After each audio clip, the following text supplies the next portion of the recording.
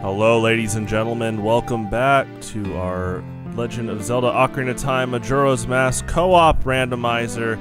This is our second playthrough. As the title suggests, we shuffle every time. Me and udonge64 have been enjoying this so far. He's definitely had a lot more randomizer experience than me, so he's been super helpful and just giving me all these strategies in general, and I've had a lot of fun just kind of learning and adapting to what we kind of run into so far. Quick rundown from this run. We definitely got a lot of crazy items ASAP at the start. A lot of those stores in Majora's Mask had a lot of again, just crazy dungeon items, mid-late game items in general. It is really funny to see how much momentum you can get from that. Looking like prediction-wise, we might be beating Ganon and Majora's Mask tonight.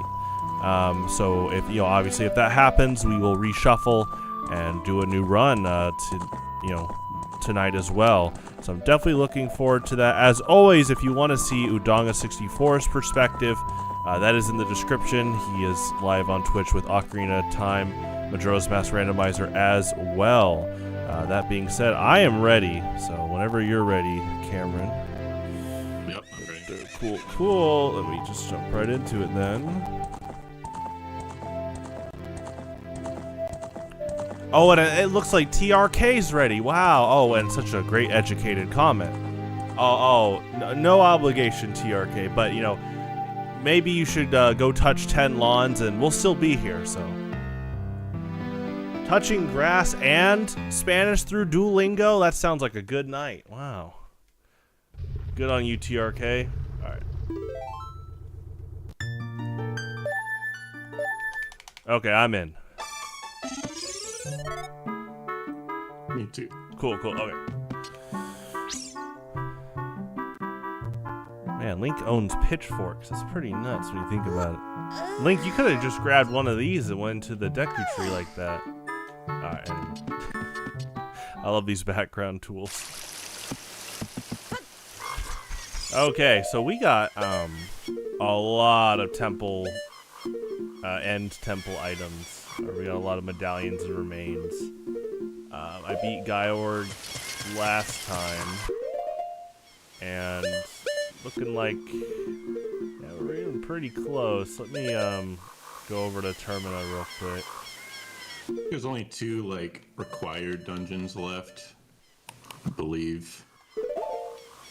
Okay.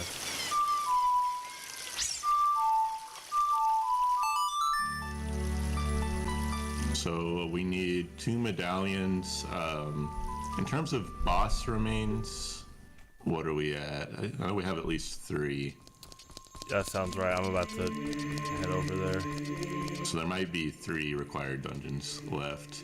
I think we have Jabu, Snowhead, and Stone Tower, I believe. I can do Jabu's belly, unless you're already going there. Well, I think the problem with Jabu is we don't have the item required. Oh, yeah. Wait. Oh, I'm about to get a song.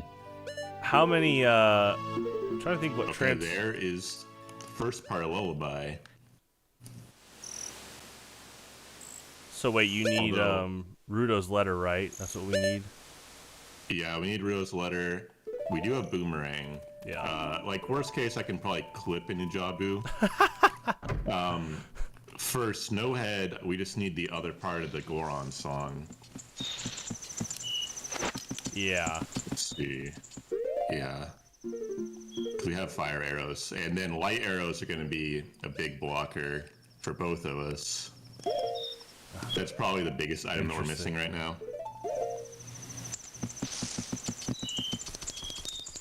I'm going to try to get into Jabu.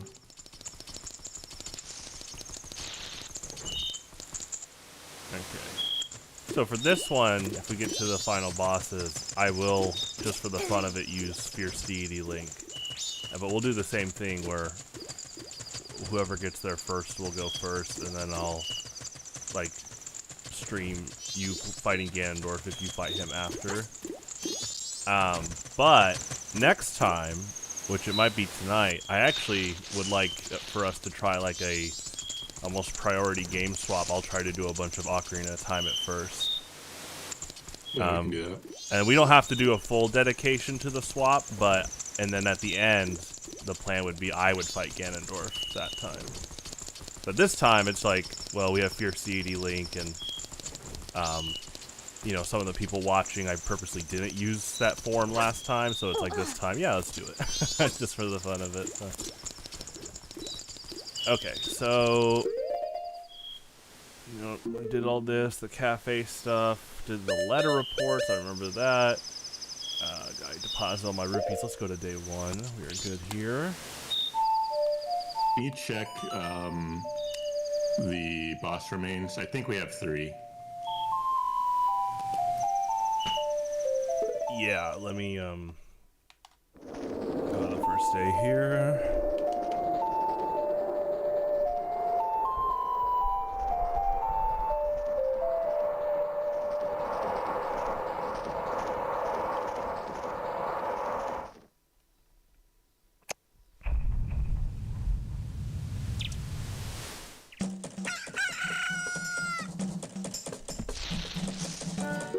Okay. We have everything but Odwala's remains. Okay, so that's in Stone Tower. Okay.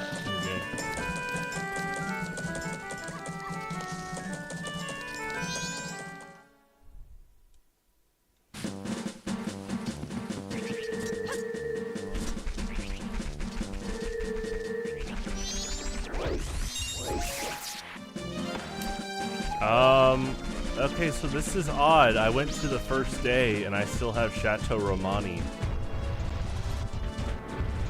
I think it's the settings. That's a pretty good setting. Oh, you mean like the unlimited magic? Oh, you still have it bottled. I still have blue magic. Oh, yeah, I didn't realize that would happen. That's funny. Yeah. Maybe, I guess. Unlimited magic forever. Yeah, maybe I guess the creators of the generator was like, if you work for Chateau Romani, we'll just give it for the rest of the run.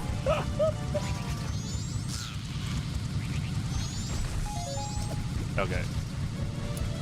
So, let me think about song swaps, because yeah, we need the Goron Lullaby intro. Or the last part. Okay.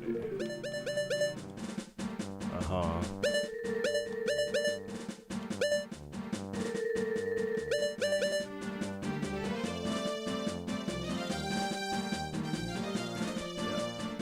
Storms.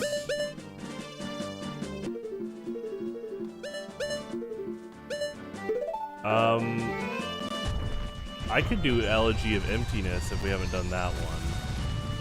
That like song. getting the song? Yeah. Yeah, that would be good. It's probably gonna be... I mean, I think we don't have Song of Storms, and looks like Serenade, Bolero, and then the latter half of the Goron Lullaby. So hopefully it's Goron Lullaby, but...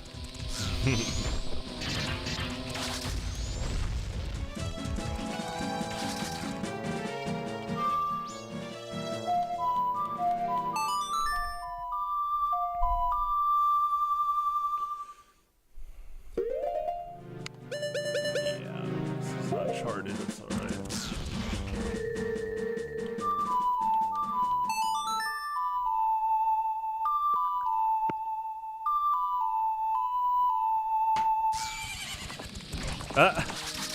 I've never seen Epona just spawn out of thin air like that. That's funny.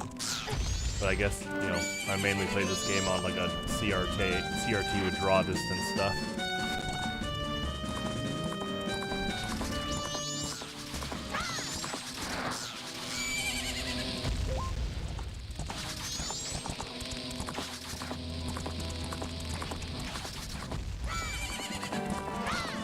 But you know what? I wouldn't be surprised if Epona could teleport. She's pretty OP in this game, so.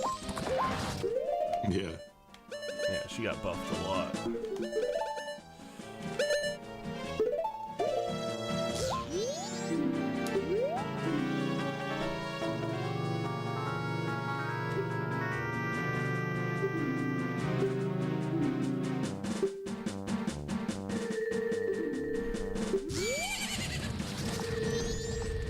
Okay, that's another speedrun thing, is you don't have to actually equip the Garrow mask to start the conversation. Oh yeah, you do. Wait, I thought, okay, yeah, new conversation. Yeah, he talks to you before. Okay.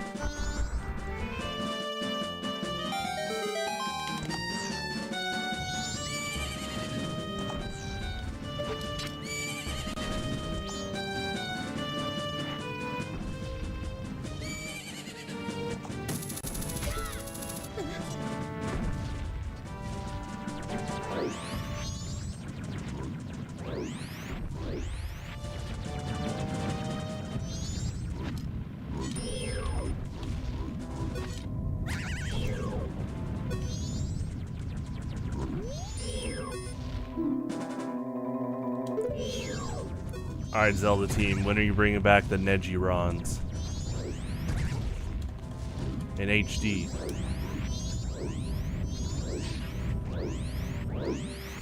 Have they ever been in a different game? No, this is their only one. So that exact spot is the only time they've appeared. Well, they're in Stone Tower as well. Oh yeah, it's good. Yeah, sure. There's a few of them in like the room with all the mirrors.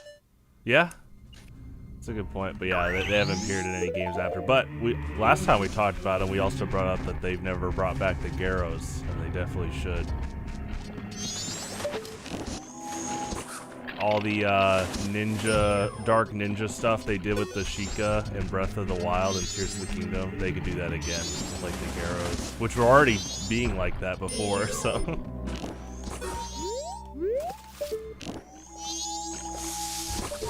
Oh yeah, that's still up, that's right.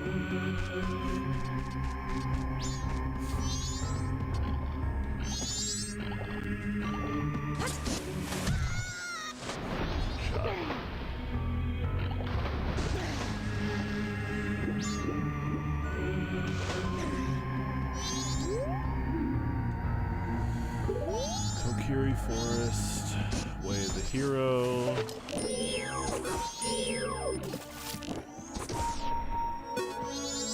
Yep.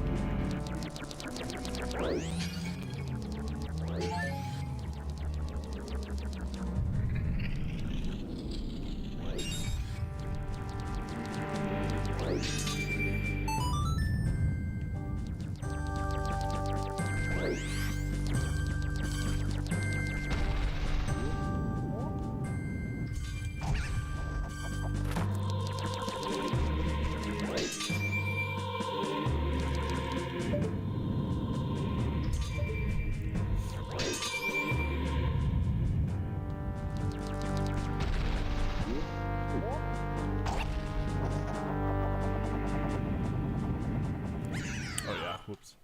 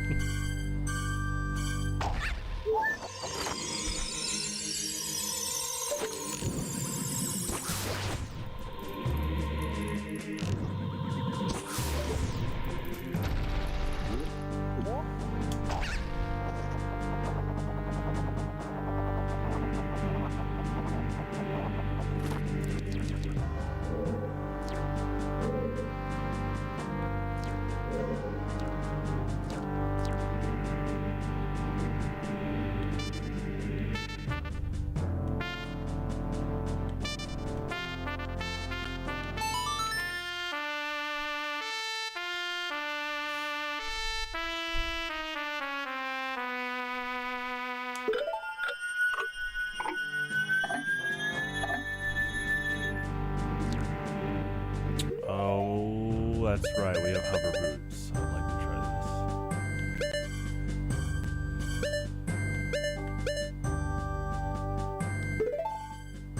Do bunny hood and this. Let's see. Oh, it's a close one. Let's see. Yeah. That's cool.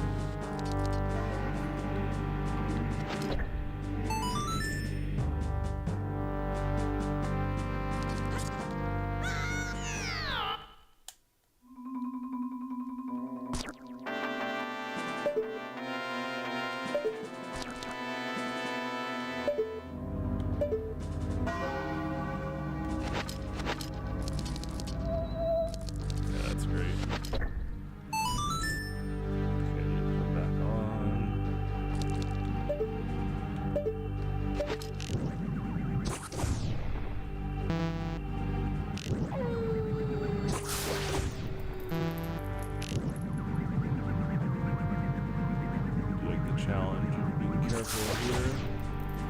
Using the boots and stuff.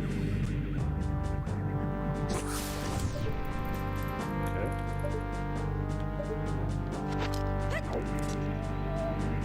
Ooh, okay, so that's a tight run. I think he can still make it. I'd like to test this a little bit more, just in case in the future.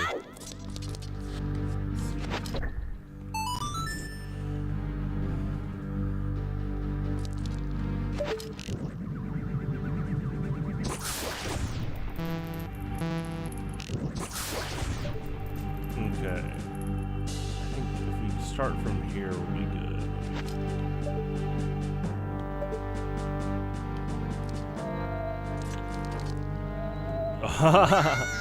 Well, it works. We just have to watch our traction there.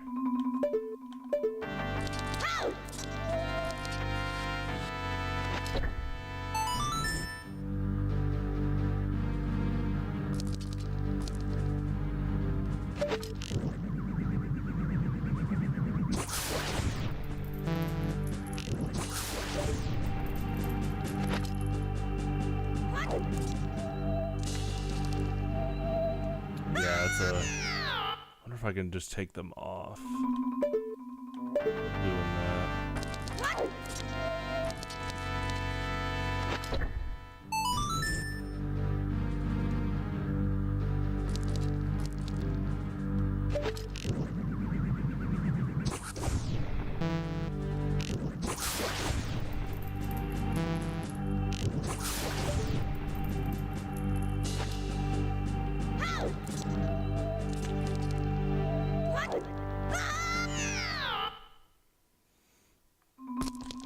I think so. Let me try it.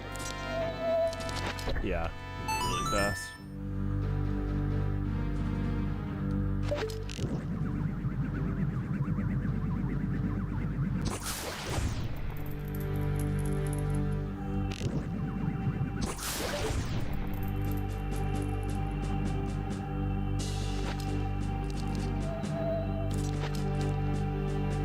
Ooh, that's fun.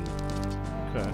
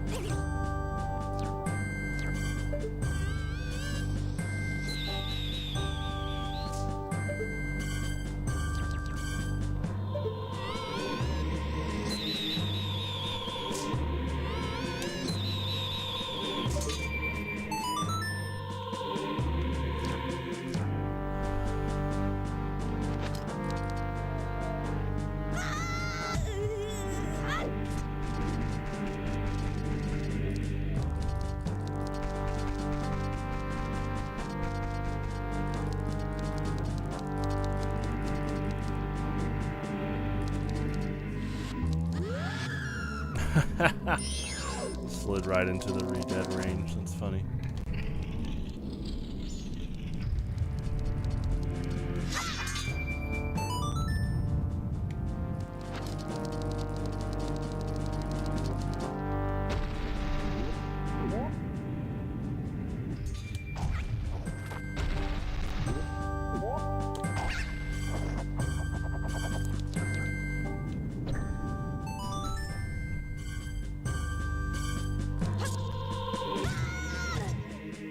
Oh, I forgot those panels were heated.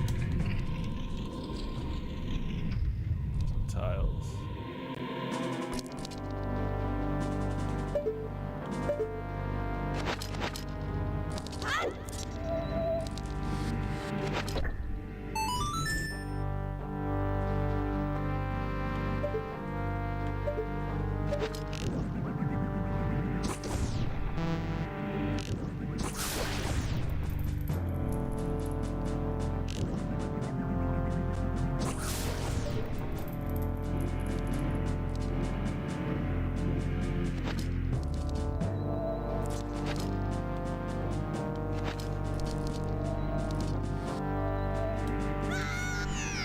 I gotta turn it off right when I get there. Okay.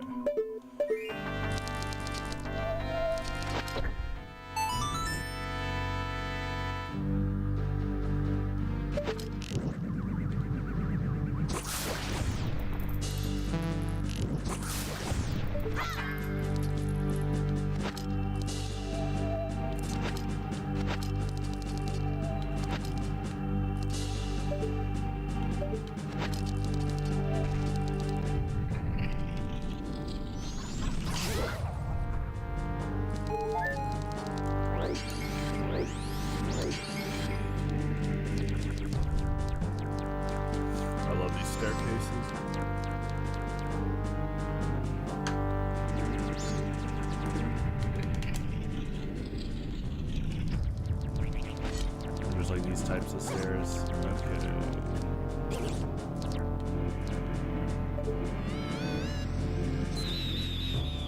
We'll just do the traditional way. I was trying hover boots, but that's okay.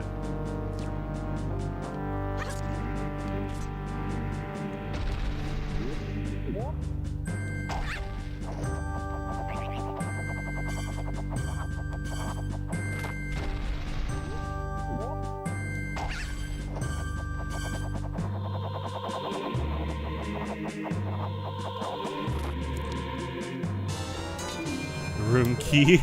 That's funny.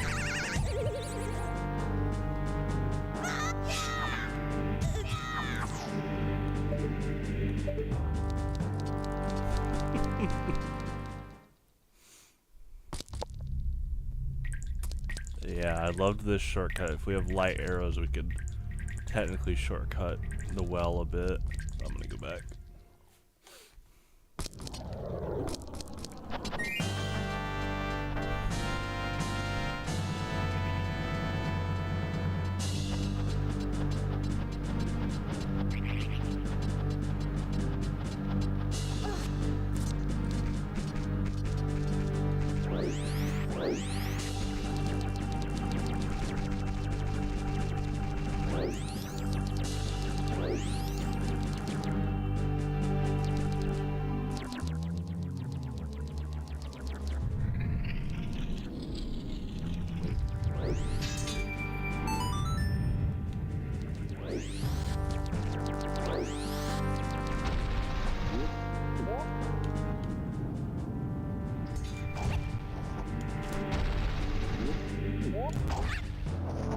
Hey, what's up, Lasagna? Doing well?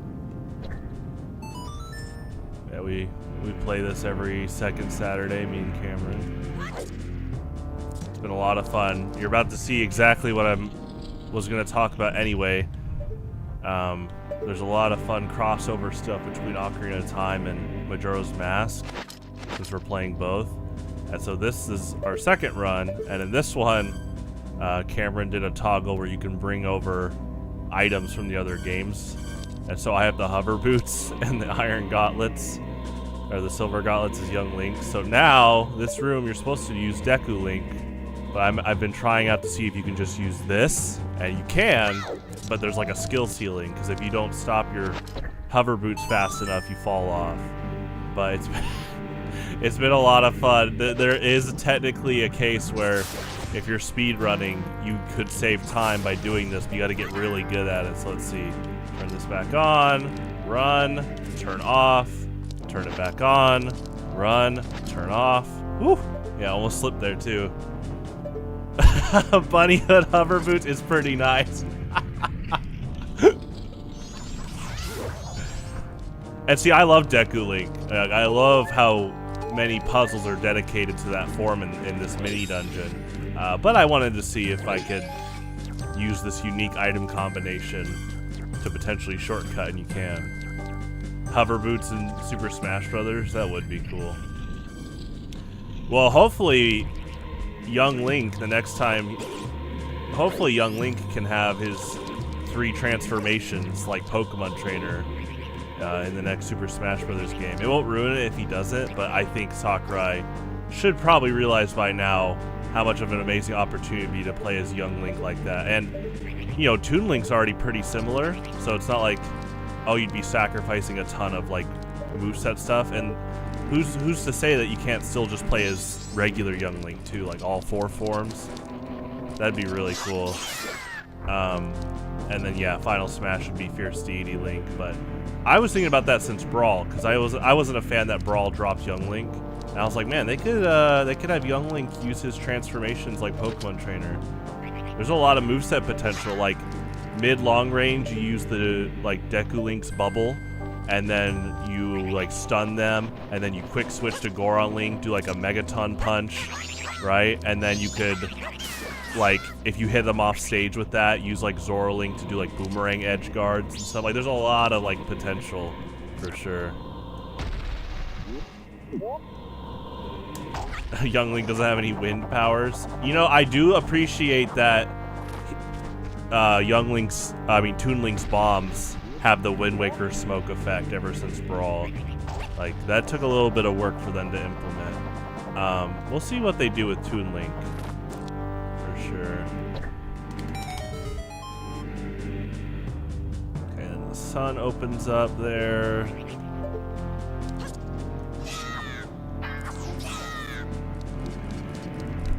But yeah, one second. Smash 64 Remix, you know, Cameron pointed out to me that, and I saw it after he pointed out that Young Link has the Razor Sword and the Mirror Shield, which is really cool. So I'm hoping Sakurai does that. I was surprised that in Ultimate, Young Link doesn't, his fighter intro isn't the Song of Soaring. It's cool that he has Smash 64 Link's intro, but I was surprised it wasn't Song of Soaring for sure. But yeah, I don't want to take these guys out. Hold on. Potentially. Here we go. Yeah! Alright, now this is the show you guys came to see.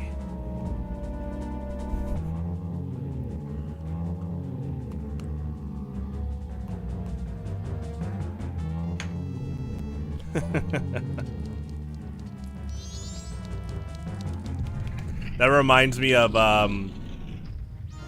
2007 YouTube. There was like a video of those Redeads dancing to, I think it was Numa Numa. I hope it's still on YouTube.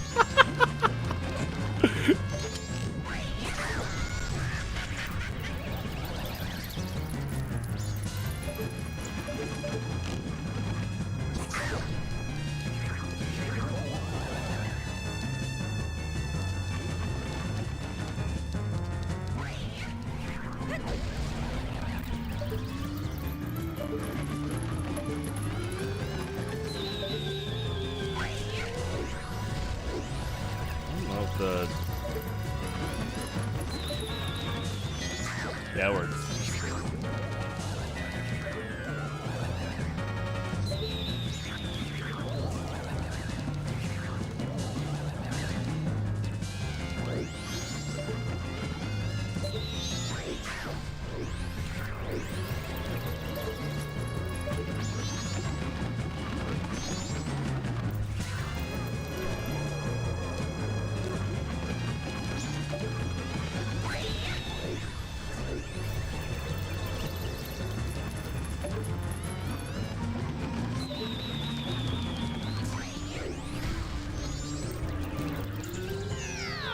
Okay, yeah, if you run right into the fire, that's it. It's funny. I wanted to test that out. The magic bubble. Can we just hit him? Nah, he leaves when you get too close.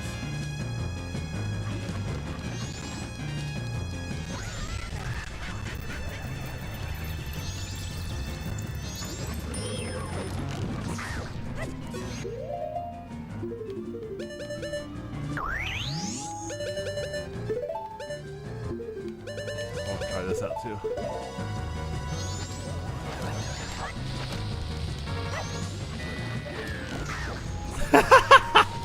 That's awesome. I've never done this before. You just like preemptively lay bombs for him.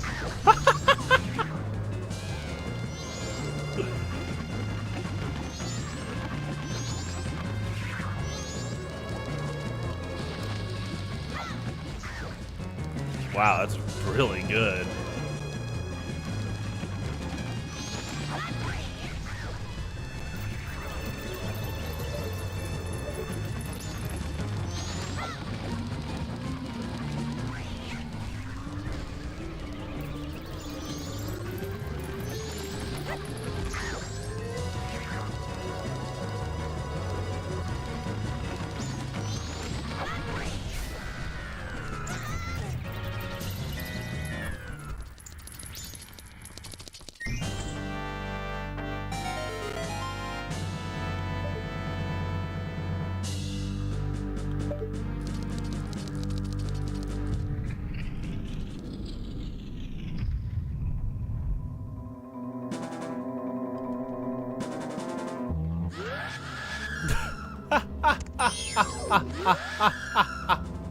Okay, so okay, so this run, I guess there was a toggle that has every mask stop redeads. That's funny. I was like, oh wow, that's pretty close, and they're still not activated. Okay, here we go. Afternoon, boys.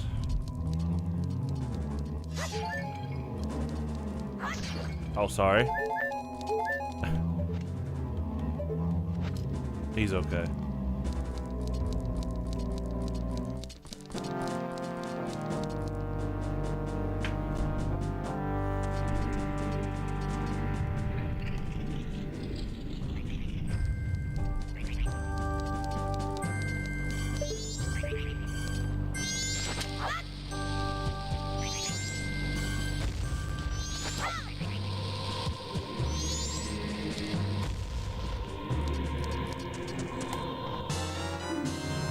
Ooh, nice. Oh.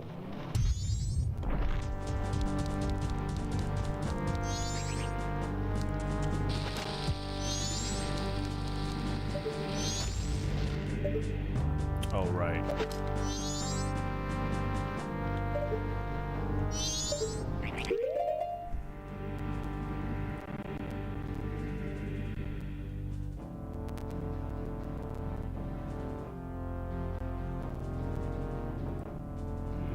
Cameron, I don't know if you know, but your mic's muted. Yep. Okay. I didn't know. I saw it for a bit, so. Are you doing like push to talk? No. Oh, okay. I just wanted to make sure. I know I've had people accidentally do that, so. You don't have to talk. I was just like, oh, I hope he didn't accidentally mute.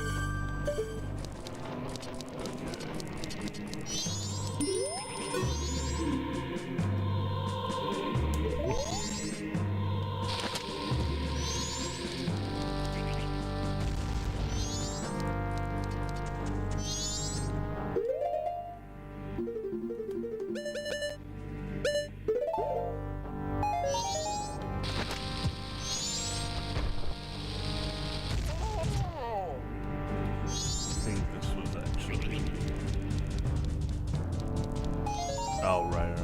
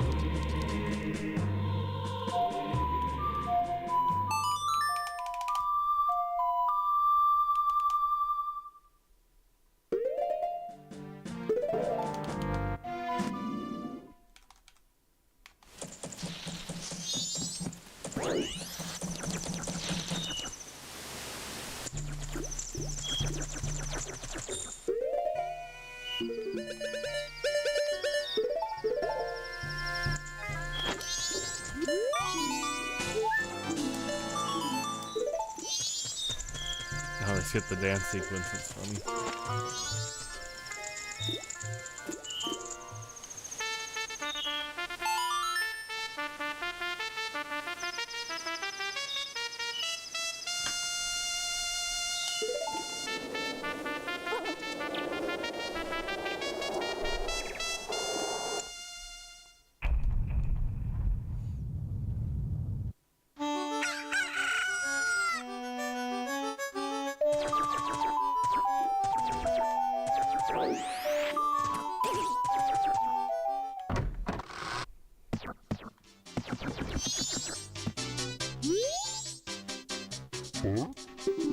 Should be 200. Oh, 50. Right.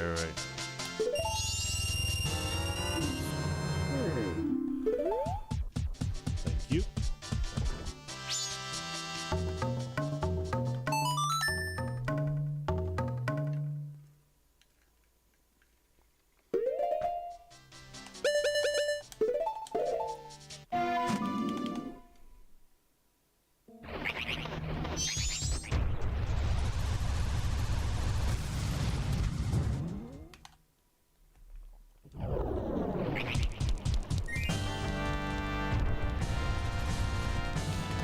tired of this song. I guess you could say that for both these games. For any song. For sure.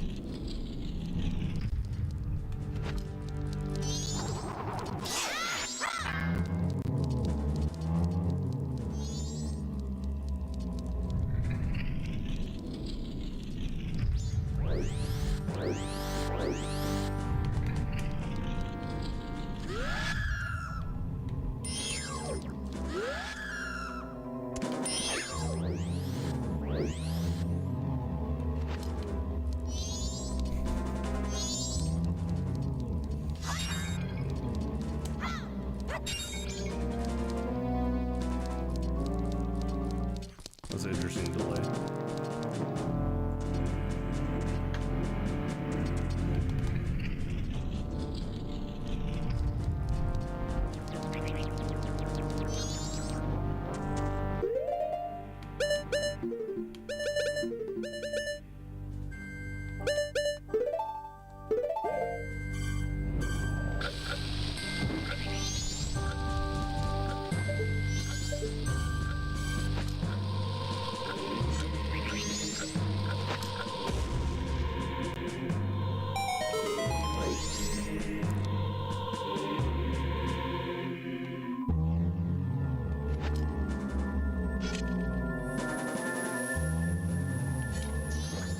Sorry.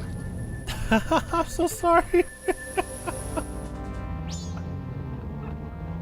They'll come back, don't worry. Yeah, you're like running around with a weapon. Like the constant hitbox there.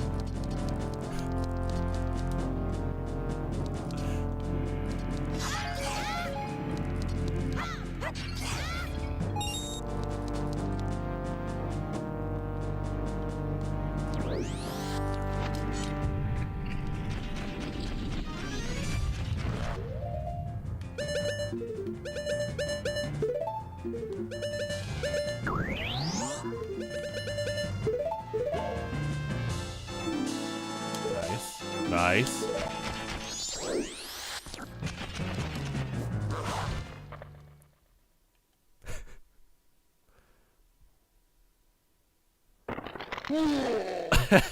I never get tired of that.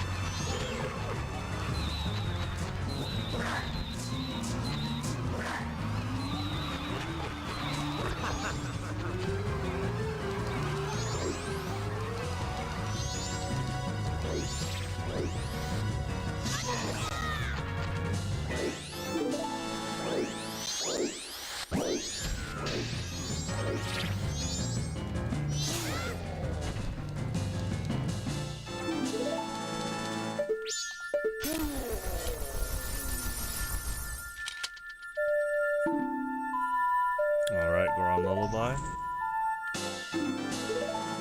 Oh, that's really good. Yeah, I'm gonna go right to Snowhead. I know where Rudo's letter is, by the way. It's Swamp Spider House. Oh, okay, I saw the token collecting. I was like, hey, that's fun. So there you go.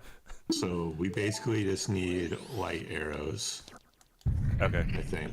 Do you think that could be swapped with fire arrows in Snowhead Temple? Could be. Yeah.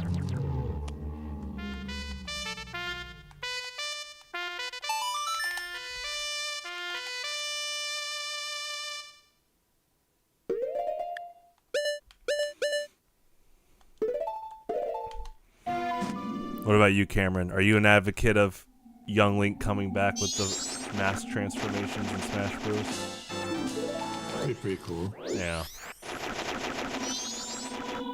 Easy money. I hope that in the next Smash they opt for like less quantity and more quality on characters. You know, just like make more unique movesets. We me and you talked about that on a TF2 stream like last year. Because I remember when we were talking about like they could give Ness like an Earthbound PSI meter, like the dial. And then like Jigglypuff could have like microphones for like a stage performance thing, like because we were talking about how in Street Fighter 6 they made a lot of characters resource characters, but in like really cool, witty ways. And it's like, oh, they could kind of do something like that with Super Smash Brothers and even more characters. I would love if Ness had an Earthbound dial. That'd be so cool. Kind of similar to Hero, but you could be even more like witty with like. It, you know, obviously no like random PSI attacks, but what if you could like what is it like? He could still have PK Fire, Flash, Thunder, but what if you could do like Omega versions and use some PSI? That'd be really cool. Yeah, that would be cool. I'm actually surprised Jigglypuff doesn't have by now any like fairy type moves. Maybe in the next game they'll do like a Twinkle Tackle, the Z Crystal move. Actually, PM referenced that she became a fairy type before Smash Brothers did. I think Smash 4 referenced Jigglypuff as a fairy type in her trophy, but I remember PM instantly gave her like a costume with fairy wings that had like fairy dust when she flies around. So, but kind of what you were saying about the whole roster concentration. Yeah, I mean, Sakurai said he feels like he might not ever be able to pull off a roster the size of Ultimate again. I think he's just saying that as in, hey, I might not get the rights to everyone again, all those third-party characters.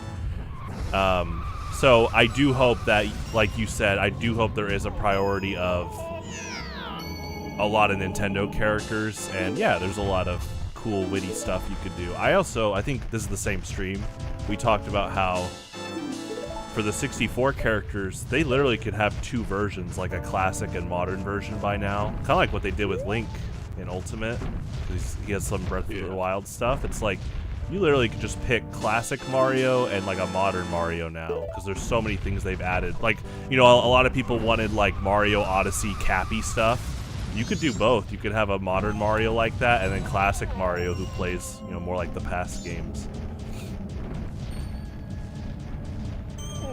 That's something I really love that Mortal Kombat has done since kind of, was it, I think it was Mortal Kombat X. I don't think 9 didn't do it, but Mortal Kombat X is when they started like 3 variations per character. So if you have a favorite character, there's often variations that might help out with certain matchups in general, like maybe there's more range or up close rushdown.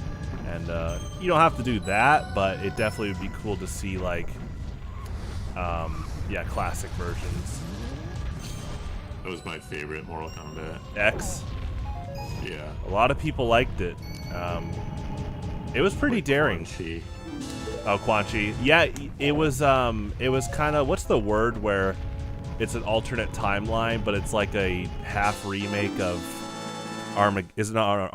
Deception, right? What was the 4th game with Quan Chi? MK4. Yeah, it was like a half remake because in the timeline that's when it took place. Yeah. Which I didn't really like MK4, but I like MK10 a lot. Okay. Yeah, MKX is cool. I like that NetherRealms has continued the trend of 2D Mortal Kombat. I don't mind 3D, but I like that someone over there played some Street Fighter 4 for sure, and they're like, guys, we gotta do this too. But, yeah, X was daring because it pulled off the whole next generation of kids, like next generation of fighters in a good way, where it didn't neglect like Scorpion and Sub-Zero, like and other classic characters. Like that's a big problem with some games is they try to do the whole marketing of the next generation, but then they forget a bunch of fan favorites, and then people are like, I don't know if I want to play this. Yeah. It must be really annoying that you probably constantly get notifications for every skull diagram. I don't mind. They're so dense. Like there's 30 of them in like 4 rooms. So I mean, I like it. Doesn't take very long. It helps that I like the jingle, and it's kind of like it's like the Zelda equivalent of getting like a notification sound on your phone. Except, this one isn't like, go get a free 8-piece McNugget at McDonald's, but it's, hey, Cameron's hopefully having fun, making progress.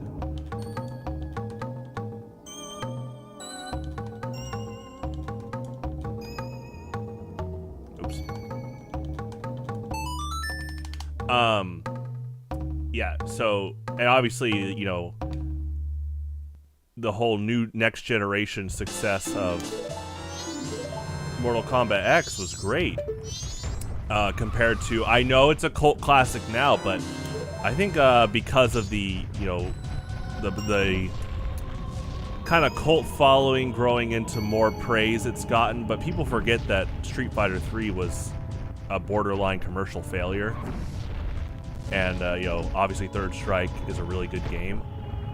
But people really do forget it had like really low activity on the arcade cabinets, really low sales, and they only brought back Ryu and Ken at first, and then by the time at Third Strike, yeah, well, the first version only had Ryu and Ken, but then yeah, by Third Strike they brought in Akuma and Chun-Li. I think Akuma was second impact, but even by then, back in the day, that still wasn't enough to get the crazy following of Street Fighter 2 fans to keep momentum going, to the point that I'm glad people are bringing up there's kind of a bit of revisionism that's going on in the history of fighting games, where because Third Strike is so praised, some fans, including me, thought that Third Strike was loved from the get-go, but there was a time where there was a lot of like fighting game players that would just stick with the Street Fighter Alpha 3 instead of playing a bunch of Street Fighter 3. They're like, Street Fighter Alpha has Zangief and Blanca and E-Honda, stuff like that. And then, what does Capcom do? They learn from their mistakes, and Street Fighter 4 on, they always have the World Warriors. So yeah, personally, I feel like they also hurt themselves by just releasing way too many games and like way too quickly. The iterations. Yeah, because they had all those versions of Street Fighter 2, they had all those versions of Alpha, Zero, whatever, and they had like the EX games too on PlayStation, and Street Fighter 3, yeah. 3 versions of that. Like, it's just way too much. It as much as I obviously am a big Street Fighter fan, it is definitely, you can see the whole pre-EA days of corporate DLC with like super turbo stuff. Yeah. I mean, Street Fighter 2 is obviously considered one of the greatest games and most successful games of all time. And it's crazy that they kept making iterations and making a ton of money off of it, but people love Street Fighter 2. And yeah, but you make a good point. This is the context of Street Fighter 2. By the time they tried to do that with Street Fighter 3, again, as much as we love Third Strike, overall, it was kind of like a lot of people were like, yeah. It just didn't have the same killer momentum. And yeah, Capcom learned from their mistakes there, and they're like, yeah, there's a lot of people that do like Guile. Like, even if Remy plays similar to Guile, Hugo is a little bit similar to Zangief, they're not Zangief and Guile. As cool as they are, they just understand. I mean, literally, a few months ago, I was streaming Street Fighter 6, and I had, multiple people in the chat that, one guy didn't even play modern Street Fighter, but he played a lot of Street Fighter 2, so he's like, oh yeah, Dalsim's cool. He saw Dalsim on screen, and that goes a long way. There's a lot of people, like, whether it's, your dad, your uncle, your grandpa, or someone that just grew up with Street Fighter 2, they're going to see those characters, and it's going to add a lot of positivity. And so, this kind of full circles back to, I'm just glad NetherRealm Studios with Mortal Kombat X did not pull a Street Fighter 3 and got a bunch of the retro characters. They did a good job at kind of balancing old and new. Alright, we're going to do this dungeon. We do have fire arrows. I love doing this dungeon with fire arrows. It's really interesting to see what you can shortcut. Also, I checked the Great Fairy. It's like 5 arrows, so I'm just gonna go after the item and beat Goat here.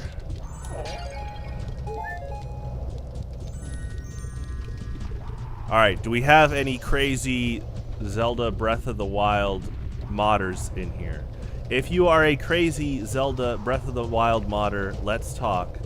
I would like to see if someone could program Goat into Breath of the Wild and just have him run around like a boss fight. I think that'd be so funny. But see, you'd have to give him a trail, but that would be fun. That might be a lot of work though, because you know what? You don't even have to update his model. You can use his 3DS remake model. There you go.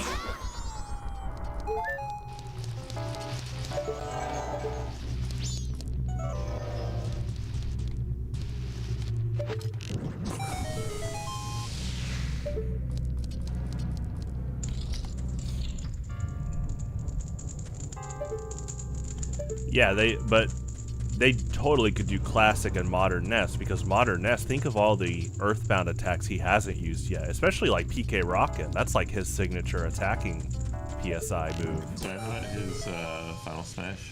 No, it's Starstorm. Oh yeah. And he summons, or Ness, or I mean Pooh and Paula help him out. It's really cool.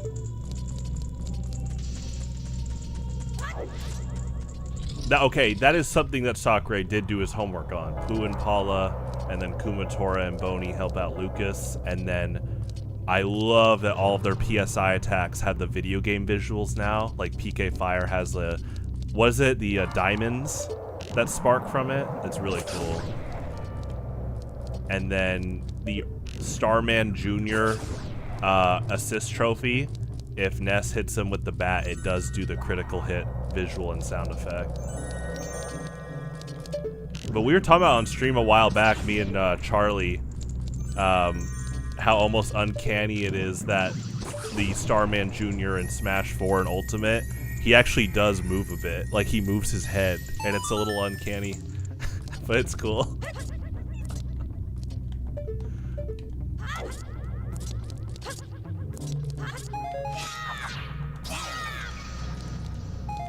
We're just so used to him standing still. I loved that about the Starmen.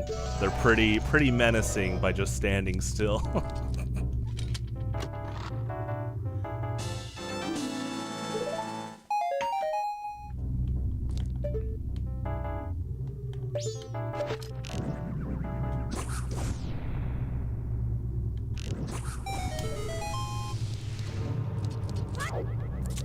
I know Quick in our community Discord has said he purposely doesn't tune into these because he's wanting to play the 64 Zeldas again after so long, and he doesn't want spoilers. I'm like, you know what? This is a randomizer, so you'd probably get spoiled pretty fast.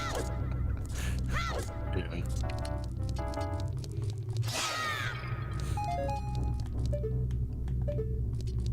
But I have enjoyed these a lot. It's we've talked about this, but I wish Nintendo would understand how much people would be willing to pay for literally like retro modded DLC. Like, imagine if they just offered like Super Metroid randomized. People would just pay $5 for that to add on top of Super Metroid, or like this.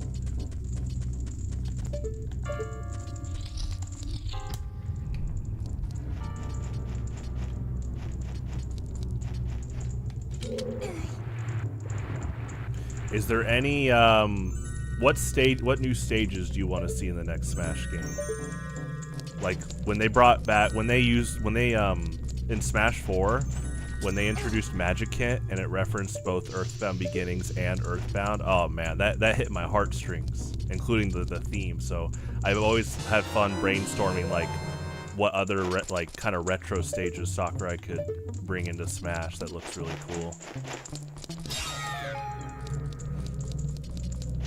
Like I don't know. There's a lot. Yeah, there's a lot. Yeah, well, because it's like, you look at Magic Kit, and I love Omnet. I love Fourside, but those were the only Earthbound stages for a while. Oh well, I guess there was New Pork City, but in Earthbound specifically. So it was cool that he did both, basically an Earthbound and Earthbound Beginning stage, and even the what are they called? The flying circus men were there, and they could help you out. I loved that. And, I talked about it recently. I talk about it all the time. That, I think, is one of the best songs in Smash Bros. Is that Magic Kit remix that was done by the composer of Kingdom Hearts and Street Fighter 2. Like, she killed it. And, we're playing Zelda right now, and I'm thinking, wow, I love Great Bay in Melee and Ultimate. He did Gerudo Valley in Smash 4. I was like, would Sakurai do another 64 Zelda stage, and what would it be? Maybe Ganon's Tower. You should tune in for a second. Oh, There's okay. a weird visual glitch. Okay. Well, yeah, let me pull it up for the stream. Whenever you gave me the Stray Fairy, I was carrying Ruto, and I started carrying her a different way.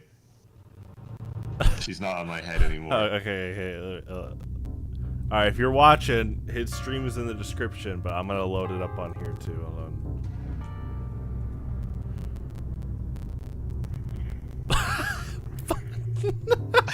Hold on. Hold on. Let me show the stream. I don't know what caused this to happen.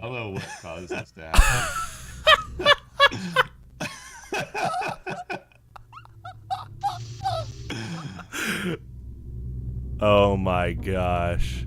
I love it when like you give me an item or vice versa, and there's some big moment like that can desync or like kind of mess up a bit. Can you throw? Oh, okay. Nice. Oh my gosh. All right. Yeah, anytime something like that happens, always feel free to let me know and I'll chime in. But yeah, his stream is in the description if you want to watch his side. He's more Ocarina of Time based right now. We plan for the next run, we're gonna kind of priority swap, and I'll do Ocarina of Time a bit more. So that should be fun. If you're just tuning in, we're getting kind of close to the end. I'm doing Snowhead Temple. We only have a few dungeons left, and the plan is I will fight Majora again, but this time I will use the Fierce Deity Link transformation just for fun. And then, yeah, we plan to just kind of do it one after the other. So if I fight Majora first, then we'll tune into udonge64 fighting Ganon. But next time, yeah, we'll try to plan to do a swap. I'll fight Ganon, which means I would like to practice some of the techniques that udonge64 has been showing and telling me. I don't know too much about the jump slash stuff on Ganon's tail, but I want to get better at that for sure.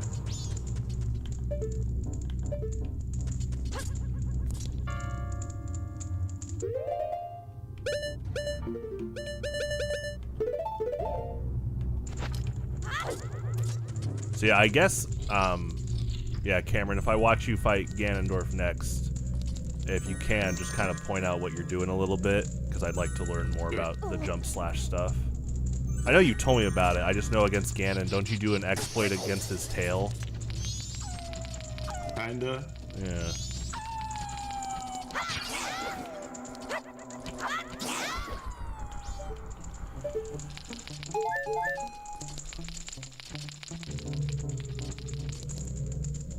Oh yeah, there's a white wolfless that kind of stays in the corner there. It's so funny.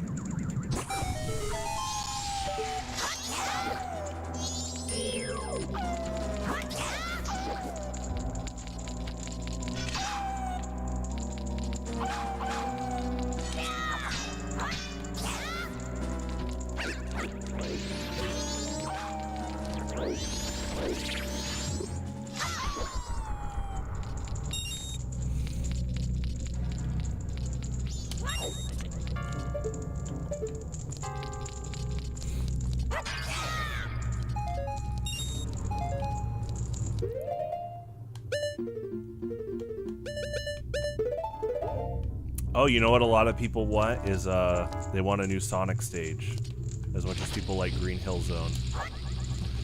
I wonder if he'll do that. Yeah, they have so many options they could do for Sonic. Yeah. Well, and I don't know if Lasagna's still here, but I'm like him. I'm surprised that Shadow wasn't at least an Echo Fighter in Ultimate. It doesn't ruin the game, of course, but I was surprised. Like, they showed Ken, and, you know, obviously they kept Dark Pit and Lucina, and I was like, oh, they could have Shadow in here. Have you tried Knuckles in P+ yet? I don't think so. Okay, they did a good job with him. I like the glide canceling and how he digs underground and stuff. I heard they nerfed him a lot. Yeah. Yeah, he got nerfed quite a bit from his initial release. I never minded him. Now we'll definitely know if Lasagna's still here.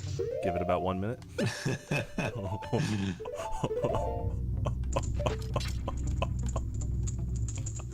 He needs to stop being a incorrect translator for me, that's for sure. He'll do like I'll lose to a Knuckles and he'll be like, well, you had to work and he did it. And I'm like, no. And he's like, yes, it's true. Like every now and then he'll tune into a Melee stream, Gerudo Mask, and I'll be getting chain grabbed by Sheik and he's like, oh, cool. I'm like, it is. They got me. He's like, well,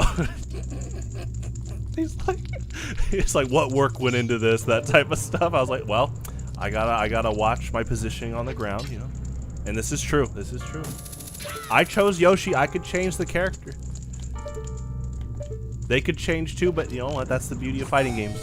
Pick who you want to play.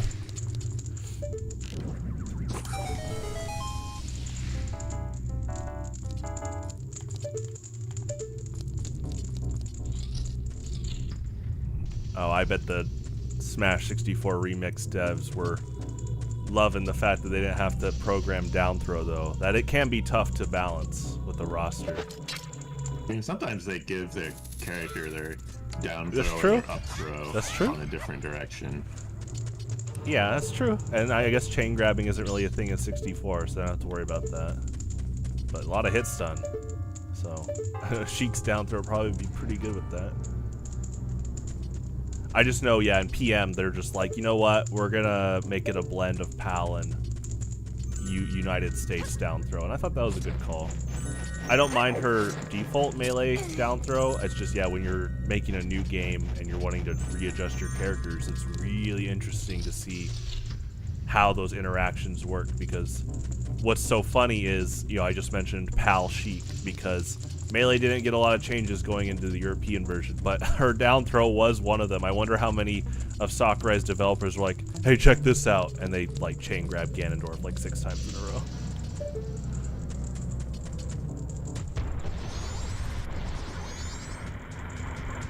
Well, she chain grabs herself too, so I'm sure someone was doing that at the office. I love those jokes though. It's like in Smash 4, Greninja kept getting nerfed, and so people joked like, who's really good with Greninja at the office? And then, no, Greninja was getting buffed. That's right, Greninja was getting buffed, and they were like, okay, who's bad with Greninja at the office? Ganondorf was like the joke of like, who keeps pub stomping with Ganondorf, because he'd get like nerfed and stuff. But that kind of goes... Oh, sorry, go ahead. Oh, that's all I was going to say. Oh, it was just, well, I've talked about, I think the whole Ganondorf jokes about who's good with Ganon at the office kind of is the same thing with like fighting game devs where, you know, Street Fighter has been joked about of like, because they don't have like top level players testing a lot of their games in the past, a lot of the grapplers and heavy hitting characters, they're so scared about being, quote, overpowered. So sometimes they're ironically like, they put so much emphasis into like balancing them, and then a lot of like the rushdown characters don't get looked at first.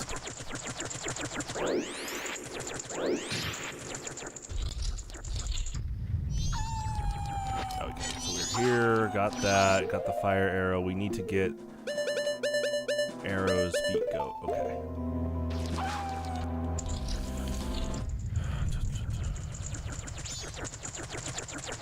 Yeah, actually, let's do this now.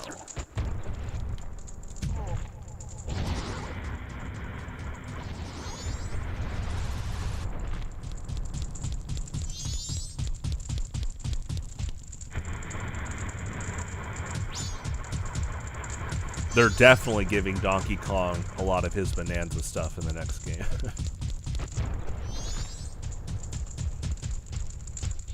Yeah, Mario, I think, is going to have a lot of Odyssey stuff. I think DK's getting Bonanza stuff, that's for sure.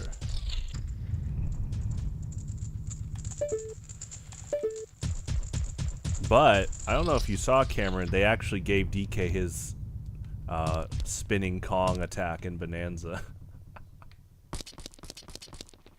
I haven't seen anything from Bonanza yet. Okay, I won't spoil anything, but they pulled a Smash Brothers retroactive inspiration thing where now DK does spinning Kong in his own games. Kind of like how in F-Zero GX they reference the Falcon Punch. I just love stuff like that. Hey, what's up? What's up? Just playing this game you absolutely hate.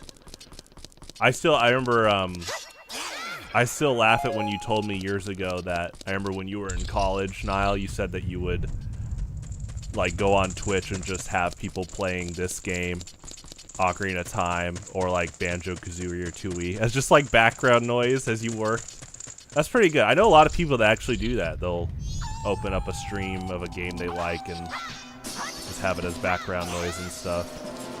You know, people talk about hip-hop beats to study to.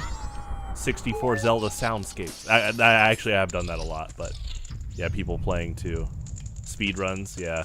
Yeah, Cameron here's been teaching me a lot of strategies too with these two games and like shortcuts and stuff. We're not like really going for a speedrun right now, but it's kind of fun to... I'm definitely not going to cheat myself. I'm taking note of like potential shortcuts I can take in the future in case that we ever do want to do a timer thing. Okay, got that lit. We need to go up. Also, the music muted. Let me see if I can reset that.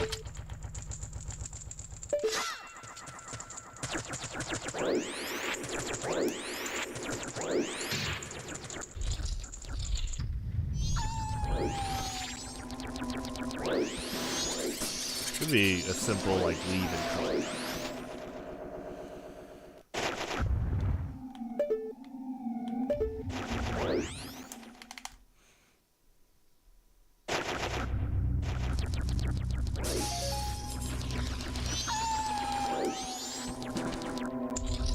Oh, you know what? I think the music's gone because it's... No, okay, it's back. Is it because it's going to the nighttime? No, it doesn't work like that with dungeons. Okay.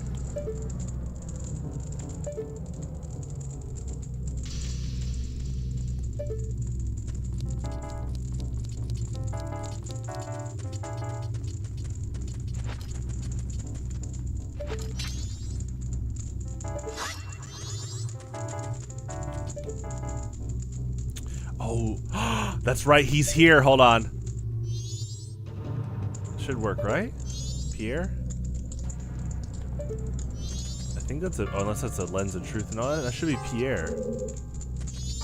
I gotta play Scarecrow song, don't I? No, you just get the ocarina out.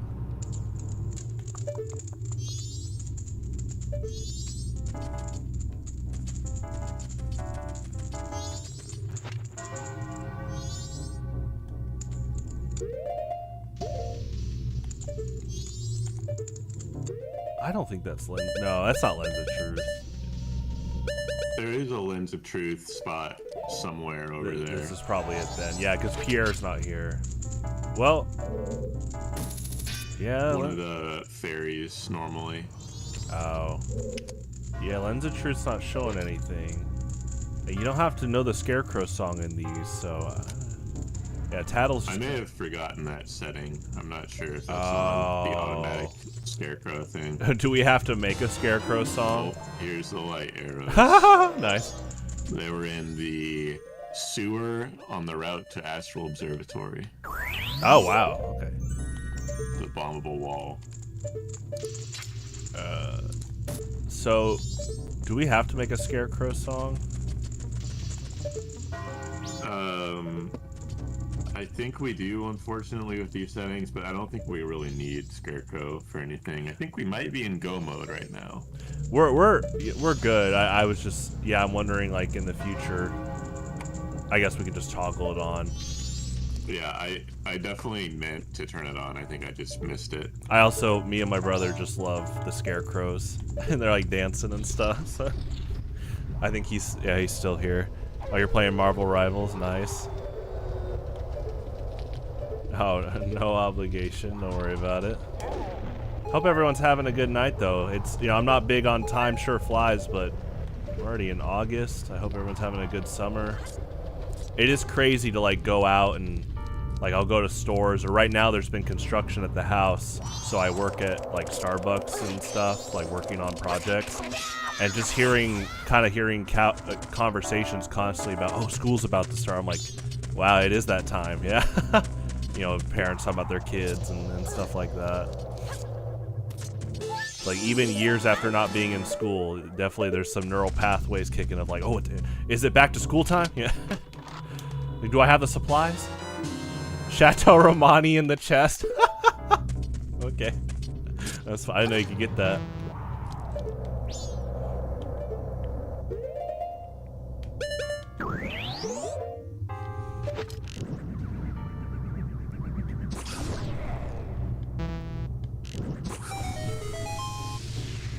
Okay, so, oh yeah, go mode is just get the rest of the remains and medallions. Yeah. Okay. Yep. So I will. So I can fight Ganon right now if you want me to. Or, well, actually not right now. As soon as you get this medallion, I can fight Ganon. Okay. Then we can try to swarm Stone Tower. Oh, okay. Yeah, we don't have to do it back to back for sure. Let me, yeah. So I don't even need the arrow item anymore in here. I just need to get the remains. Yep. Okay. Let's get our way to Goat. As long as you have boss key. Yeah. I'll be right back. I'm gonna get a drink. Okay. Oh yeah, I want to go bomb mode again. That was a lot of fun.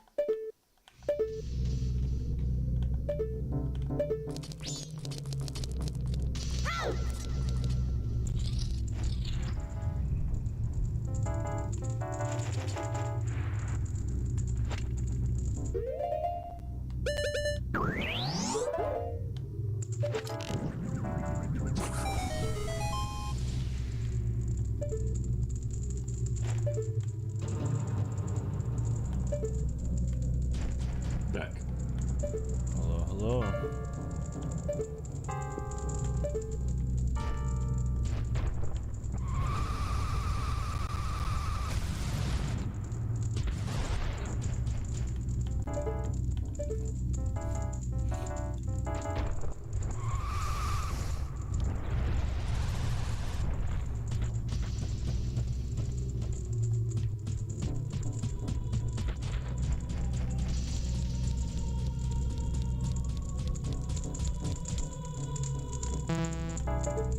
Down to my last two James Bond movies. Oh yeah, yeah. I love hearing your impressions of them. I need to watch a bunch of them.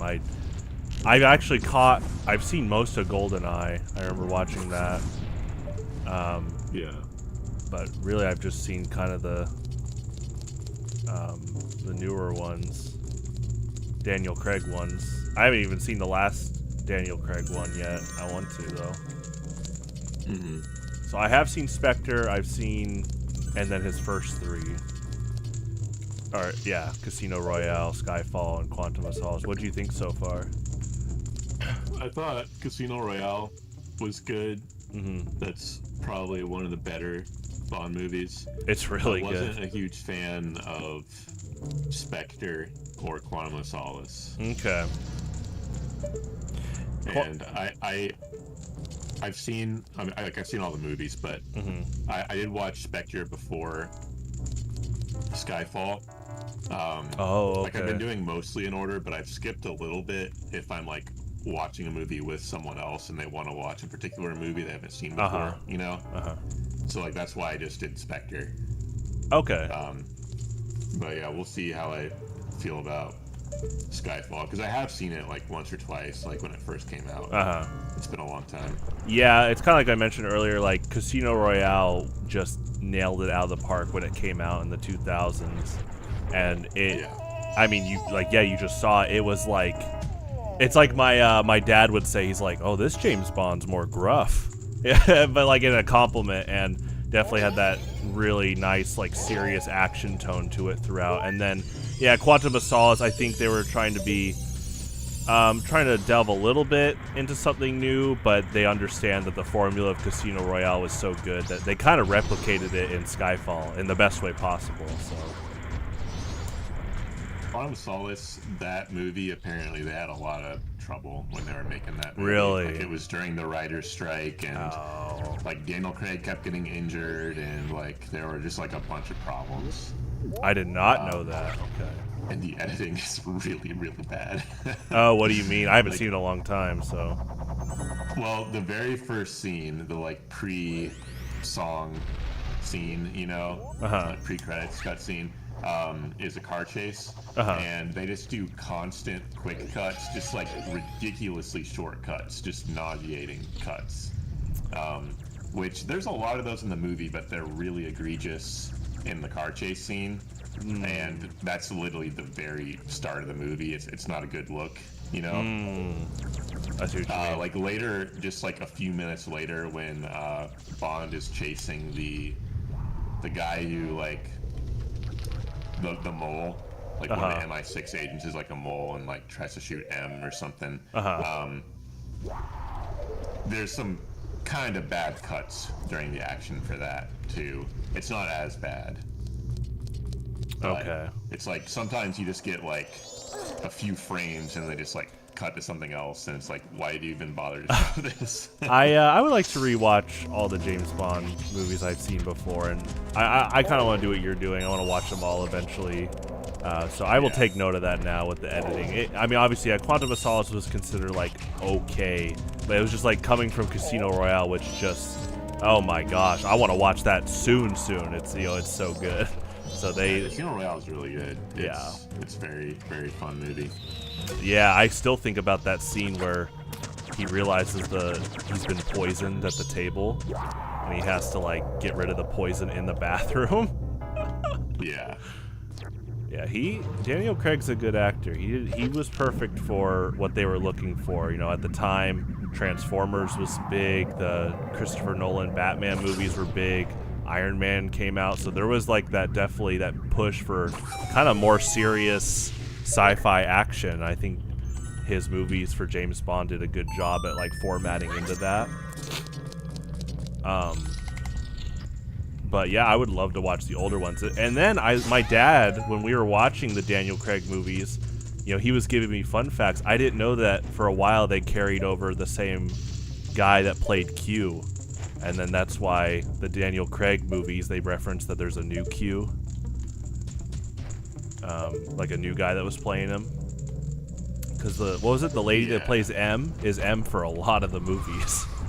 Well, she's M for like, I think like 7 movies. Because it's basically the Pierce Brosnan movies. Like she first is M in GoldenEye. Okay, I didn't know when she started, So I guess that's like 8 actually. I think because I think there's 5 Pierce Brosnan movies. Yeah. Yeah, and then up through Skyfall. Yeah. Yeah, for Q, so there's like a different Q in the very first movie, Dr. No, and then the same guy plays Q all the way up to The World Is Not Enough. And unfortunately, he retired during that movie and then like died shortly after. Yeah. So the new guy took over as R, which is just the new Q, but only for like 2 movies essentially. I did not know that. I didn't know he retired and then passed away during that either. Yeah, like I think he passed away before the movie released. Wow. But there's literally a scene in the movie with Q retiring and passing it on to R. So okay, it's pretty special that he was able to do that, you know? Right. How do they explain when do they just get a new guy named Q later on then? Well, there basically just isn't, like, there's R for the next movie and a half, and then there just isn't a Q in Casino Royale and Quantum of Solace, and then they introduced the new Q in the rebooted Bond universe with Skyfall. Yeah. Is Skyfall considered a reboot? Well, I mean, Casino Royale is a reboot. Oh, just because Daniel Craig movies are all a reboot. Yeah, I guess it's like, to me, you know, what do you consider a reboot? Because they try to keep some of the characters the same. But okay. Right, but like Bond is supposed to be like brand new, like fresh in Casino Royale, even though there's been 20 movies before it. I didn't know that. I thought they were trying to keep that consistent. Like GoldenEye did happen and stuff. Okay. GoldenEye was kind of like a soft reboot of Bond, and then Casino Royale was like a hard reboot. Okay. Interesting. But yeah, they did keep the same M Yeah. in Casino Royale for some reason. That's like one of the only people they kept. Okay.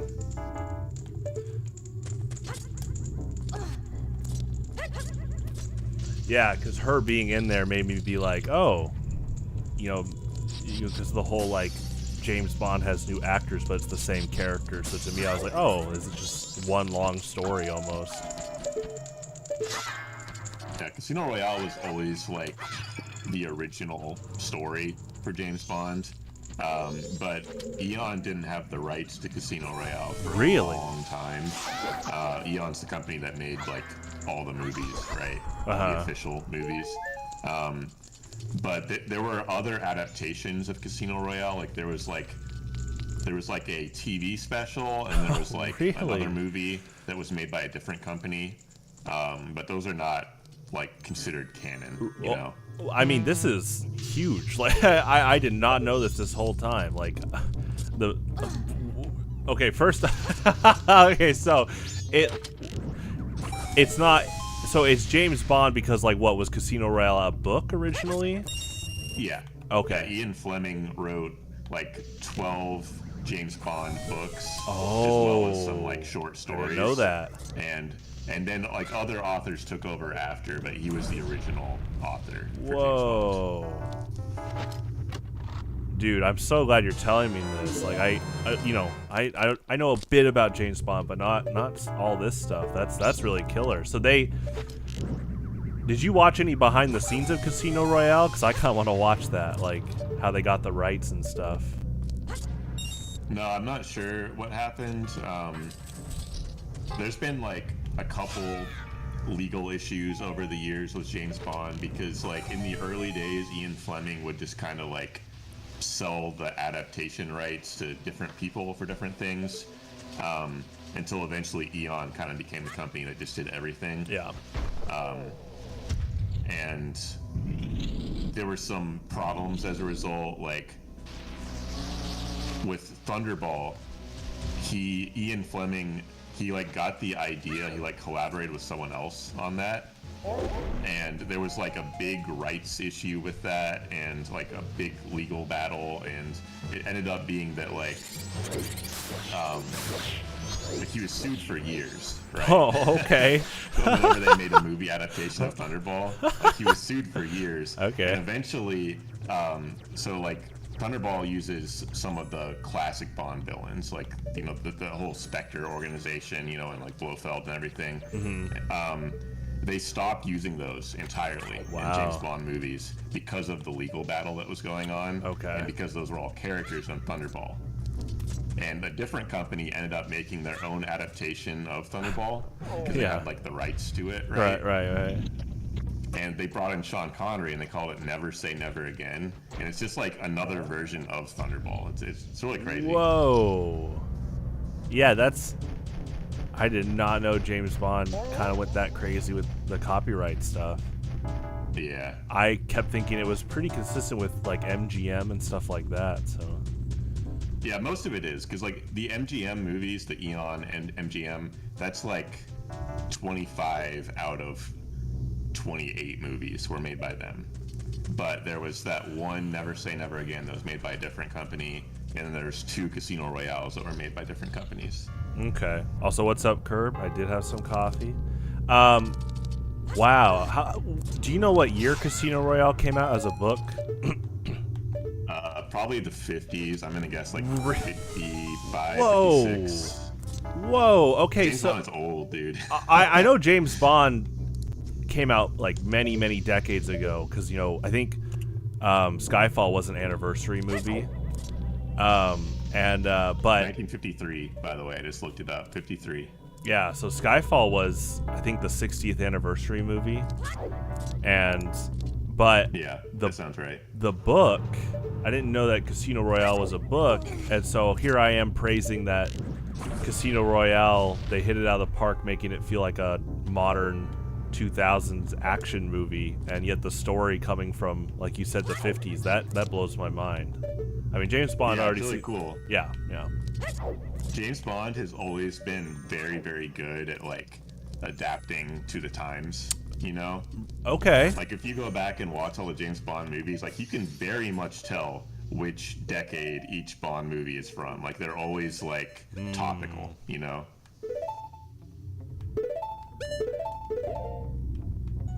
Yeah, it'd be interesting to hear like your reviews and other people like almost making like review lists of like what they think are the best and worst ones too. I'm working on a tier list. You're gonna post it when I'm done. You're just gonna flat out make a tier list. That's funny. I mean, I've had one in the running. I've changed it a little bit as I've watched the movies, but yeah. Did you watch Casino Royale now with like? Did you watch that and you knew about the context of the rights before, or did you learn that after? Yeah. Okay. Yeah. Like my dad was super into James Bond when I grew up, and so when I played GoldenEye on N64, that's what got me into it, and he loved that I got into it. Yeah. And he had the entire like collection on VHS, so I was exposed to it from a very early age, and he told me like a lot of this stuff. Yeah, I mean, isn't that crazy? James Bond really is like a my dad and his dad timeless icon. Because both my dad and my grandpa loved James Bond too. That's why when Casino Royale came out, my grandpa was like, "Oh, he's like Superman." Just all the stunts Daniel Craig was doing. Yeah, it's like actually he's really good in that movie. I was gonna say, like you said, James Bond is of its time because if my grandpa grew up with Sean Connery and then he sees Daniel Craig doing all those stunts, it could be a little bit different, action-wise. Stuff like that. Yeah, the action has definitely changed a lot over the years. The action and the effects. But James Bond has like kind of always been a spectacle, like a visual spectacle. Okay. Like they've always kind of like been ahead of the curve with special effects and stuff. I think. Pretty good. I obviously I haven't seen a ton of the older ones, but yeah, I'm excited to.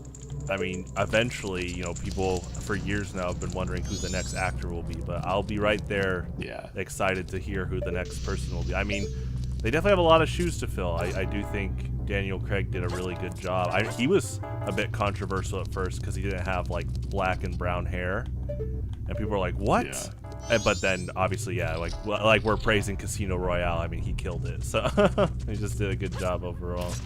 So I'm not too worried about people say like, "Oh, what's he gonna look like?" It's like, you know what? If he is a good actor, like just trust him. Yeah.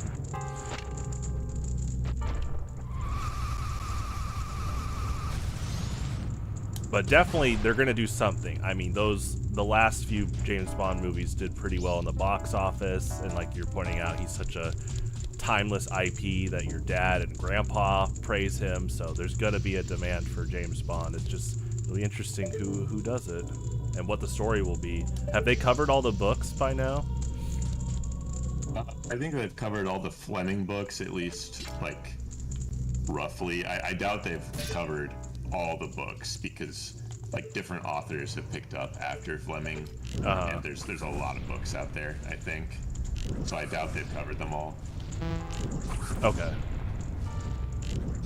I don't even know if like, I'm guessing the modern movies probably aren't even based off books. Like I bet they are all made for movies, but I don't really know for sure. Yeah, I don't know. I mean, I'm just now learning Casino Royale is a book, so I would like to learn more about the book for sure. Are you looking for a key? Yeah, I don't have the platform raised, so I think I'm locked behind a key that got shuffled with it. You can check the map and see if there's any chests that you missed. Although it could be on a ferry, but chests are a good place to start. Yeah, I definitely saw some stray Your ferries. pause map. Yeah, this got swapped. Do you know what I pressed to swap it off? Oh, I don't know. Okay.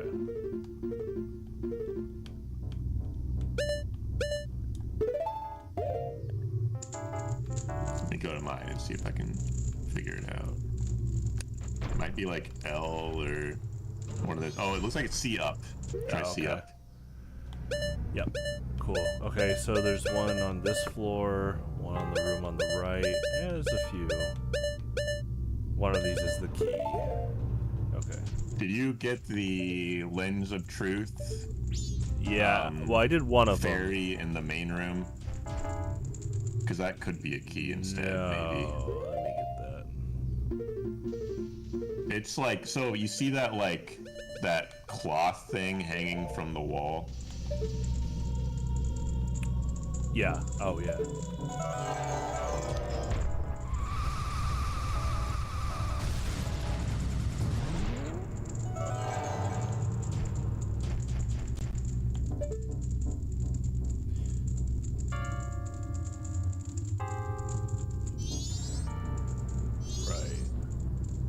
I think you're supposed to use Deku Link to get up there from the top. Oh. Or like at least higher up. But yeah, it looks like there's a chest there. Maybe. Or maybe that's the boss key chest, I'm not sure. On the map. I wonder if I can make a jump here. Yeah, it's close. You probably could do like a jump slash or something to get there. You just have to be careful not to recoil. I got hover boots. I'll try that. Oh yeah, hover boots would help for sure. Can you wear the hover boots as like Goron Link, or is it just for regular young Link? Yeah, it's just regular. Okay. That'd be really funny though. They could mod that in. That'd be really funny. Okay. Okay. This is a straight fairy.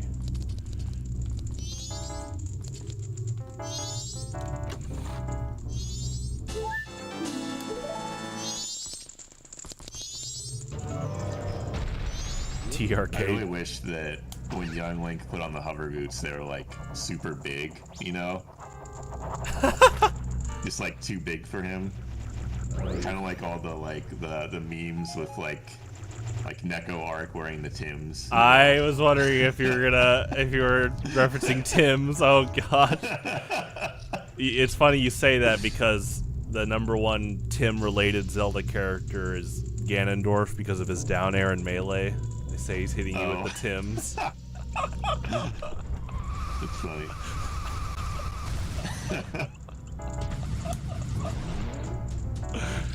Okay, let me check my maps. Okay, there's one in here. Yeah, this staircase, I remember this. Yeah, so the goal is I'll beat Goat, and then we can watch you fight Ganon, and then we'll go to the Icana, the Stone Tower Temple.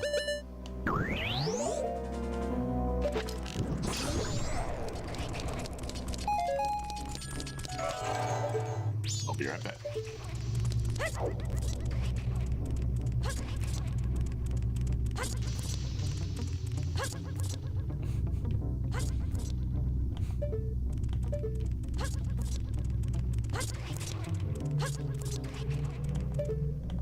Oh, that is a key. Okay. Okay, we gotta be careful with our key usage.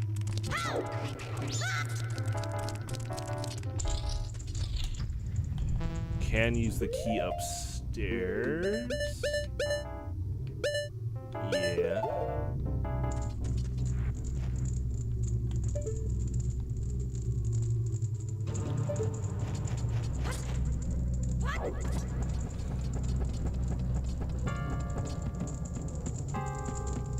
Someone should make a mod loader 64 mod where the hover boots just become Tim's. Like, that would be hilarious. Oh gosh. Do you even know why that became a meme?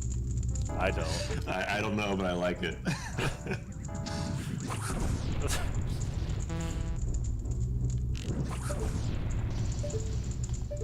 Okay, let's go here.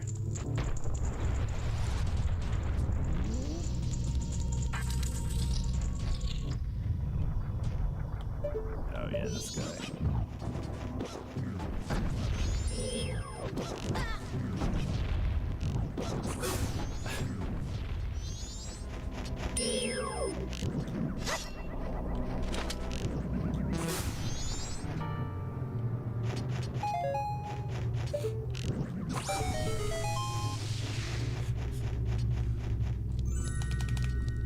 Apparently Isaiah and Super Boom Fan were supposed to play each other at Supernova, but Boom's blood sugar is low, so he's chugging soda while they play losers instead. So that's a new John. I've never heard. I was about to say no Johns. I was listening to you keep going.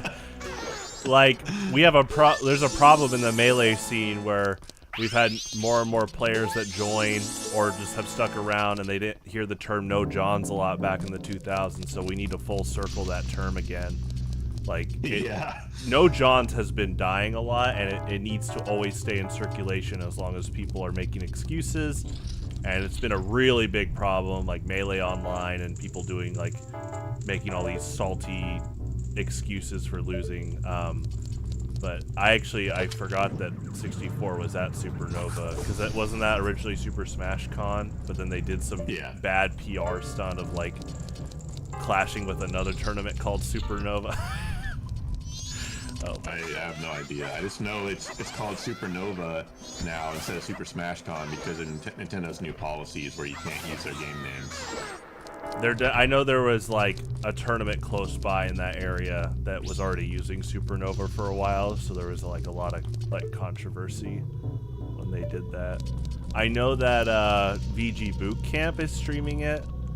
I will say, I said this about VG Boot Camp, I am a pro advocate for, because Gimmer was one of the only big TOs that was all for supporting Hack's money to still compete. So he's gonna forever be remembered as someone that did let Hacks compete in tournaments, and I think that's just something to really shine on. So something that was so awful that happened. Okay, so I'm up here. Key. We do need the boss key. Oh, go ahead. You need to raise the central spinning platform and then go through the right side where there's those 4 snowballs. You're right. I think that's the way forward. I need to activate the platform. Oh yeah, they keep coming back. I'm so used to them being a mid-boss in the Woodfall Temple. I can just run past them. Options, right?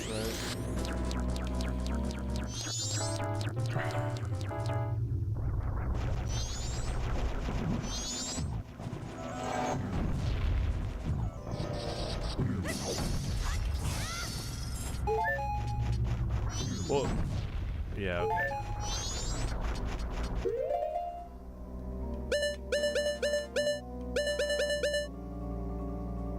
So I'm wondering if I should have used the key somewhere else, because I need to raise the platform.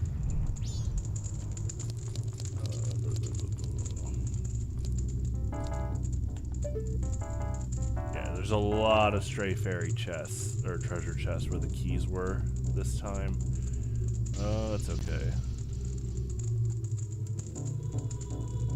Yeah, raise the platform, go to the snowball room. Yeah, I think you want to make sure you don't destroy too many of the discs in the center. Like, I do think you want to destroy a few of them, but just make sure you can still make it across the snowballs. And that's the way to the boss, the snowballs.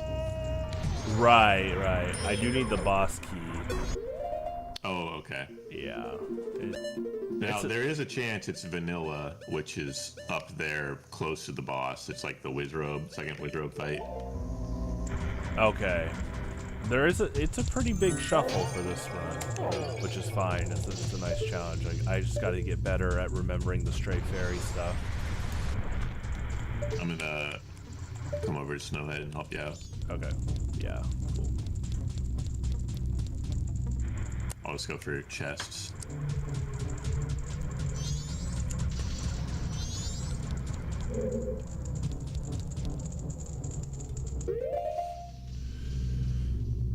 So, get my sense of direction here. Okay.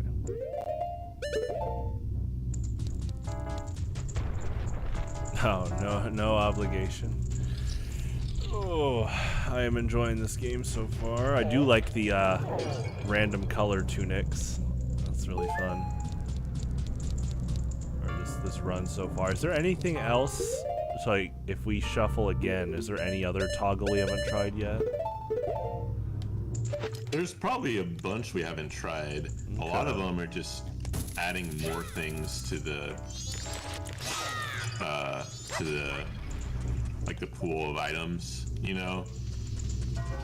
Like, you can add like all the gold skulltulas in Ocarina of Time, all 100 checks, for an example. Okay. Or you can like make it so that the keys aren't necessarily in their own dungeons. They could be anywhere, you know, things like that. In terms of like core mechanic changes, I think we have most of those on that aren't like, you know, like super broken, at least. Okay. Yeah, I mean, I'm down to go crazy too. Yeah, like I told you, whenever they release a enemy shuffler, I would love to do that. Yeah.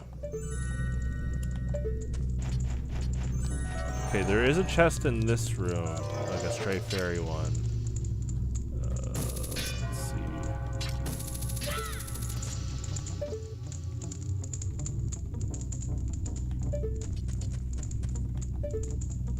I'm trying to remember what this was, because I'm using the lens of truth. It's not that.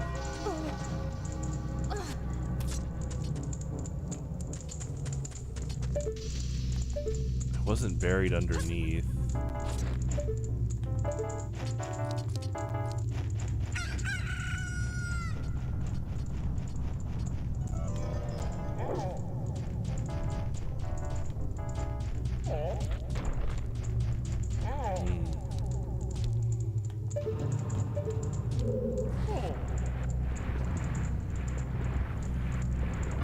That check,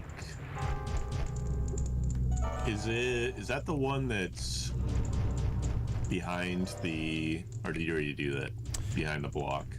The game, well, this one, yeah, I have this treasure chest. I'll open. And there's one up top somewhere. Yeah, it's saying there's one I'm missing. I'm trying to remember what that was, because it's not Lens of Truth. It's this. It's not a bombable wall, but the map says I'm like right here.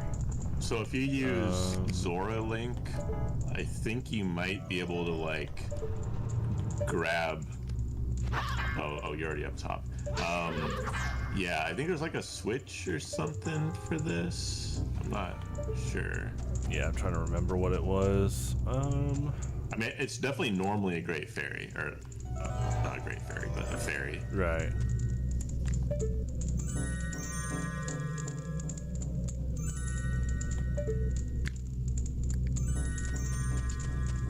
Is it something that summons the treasure chest, like a switch?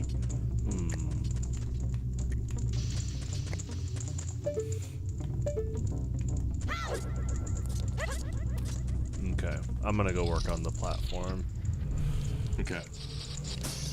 Yeah, Let me get the Friezos fairy here. because this door's locked.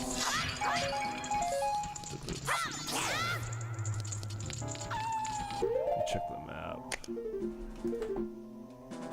Yeah, it's a fun challenge. This temple definitely got pretty shuffled, which is good. I need to stay on top of my stray fairy location.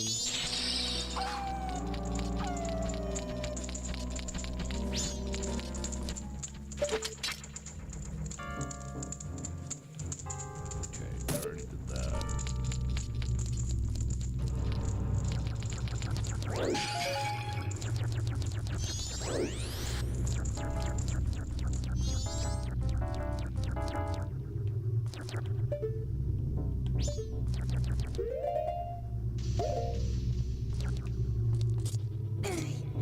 I need to take mental note of, I think it's actually that locked door that goes to raising the platform, so I think I have to look for a key. So yeah, I think we are on a stray fairy run here.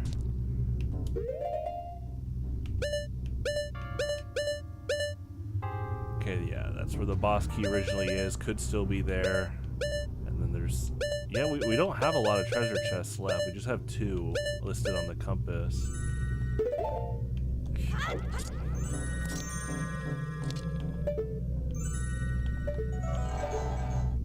Already got that. Keep forgetting I can just have Lens of Truth on the whole time now.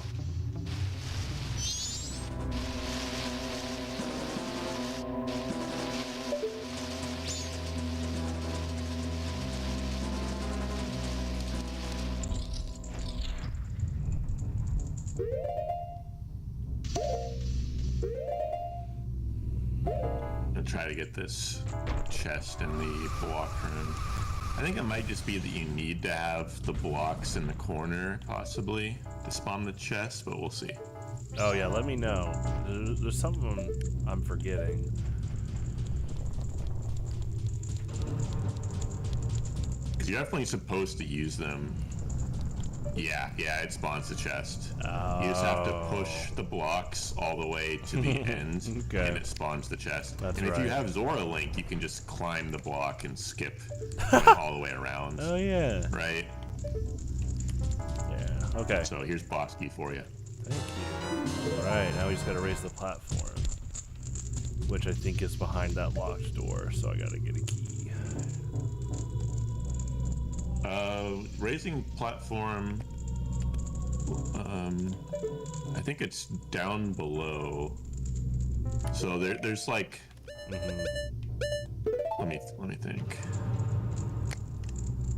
I think it might be one of the red doors. Let me see. I'll just stay up here in case you find it real quick. Okay, so if you go down to where the platform is, I see your flame, it's through yeah. a green door, which might be behind ice. Okay, yeah, that sounds right. It's like, you know, the room with all the platforms and like the Friezos and the 3 torches. Yeah. Yeah, it's in that room. I think you either need to kill the 3 Friezos or you need to light the torches. Oh my gosh, that's right. Yeah, you can't skip that. And then it opens That's the door. why. Yeah, you're right. I don't remember which one is which. One of them gets you a stray fairy and one of them opens the door. Right. It looks like it's the torches to open the door. My mind thought, oh, I got fire arrows. I could probably shortcut this, but it's right. You have to do this. That's right. Okay. Thank you. That's a good refresher.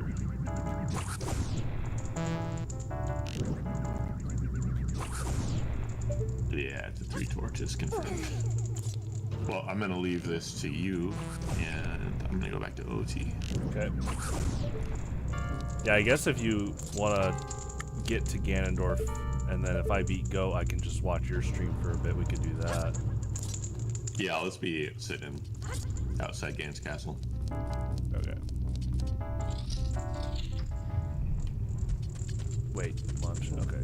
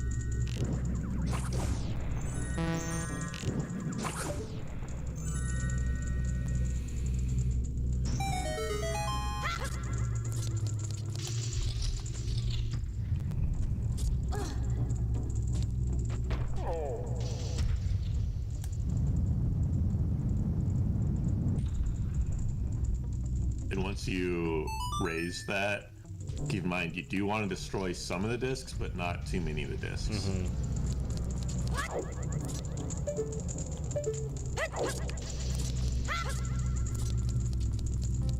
Yeah, like 2. Something like that.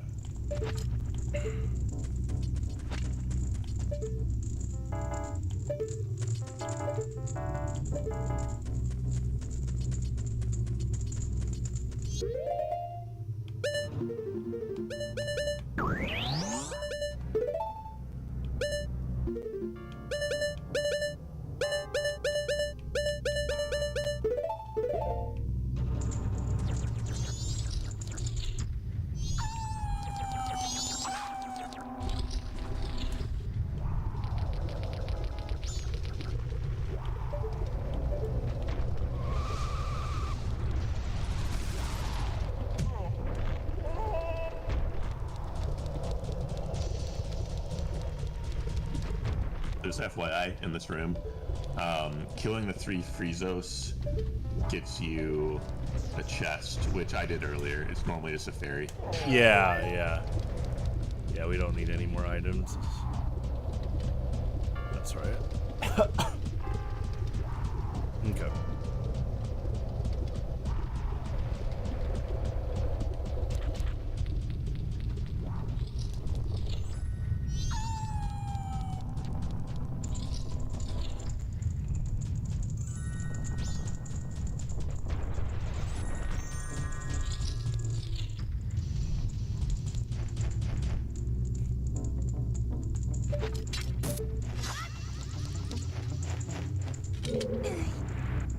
Oh, this is cool. I didn't know this. There was a woman umpire for the first time in MLB history today. Whoa, that is big. That's huge. What was the game? I'm looking into it. It looks like it's Miami, Atlanta. Nice. That's killer.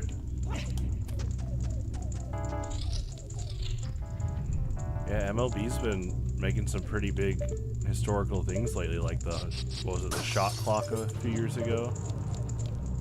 Yeah, pitch clock. Yeah.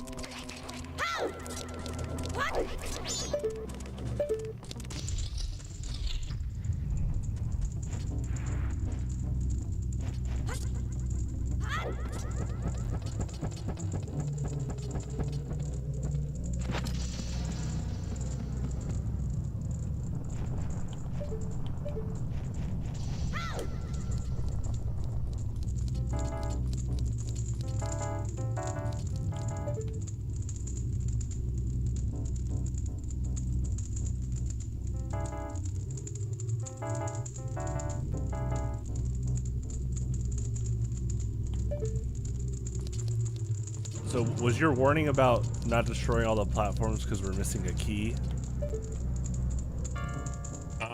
I just don't remember if you can destroy too many and have to reload. I don't remember. I think we're okay. Because we need to get to the snowball room. Yeah. Yeah, it looks like if you go on the side there, you can destroy both of them. Yeah. You can probably just hook shot over there. Yeah.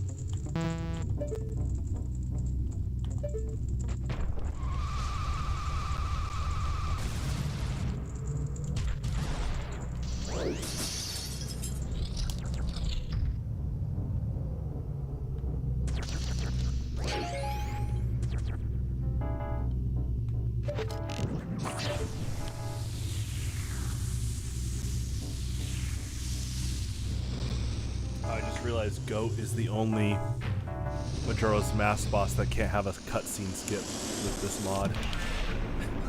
Yeah.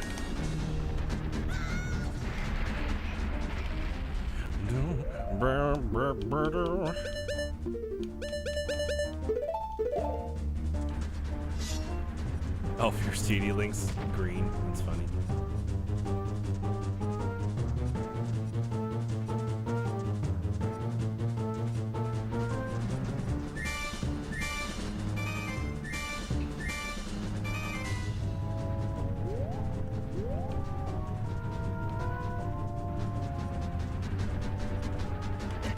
There he is.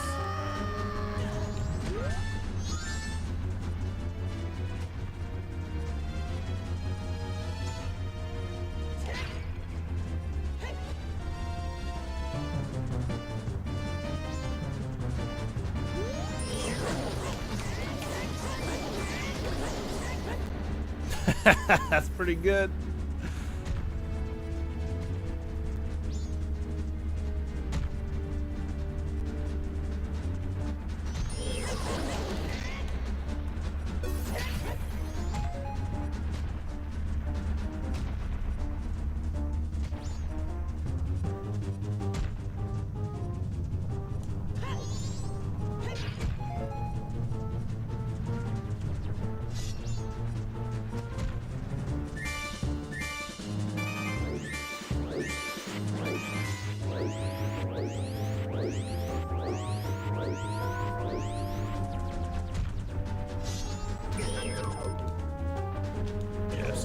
tangibly hit him, or he hits you in the air. I hardly ever. I don't think I've ever gotten hit by that attack, where he rams you in the air. Because I'm always Goron Link. I hardly ever used Fierce Deity Link for this fight.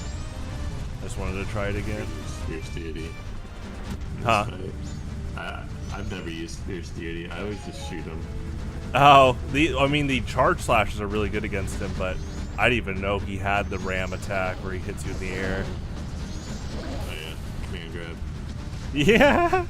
I guess 2 of them have command grabs in this game, the bosses. Does the last Majora have a command grab? Does he like... Yes! Okay, 3 of them. Yeah, you're right. Majora's Wrath. Yeah, because I was joking about that last time. The range.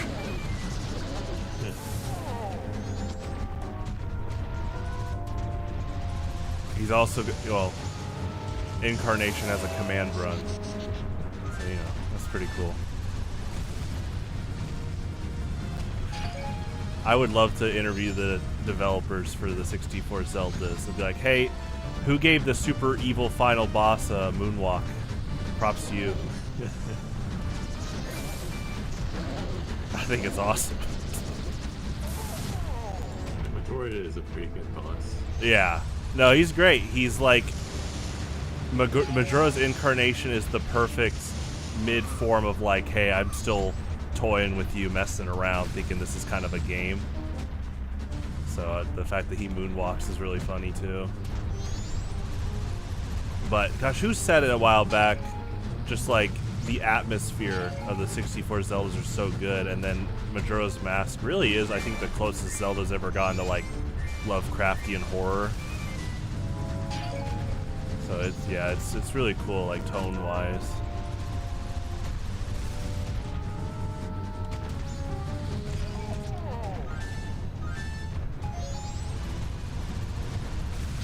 Actually, you know what? I'll try this too.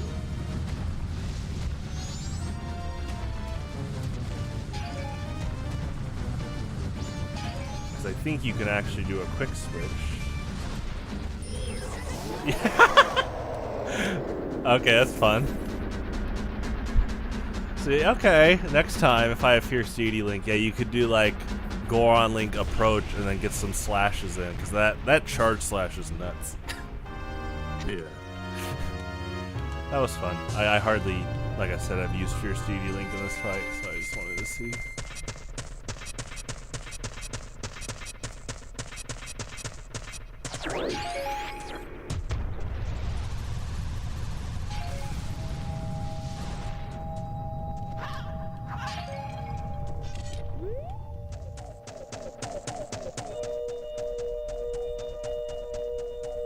Okay. There's the, there's a small key, there you go. And then, force medallion, okay.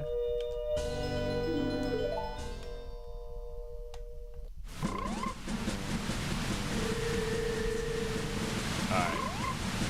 Got that.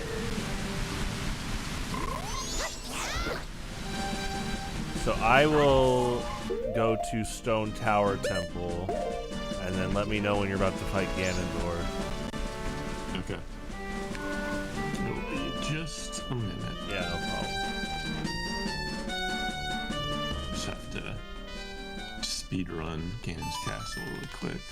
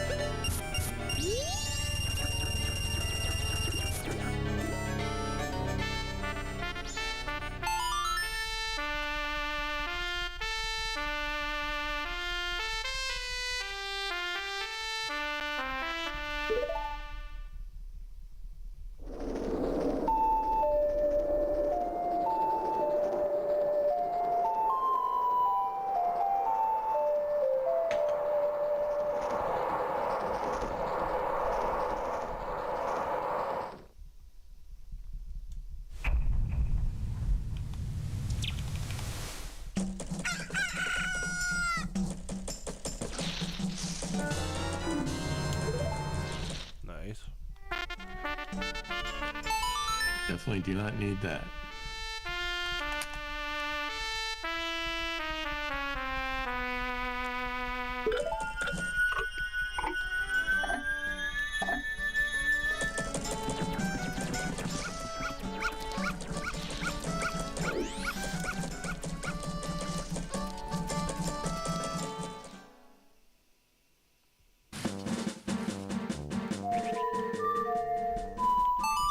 Yeah, I'm about to fight him. Oh, okay. Let me warp and then let me put your stream on.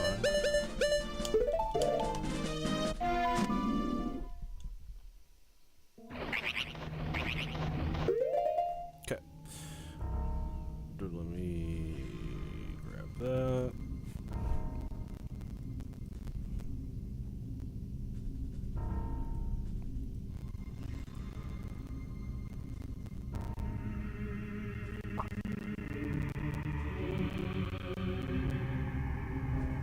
Alright, so I'm about to watch udonge64 fight Ganondorf. His stream is in the description if you want to watch it on your monitor, but we'll play it on here too. This. Great. Okay, we are watching. Okay, we are. Okay, so going into Ganondorf, you want to equip your strongest sword, and then you want bottle, light arrow, hammer. If you don't believe in yourself, substitute hammer for long shot. But I believe in myself. Okay, bottle. The long shot is if you get knocked off. You can long shot back up the central pillar. And it's easier to use bottle than it is to use sword to reflect Ganondorf's lightning bolts. So he's going to immediately ground pound back up and then go forward. Now you're going to bait him. He's going to do it again. You just back walk and grab the wall. Then you get up. Wow. So you can tell if he's going to do a ground pound or a lightning ball. If he gets up and does nothing, he's going to do the ground pound. So you want to do crouch stabs. Wow. Power crouch stabs. So you immediately want to be ready to back walk because he's going to pound the ground as soon as he gets up. It's like a melee ledge recovery tech. You got the invincibility. So he should die now. 1 or 2 more hits. There we go. So he's fast if you have big Orons. Wow. He's a little harder with Master Sword, but not that much harder. So going into Ganon, you're going to want to equip Master Sword before you trigger the cutscene. And you want to do a jump slash and then just walk forward. So we're storing Master Sword jump slash on our crouch stab right now. And this is where the hammer comes in. Yeah. Ganon takes more damage from Master Sword than he does anything else. Yeah, that's cool. Ganondorf does not. Yeah. But Ganon does. So that's why we stored our jump slash damage. Yeah, I'm excited. And this fight, oh, go ahead. As long as you do crouch stabs, you will not overwrite that damage that you stored. So we're just going to do repeated crouch stabs with the hammer on his tail.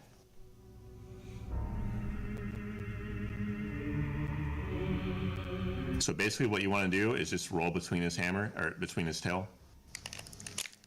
Crouch stab, roll back, wash, rinse, repeat. First phase, you can be a little sloppy and it's fine. Second phase, if you mess up, you immediately want to roll back. So it's 3 hits if you have Master Sword jump slash damage like we do. Now you need to grab the real Master Sword.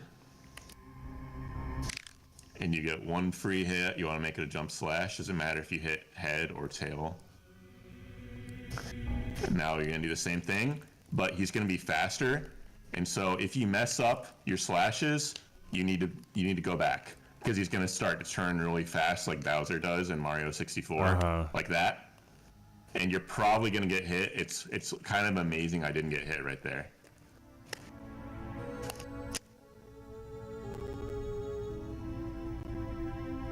his tail kind of like waggles around, and sometimes you miss it. You know, you're doing it blind. There's ways to angle the camera better, but...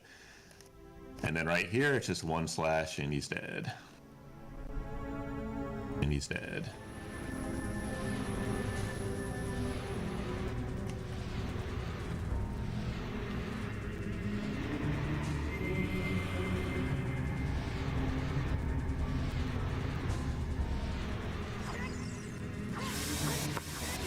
That is Ocarina.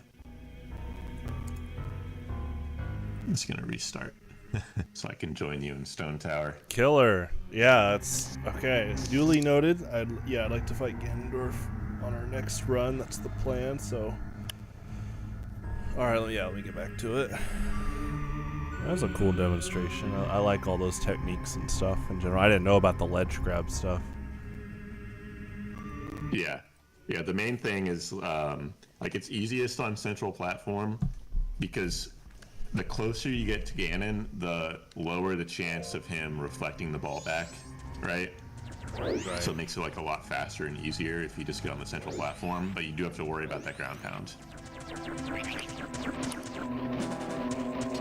my God.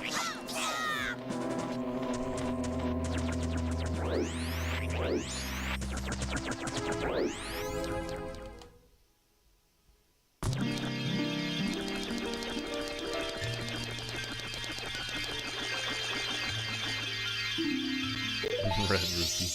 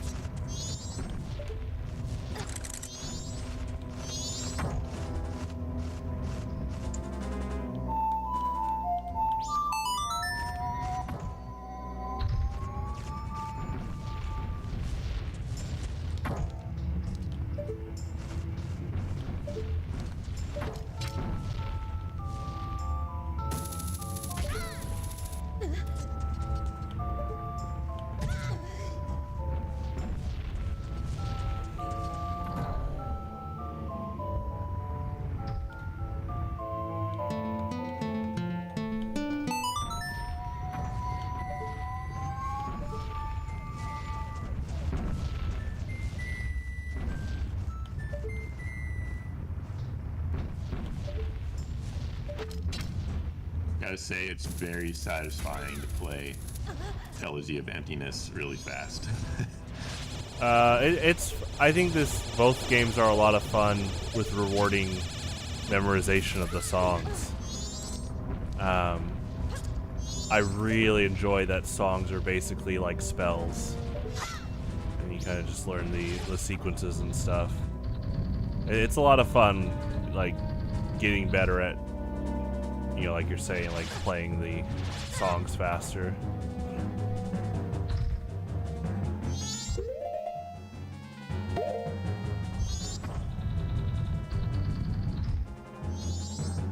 On the C-Stick, you can play this song so fast because it's basically just like right, left, 360. I'm on a Switch controller, and yeah, it's like a C-Stick. Yeah.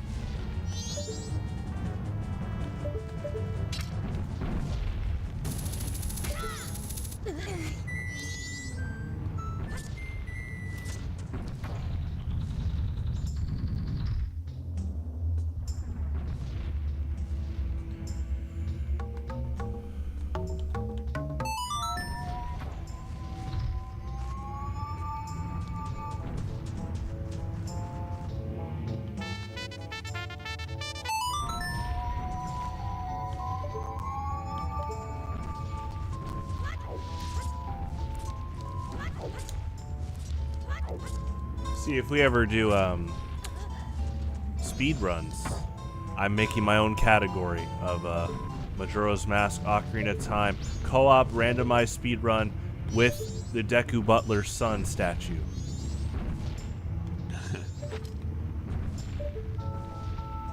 $120 stars. That's a nice category, but we're also doing this one.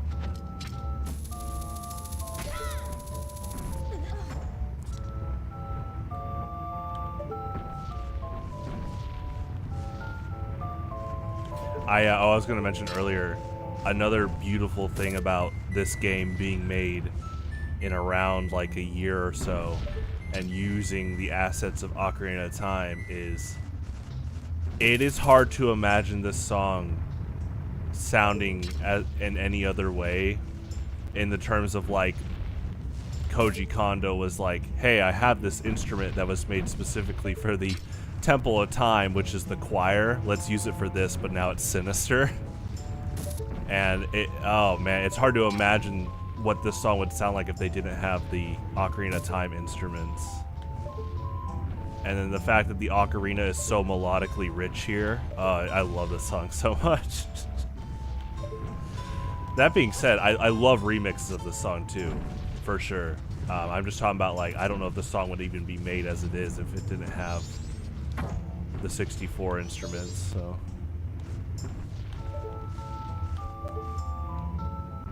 Okay, so we got up here. Yeah, that's right.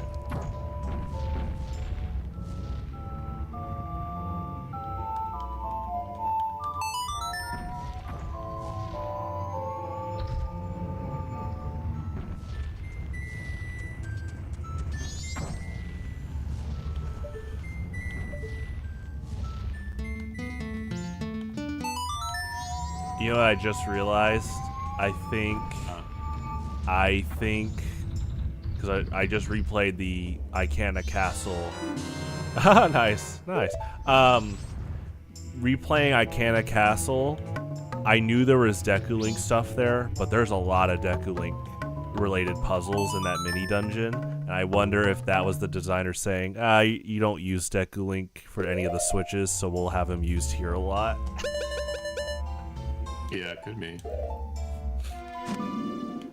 Because there are some fun puzzles. I love that falling floor and you have to use the flower and stuff.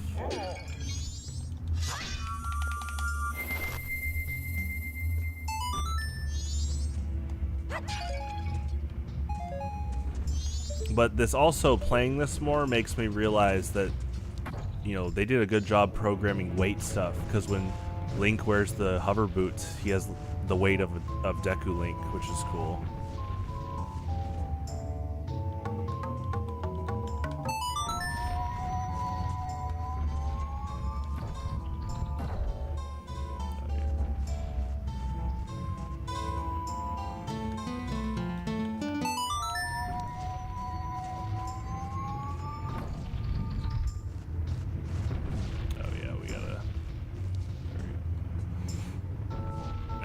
remember what the order is for this.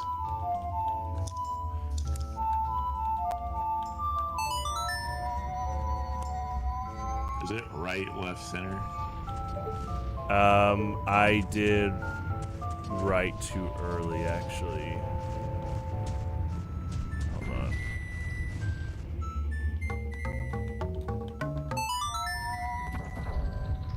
There we go.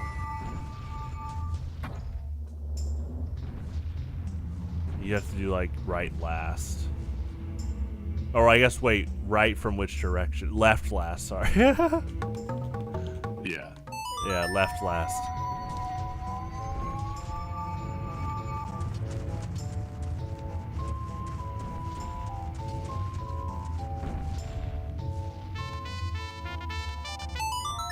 Sorry, Deku Right, Link left, last. center.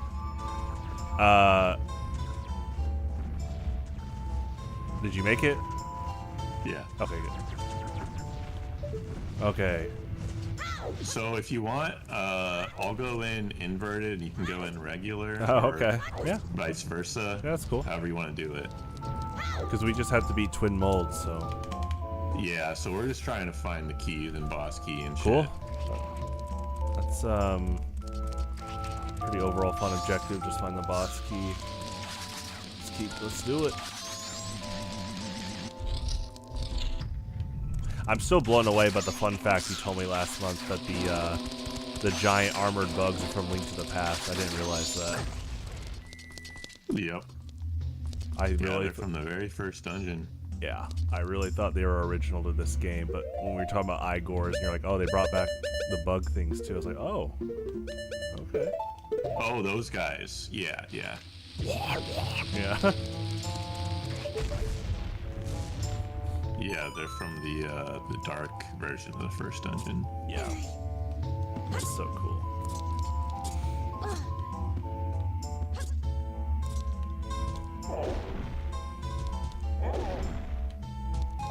So there is a key in the first room that you need to invert to get. I don't know if we'll need it, but just letting you know. Noted. Because like I can do the inverted thing, but the problem is that it doesn't like actually appear for you, right? Right. There's a big item on the right side. Oh, I'll just go do that now then. We probably don't need it, because we have all the big items we need, but... Oh, you're right. It's not... Because a boss key's not a big item. Yeah. You're right, okay. Boss key is like its own chest. Yeah, type. yeah.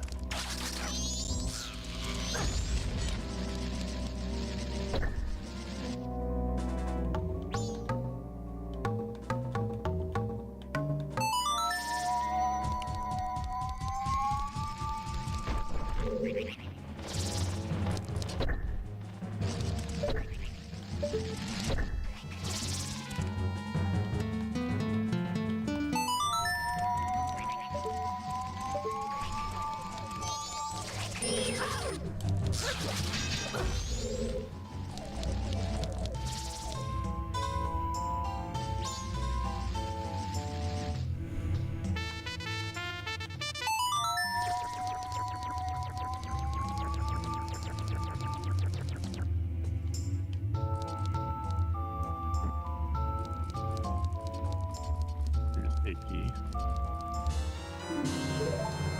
Cool, thank you.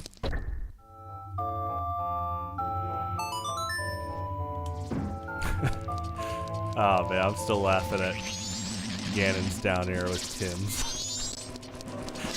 Oh my god.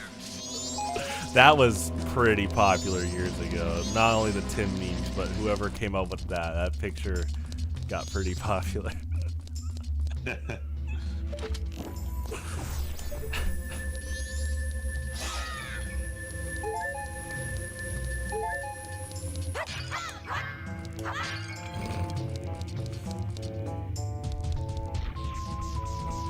That is one of those things I do want to look up, like the know your meme history, like whoever made Tim's a meme.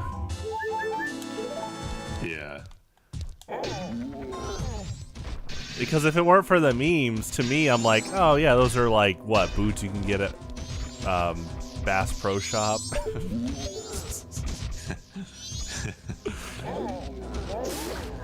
But see, Bass Pro Shop has its own meme with the pyramid.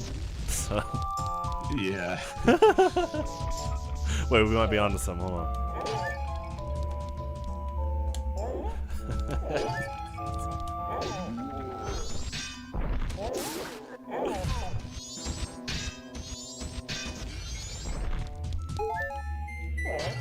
Okay. 3 chests in this room, that's right. Okay.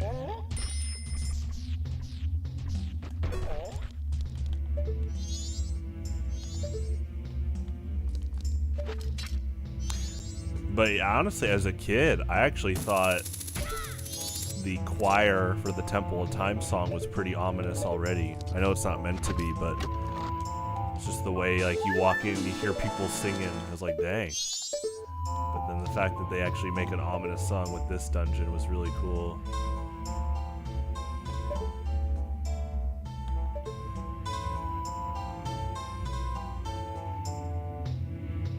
Oh yeah, this is a light thing.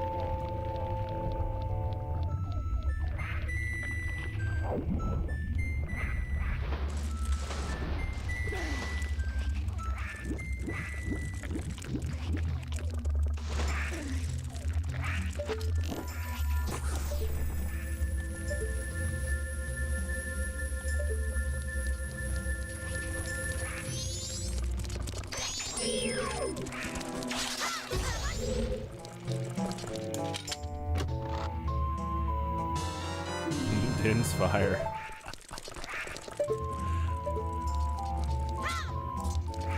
Nice. Okay.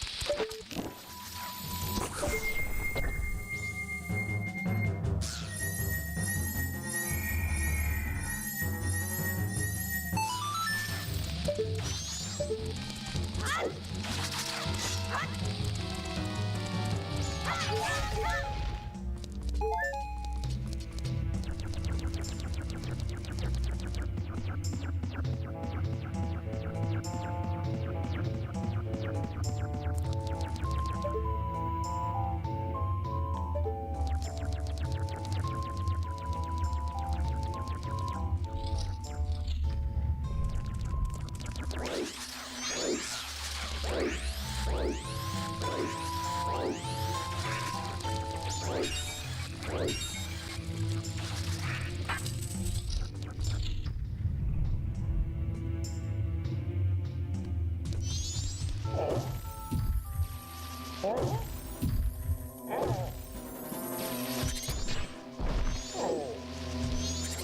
been a while since I've been in this room.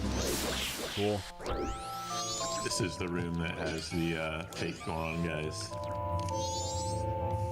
Oh, the Nijorons? Yup.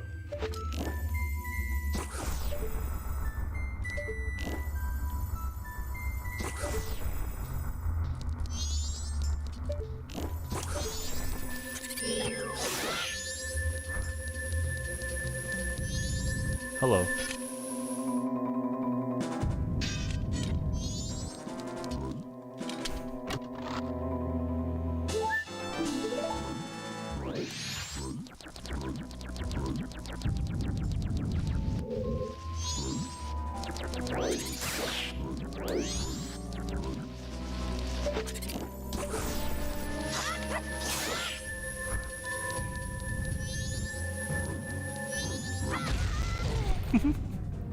I do like how blunt they just blow up though. Jeez. Yeah. I tend to just run past them and I can't, so I forgot about that. Oh hey, it's one of those favorite dungeon rooms ever. I'm not biased. No, I just love like the lava at the bottom, and I just like this puzzle a lot.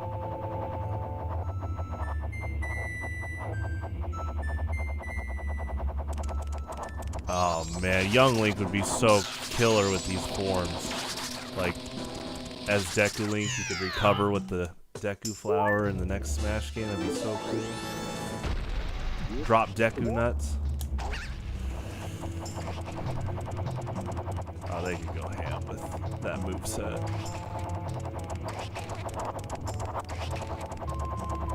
Okay, so that's a stray fairy.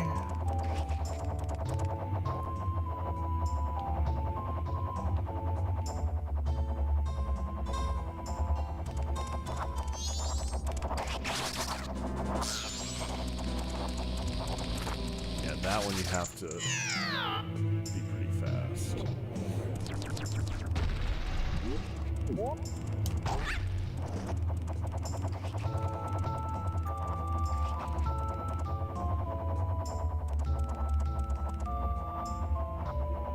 Oh right, I remember now.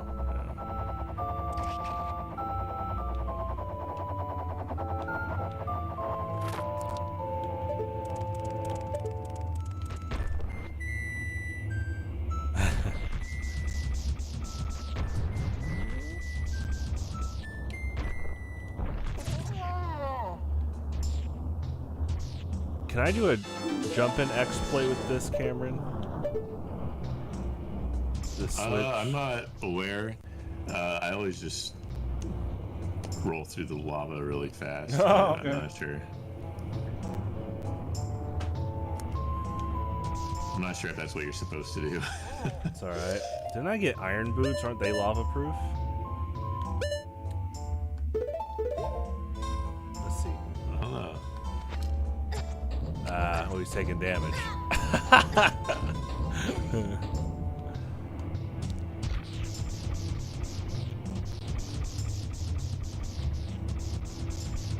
Yeah, someone on the Metroid Prime Hunters dev team was a Majora's Mask fan because Spire is also lava proof and he's pretty similar to a Goron, and they did not have to add that to Metroid Prime Hunters, but they did because no other Prime Hunter has an ability like that. I appreciate stuff like that.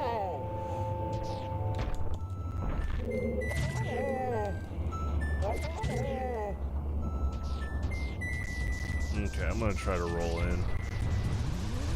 I'll just go back. Wait. Nah, wait. Just want to try a few things while we do this, while we have all these items for the future.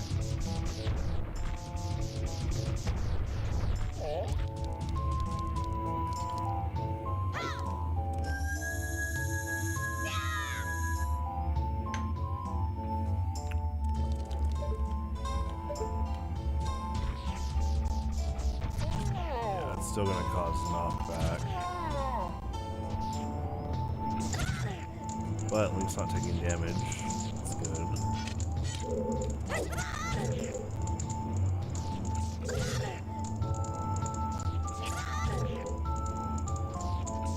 I don't know if he has any jump slash thing. Maybe a bomb thing. So I can be young Link here. Okay, that's alright. I just wanted to try.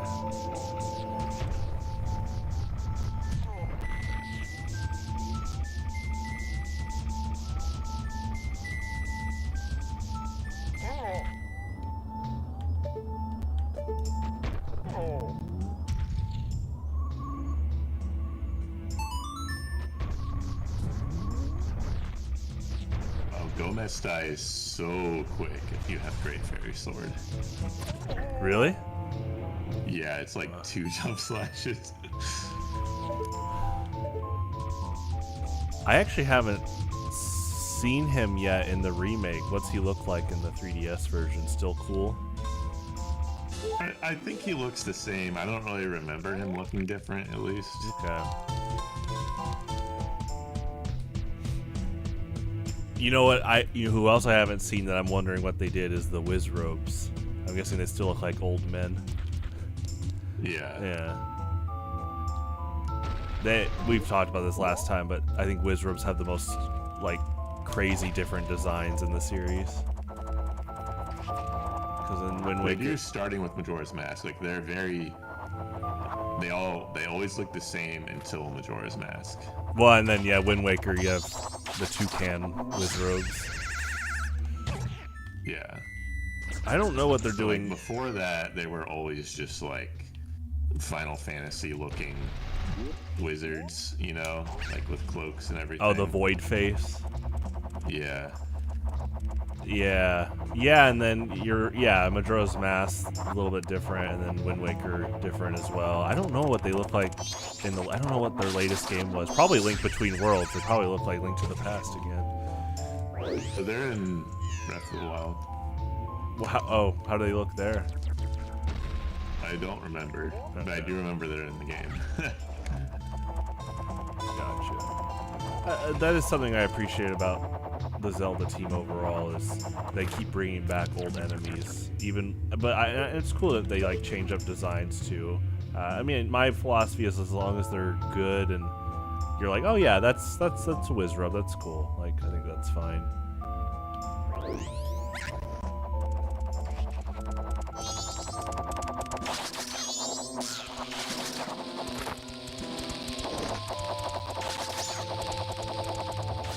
Big treasure chest.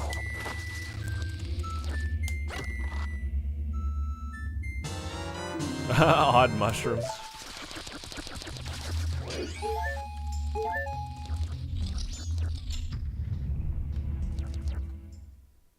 Still have not seen Boss Key yet. Gotcha.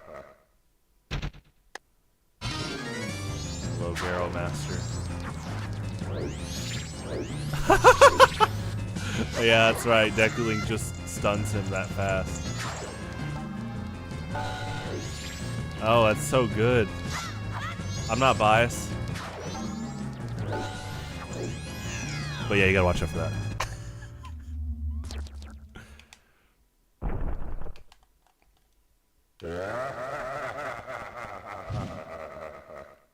I need to get Great Fairy Sword out. I kind of want to try what you were trying. Yeah, it's pretty good.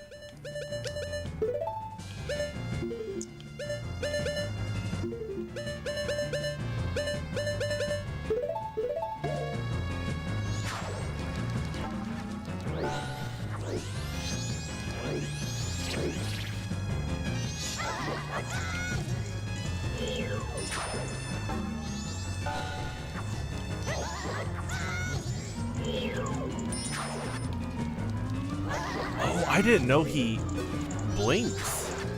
The Garo Master. I thought those were just like mask eyes, but those are like eyes. Yeah, I didn't know he blinks. I thought that was a mask.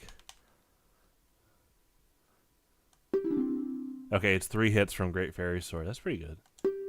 non-jump slash, so.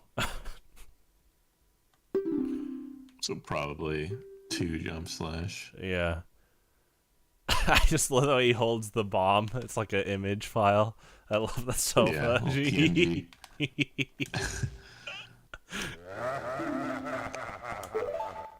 Okay, they bring him back, and he still has that PNG.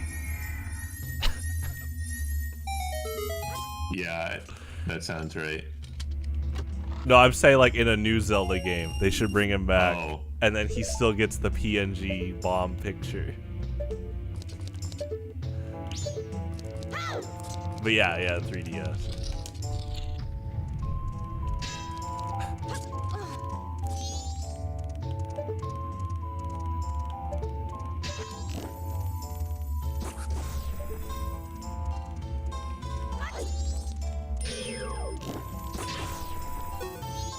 Oh, whoops, did not mean to drink that.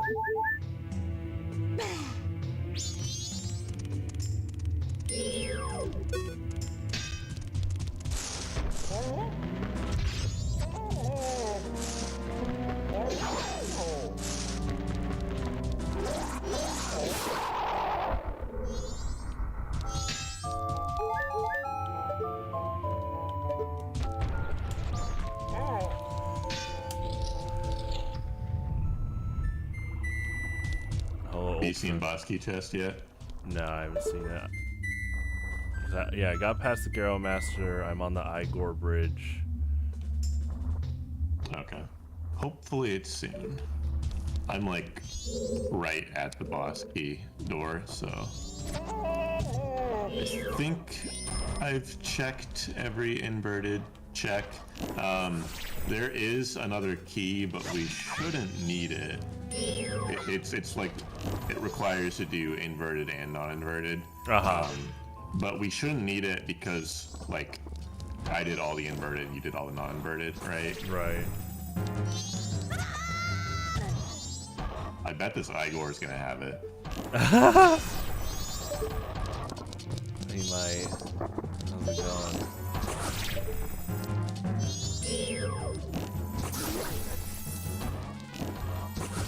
Man, Chateau Romani's nuts with light arrows.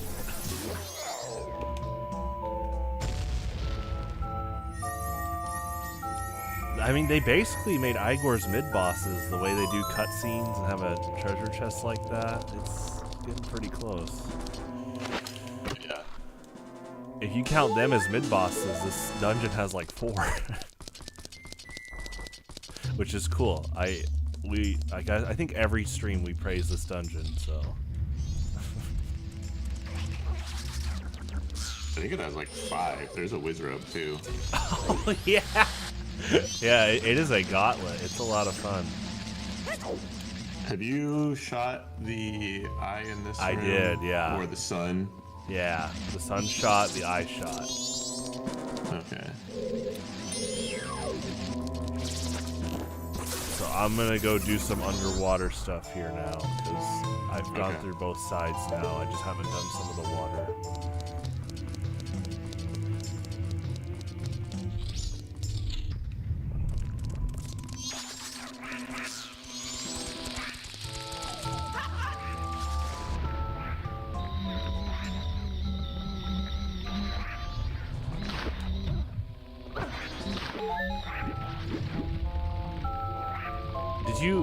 Did you ever play a lot of Banjo-Tooie?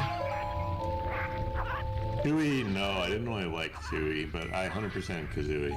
Oh, it is, Banjo-Tooie really was like the first 3D Metroidvania before Metroid Prime.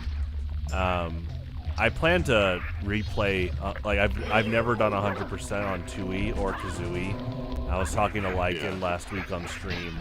Kazooie, I'm really close. I just need to find 2 notes on Click Clock Wood, and Lycan's like, I bet I know which ones they are. And TikTok Wood is, man, that's a gauntlet. You know what's funny is, I was surprised when I got older that some people complained about Rusty Bucket Bay as the quote hardest level. I'm like, I always felt like it was Click Clock Wood. People complain about one Jiggy in particular.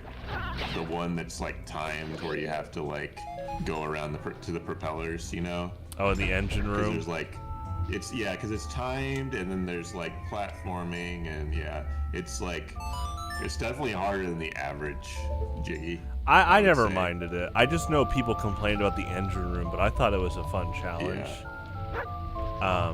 So anyway, I'm gonna finish Kazooie on stream. That's the goal. But Tui, me and Lycan were talking. I think that's just a start from scratch run through because there's so much content I haven't done for 100%. Anyway, what I'm bringing it up is Tui does a trope I wish more games did, where the protagonist carried all of their moves from the last game.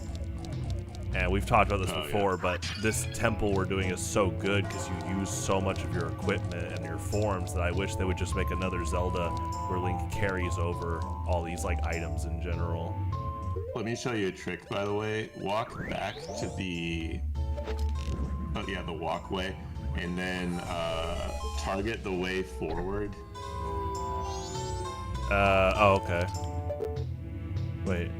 Sorry, I've got some string delay here. You're fine. There is a chest behind me, that's right.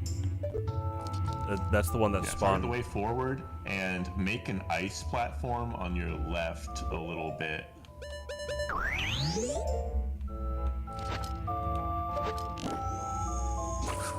Oh. Or I guess either side works. I just always do left, but either side, just make an ice platform. And then jump onto it. You don't want it to be too far. And then jump onto it, and then shoot the sun down below from the ice platform. Whoa! It's a little skip that makes it so you don't have to do it inverted for this. I'll probably have to do it again, but let me take note where the sun is. But I didn't know you could. Oh, that's really cool. Whoa! Yeah.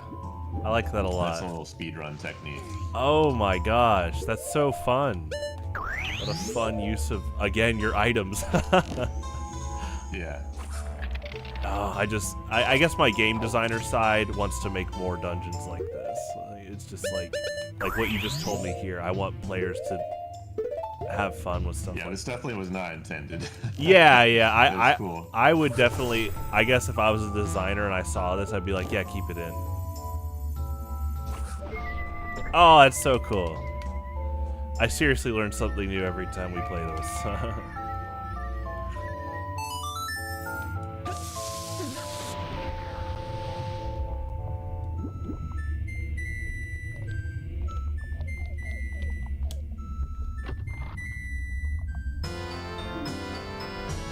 Yeah, normally that's one of the worst checks to get in this dungeon because you have to go you have to invert and then go back not inverted, right? So it takes forever. That is man, how many times have we talked about wanting to use ice arrows more, and there is a case there. That's really cool. Yeah, that's like probably the only thing I know to do with ice arrows outside of Great Bay, honestly. And the Octoroks. But it is cool though. Interesting. Yeah, I like that a lot. Okay. So yeah, that big boss key the boss key must be pretty into the dungeon. I'm gonna keep checking the water segments. There's 2 treasure chests in here.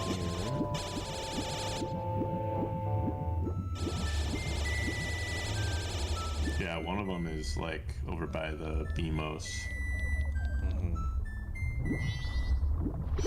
And I don't really know how you're supposed to do this room. I just do Zora dives, or reverse dives to get on the land from here. Oh, I've never done that. Yeah, let me try that. That sounds fun. I honestly don't know how you're supposed to do this room. That's kind of funny. That I never did it that way, but yeah, I want to practice that. That sounds fun. This is a stray fairy treasure chest, but let me try this. Well, the BMOS has one too. Uh-huh. But yeah, it is like a little hard to do, but That's okay. it's not too bad. Yeah, I'd like to get this down for the future for sure. They changed this room a little bit in the 3DS version. It's like easier Really? to get up there, I think. Okay. I'm going too late.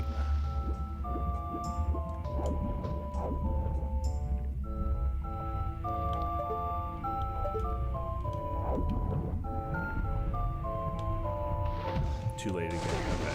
Yeah, I need to go sooner. That probably is what you're supposed to do. I don't know how else you would get over there except doing this. I'm trying to remember how I did it back then.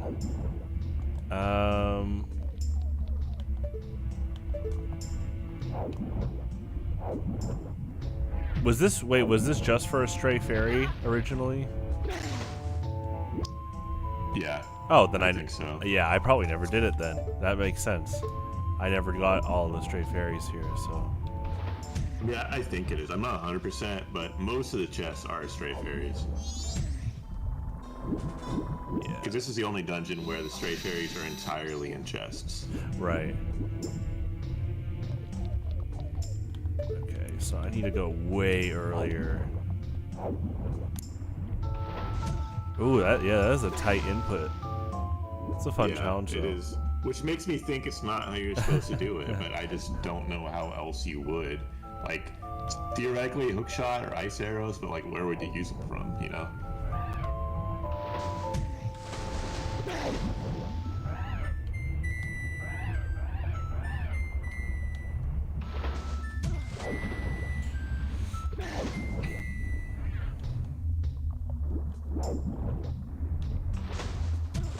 Okay, so it's, yeah, now I'm doing it too early.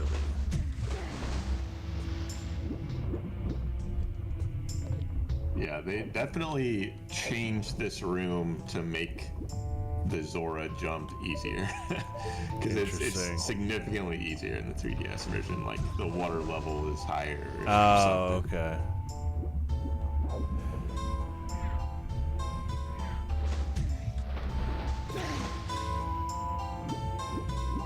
Yeah, I can't switch to Deku Link and just hop. Okay.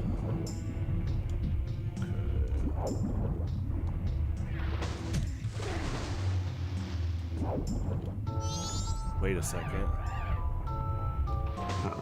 Oh, never mind. It was showing the masks toggling on when I got out of the water. I was wondering if I could quick switch. I think you want to be like as low as possible and just like Okay. rise up very, very sharply as late as you can. Okay. So While still being like full speed, you know? yeah, low, low, low.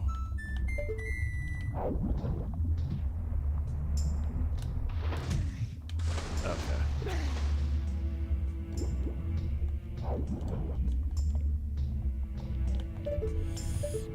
Low, low, low. Did I tell you that they changed Zora swimming so it's not inverted in 3DS? Yeah. Because I hate it. I really hate it. Oh wow, he hates it. Uh-oh. I haven't got to The that amount part of times yet. I would go the wrong direction was... Pretty funny. So this, you can just throw a bomb over. Oh. You don't even have to use the ice arrows and stuff.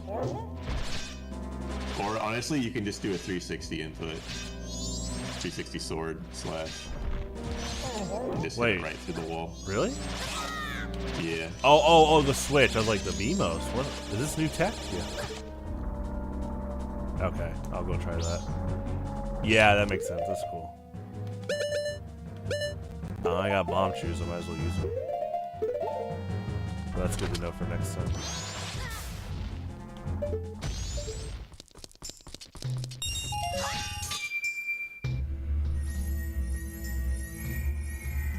Okay, stray fairy, treasure chest.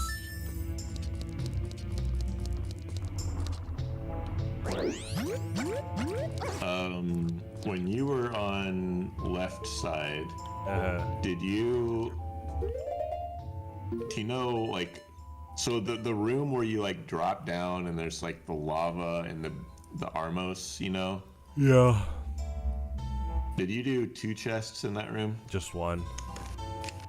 Okay, because there's like a hookshot chest, and then there's also the chest from killing the Armos. You know what? I didn't kill all of them. Yeah, that's what that was. But I kept thinking that was like an inverted thing, but you're right. You just kill them.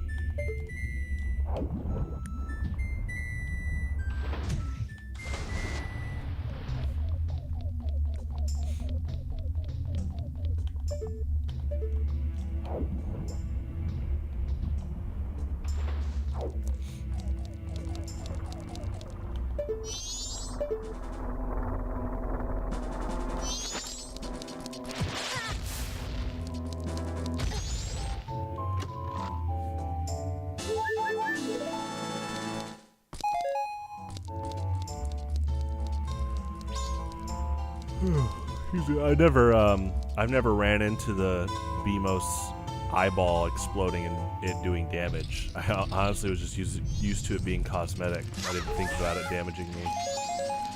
Yeah. I can go do the Armos room now. I'm here. Sure.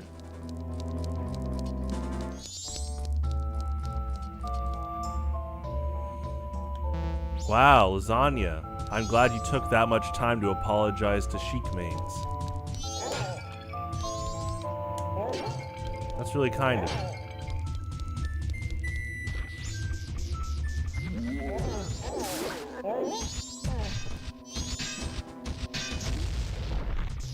So those are like actual Armos statues, but the other 4 are all enemies. Uh-huh.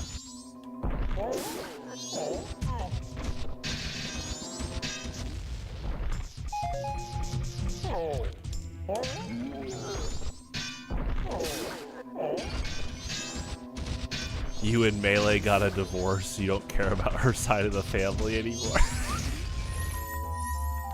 I know you love Melee as a game, but I don't blame you for making a boundary with the community overall. I mean, I have too.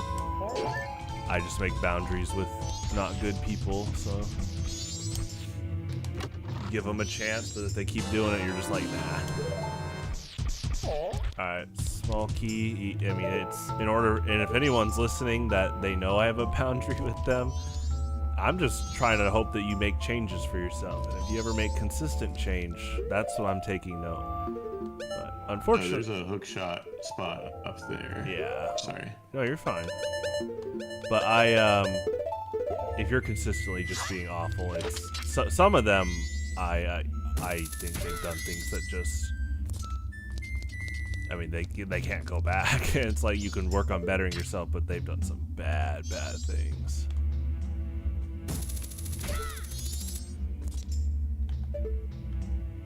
Yeah, all Link and all of his transformations, me and Cameron did random tunic colors. So Link's gray, Deku Link is black, Goron Link is gray, Zora Link's purple, and Fierce Deity Link is kind of like a turquoise green.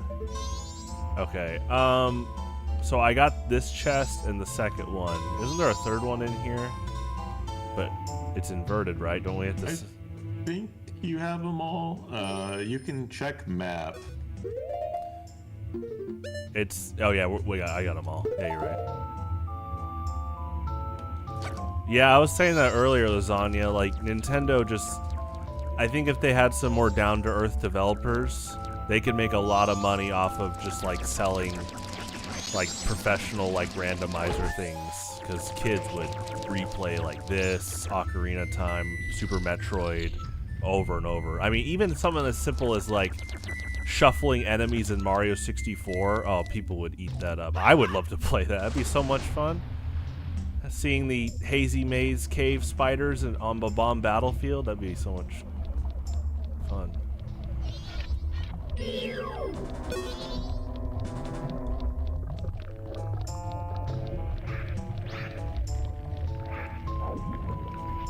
Okay.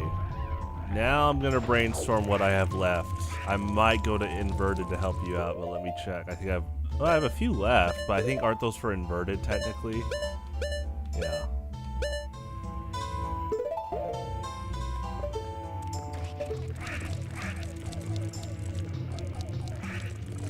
This is a pretty deep boss key for sure.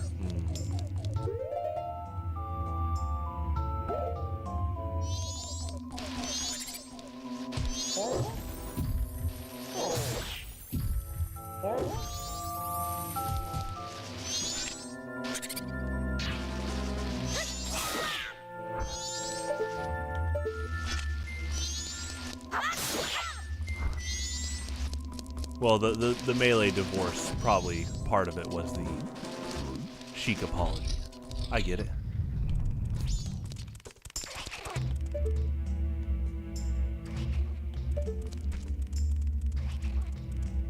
She's pretty cool. You know, there is a treasure chest in here. Did you get the one from the Goron switch?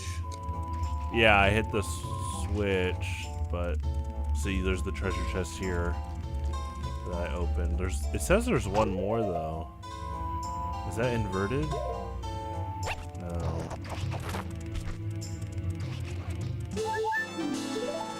I don't think the room exists inverted. Yeah, I was gonna say.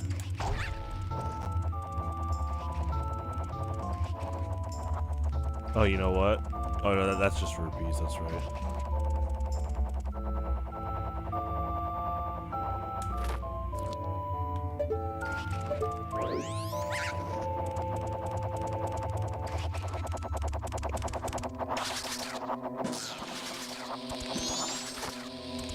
Yeah, you gotta be exact. It's all right. I mean, yeah, it registered. We're good.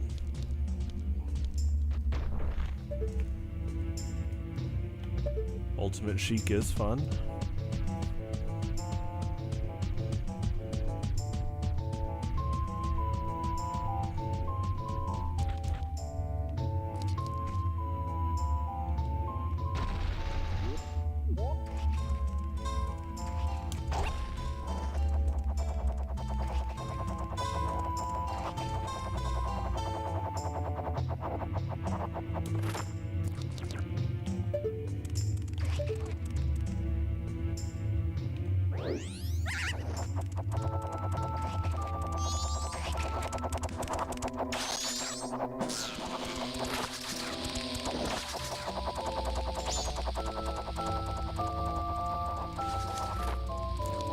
So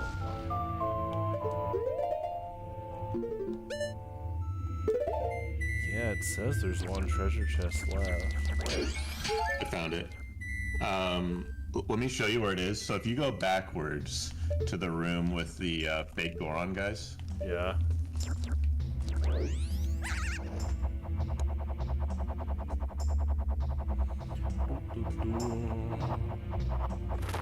Might have to.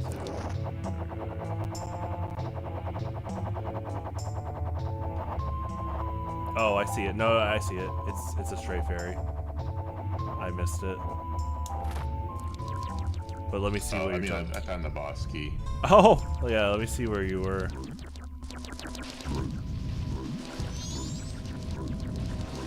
Okay, I'm here. Okay, so go to the area with the like Goron thing. Yeah, like over where I am. So there's like 3 suns on left and right side. Yeah. On the right side, if you're facing away from the door, the first sun, if you light arrow that or use mirror shield or whatever, it spawns a chest. Oh. The other 5 nice. suns do nothing.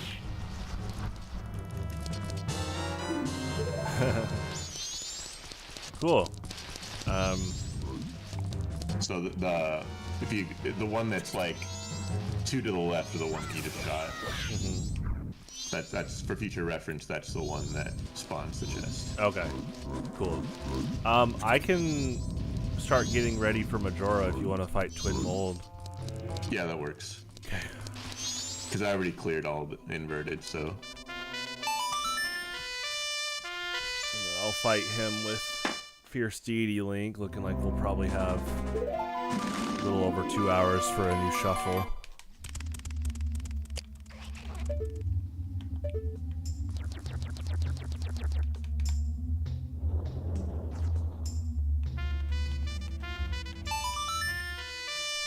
If I beat him. Well, I think you'll beat him. Maybe he'll do like 20 command grabs in a row. He'll wobble me. Even if he did, Fierce Deity Link would still win. Hold on, I'm trying to help him out here. Maybe his approach is like he whiff punishes all my slashes. Did you know about the final day observatory? If you look at the top, Skull Kid's like super corrupted. Yeah, he's like twitching and stuff. Yeah, oh, I love that so much. They did not have to put that in the game, but they did. Oh my gosh.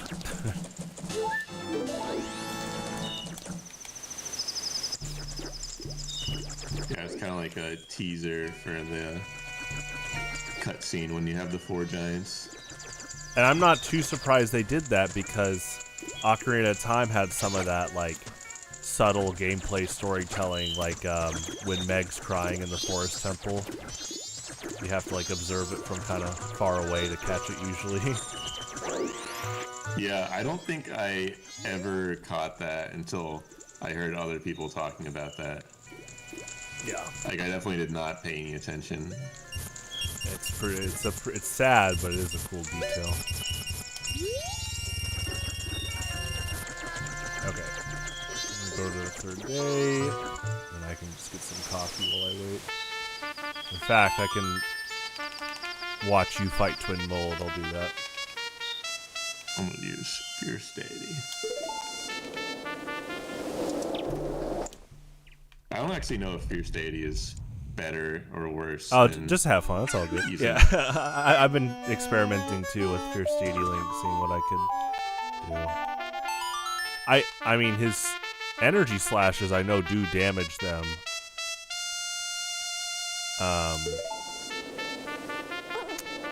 I think you just have to watch out for like Z targeting delay.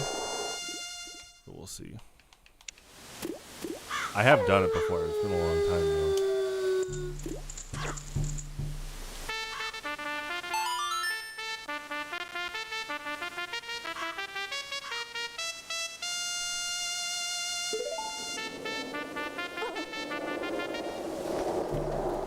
Whoops.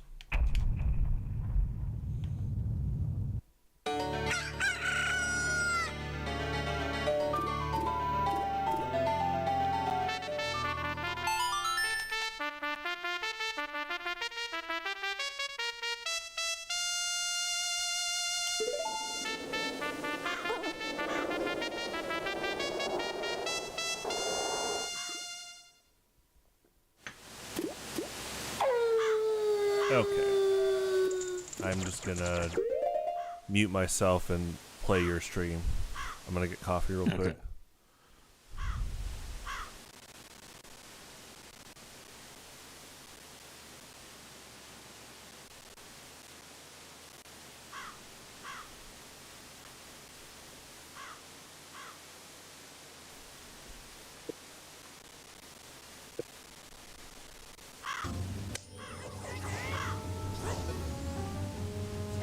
I almost feel like it's harder.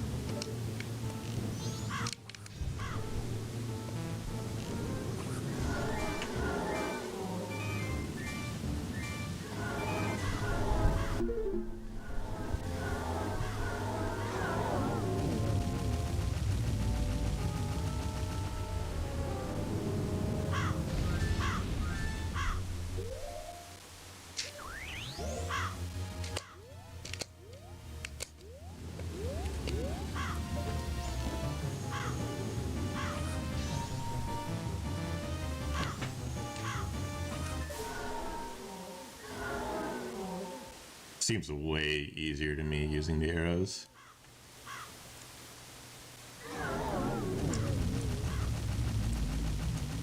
Because you can actually aim instead of having to Z-target.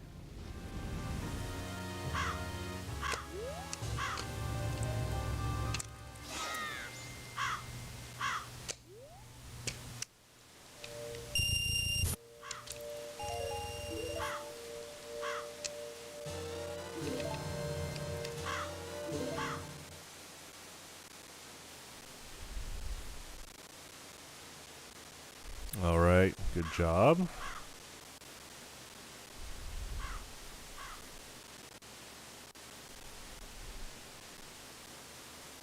Go ahead and yeah, I think in terms of like overall difficulty changes for Fierce Deity Link, like definitely Majora and Odwalla I think are a lot easier overall. And then Goat's about the same, but then Georg and Twin Mold I think are harder overall. That's interesting. I would think that Georg would be easier. Twin Mold, I agree, I think is harder. Like the first hits are fine, but once they start speeding up, it's like I don't know how you're supposed to hit them. I definitely think Odwalla Majora you can beat him a lot faster overall. Goat's about the same, but I would like to try Georg again soon if it comes up in our runs. It's just that he was doing a lot of the pillar bashing, so yeah. I'd have to be careful there. He wants me in that water. You really do need to play the 3DS remake at some point. I'm gonna boss fight is the most changed of all of them. I plan to replay it on stream in the future for sure. Alright, let me go fight Majora. Oh, TRK, you're back from your nap? Did you touch 20 lawns?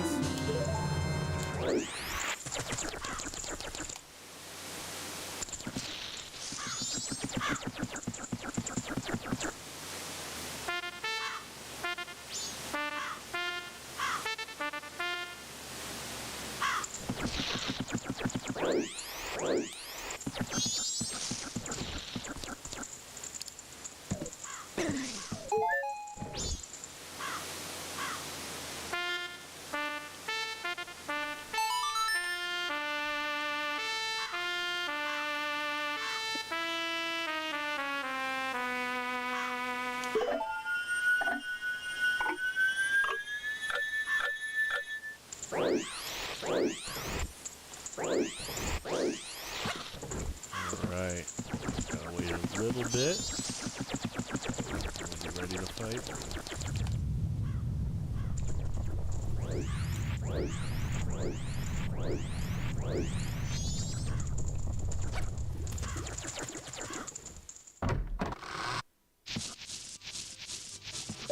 Hello, Pierre. Yeah, it's almost time. I'll see you again next run.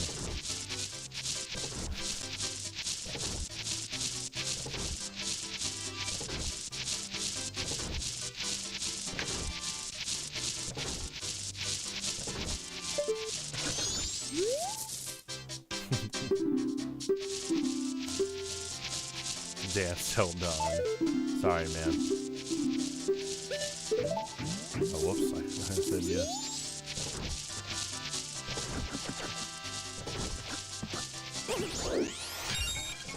If you're watching my stream, I'm just going to stream Pete's perspective as he fights Majora. AKA, we're watching Pierre dance for a little bit.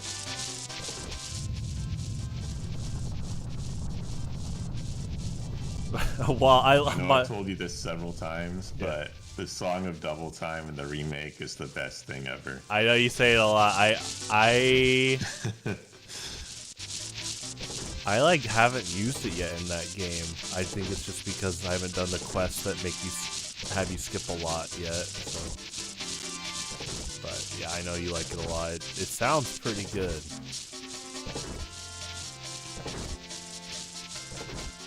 Yeah, I really hope they documented a lot of behind the scenes in this game, because also whoever decided to change the Ocarina of Time shop music to play through a speaker is a genius. Yeah, it's pretty cool. I love they it. Did that in the other shops too, kind of, right? Like the Goron and like the Zora shop and stuff. Yeah, it's like through a monophonic speaker, and obviously that adds to those theories of Termina is more technologically advanced and while Hyrule's more spiritual oriented. Fantasy magic oriented, there you go.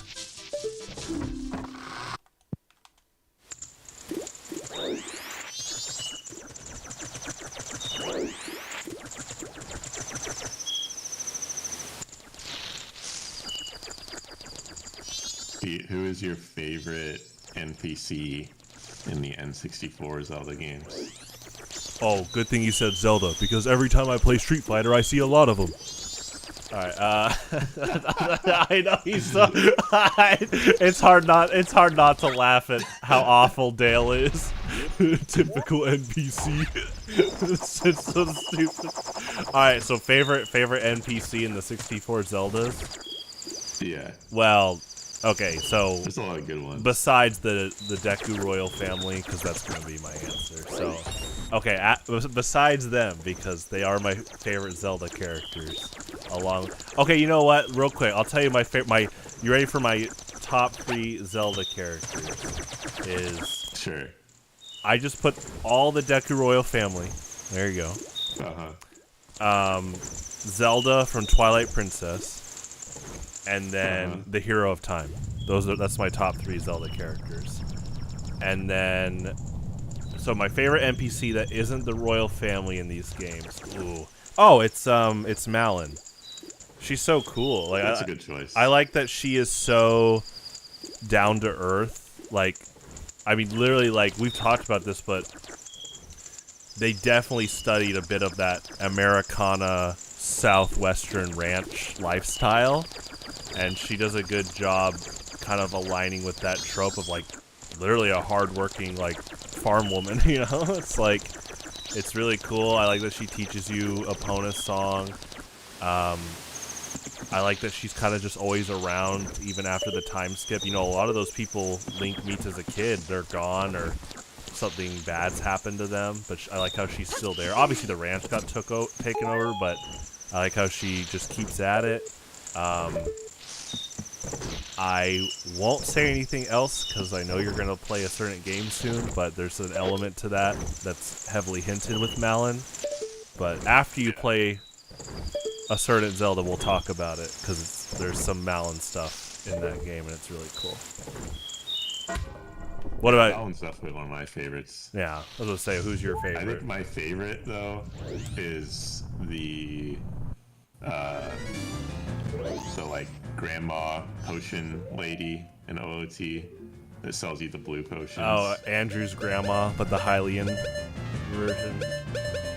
Yeah. Yeah. Because I like the potion theme a lot. That like the one that plays in like the Lakeside Laboratory and stuff. Or I don't know if it's in Majora's Smash, but the OOT Lakeside Lab. It is, yeah. Yeah. She got a tiger.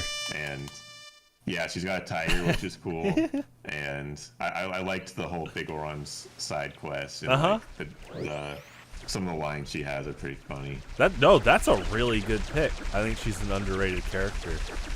I mean, honestly, check in on her though, because yeah, now her apprentice is gone. So it's really sad. Yeah, that's a good question. Yeah, I mean, gosh, I think every month we praise these games, so it's fun to kind of just learn more about what your favorite themes are. Like, what's your favorite song in these 2 games? Oh, that's a tough one. Oh, that's okay. Favorite dungeon theme, OOT. Battle theme? Oh. The title theme. Oh, I thought you said battle theme. Okay. The like Zelda 1 flute. I think you already know mine, but yeah. I'm not biased. Yeah. It's so good. It really is good, though, the Deku Palace theme. Good. Yeah. This song's good, too. But before the fight and during the fight. Also, on the Majora's Mask side, I really like the head carpenter. Yeah. It's cool too because he's one of the characters that has unique dialogue on the first cycle. So if you don't talk to him on day 3 of the first cycle, you'll never hear it.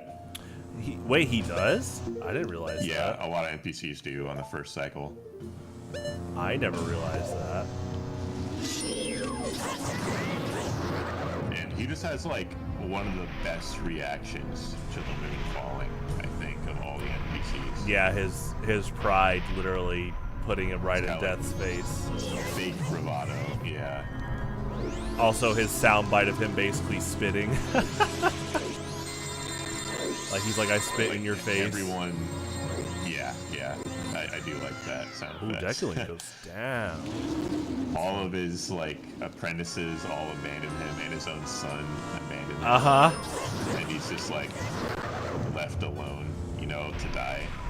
Like it's pretty intense. Yeah, this game's atmosphere is one of a kind. I say one of a kind, but Ocarina of Time, I think, is pretty parallel with it, obviously. But yeah, this game definitely dials a lot more into the horror and existential crisis elements. But I shouldn't just say existential crisis, because what's cool is that Link is like a shine of hope, like a beacon of hope, and I love that. It actually that's actually a big part of Link being a tragic hero. And this isn't a spoiler because it's in the Wind Waker intro, but he's literally a beacon of hope, and then they needed him again, but he was nowhere to be found because he's in this game. He's not in the adult timeline anymore. Man, this series has a lot of that, like, hope and tragedy elements.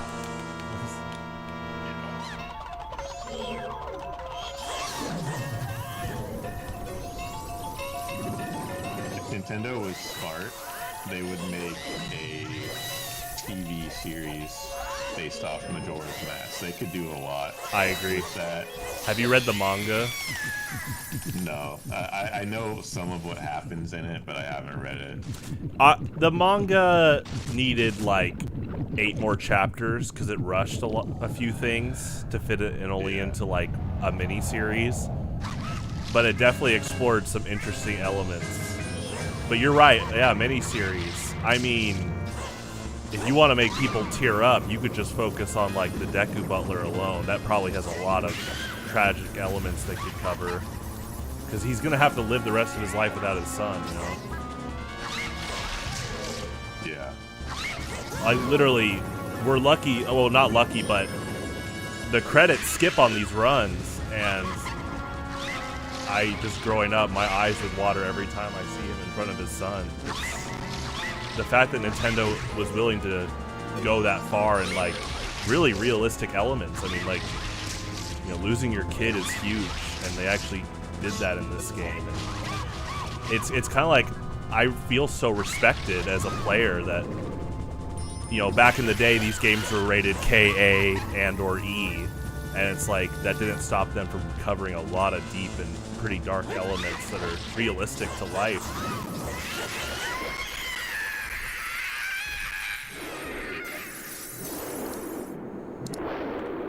But yeah, you're onto something. I would love more Majora's Mask content post-Termina. Well, you know what they should do?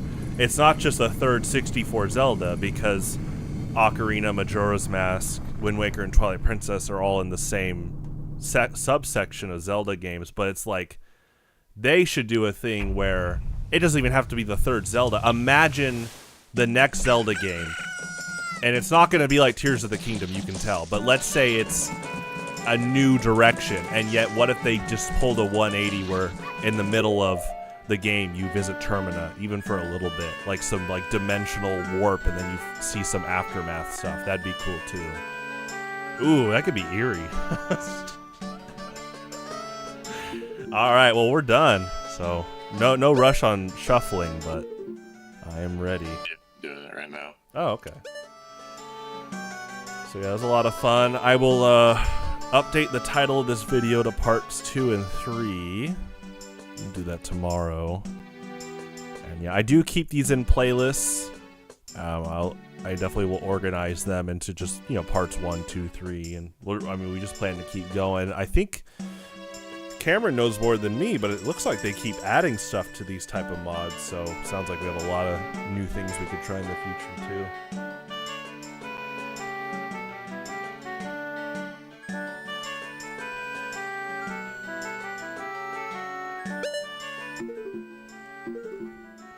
Oh yeah, I should get this ready, my loader.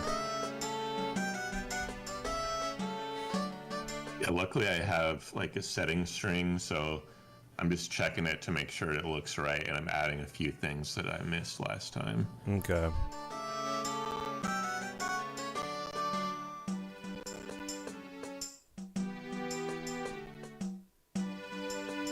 Yeah, let me just, I guess I'll just, here, I'll play this in the background while I get this ready.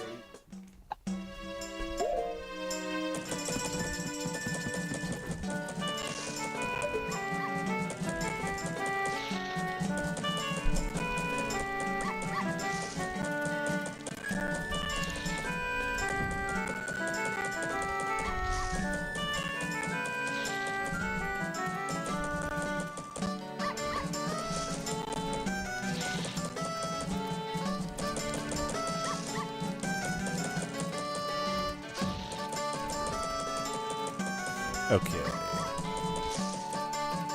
So you're just gonna send me the patch? Yeah. Yeah. Great.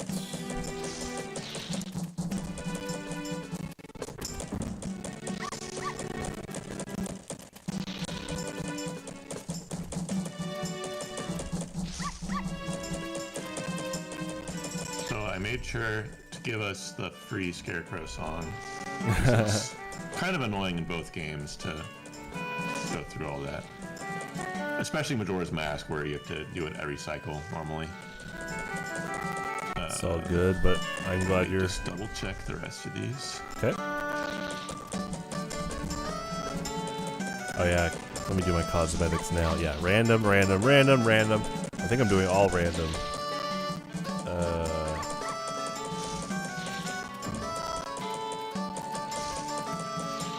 Oh, we can randomize the mirror shield color. Okay.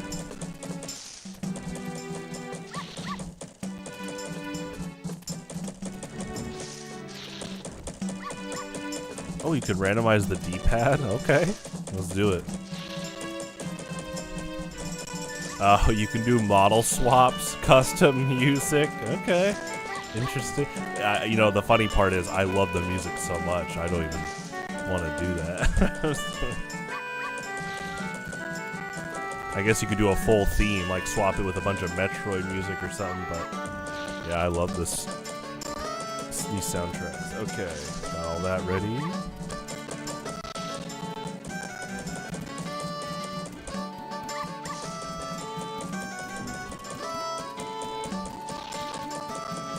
Oh, I should change the game title to Ocarina of Time now, because yeah, I'm going to be more centered on that game this run. Do that.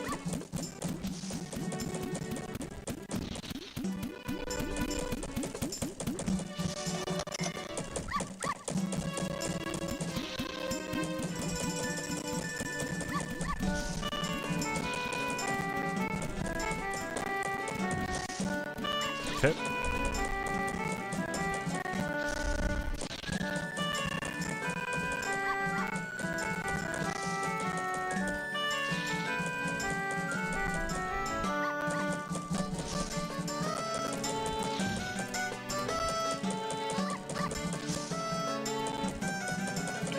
Generating now.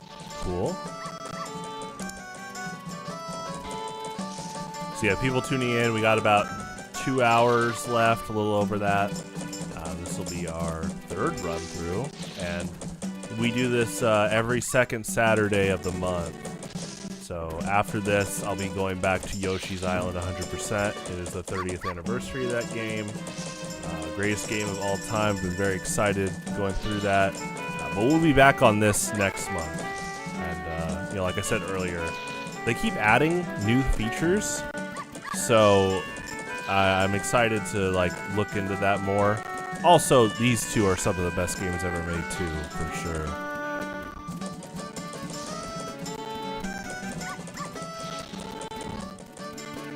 But it'll be good for me to focus on Ocarina of Time a bit more this run. I think it's good for me to refresh a bit on some of the dungeons.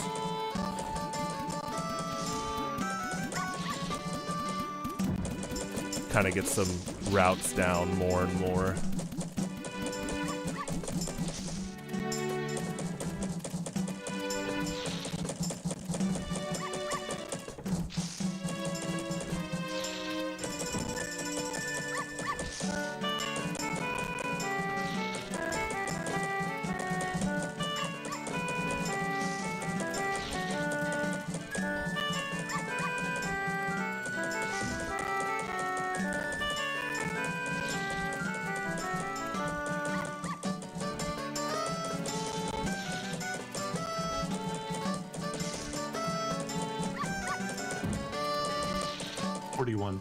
Through.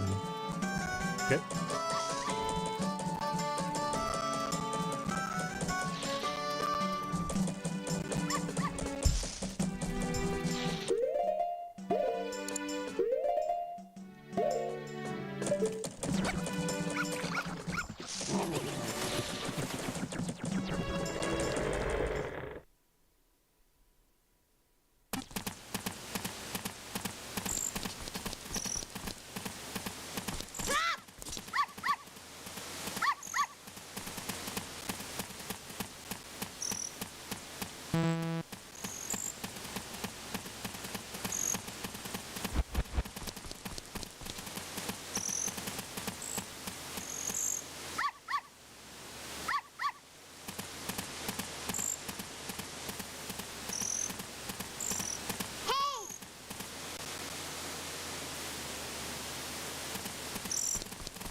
Okay, I just sent it to you.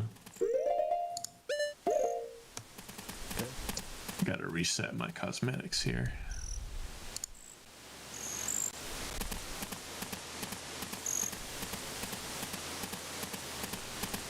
I always do the same colors for the tunics.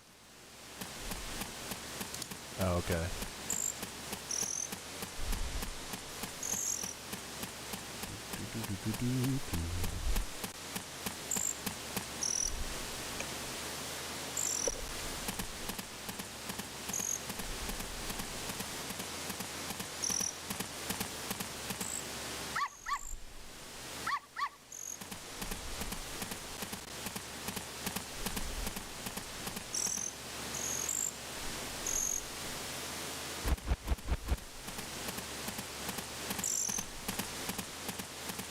Okay, I am going to exit out.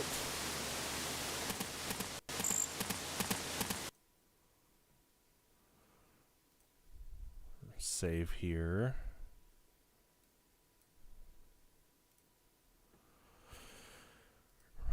About ready to start. Let me delete these. Alright, okay, we're good actually. Okay, I am ready. Okay, so you'll probably want to make sure that you restart your multi-world client. Uh-huh. Get that. Got that loaded. Oh, actually, let me get that last.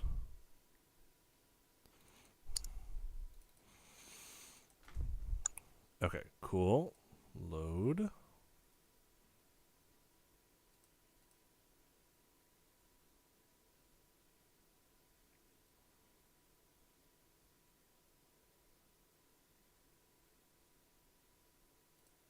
Okay, let me know when you're ready, and we'll just make sure that we can see each other.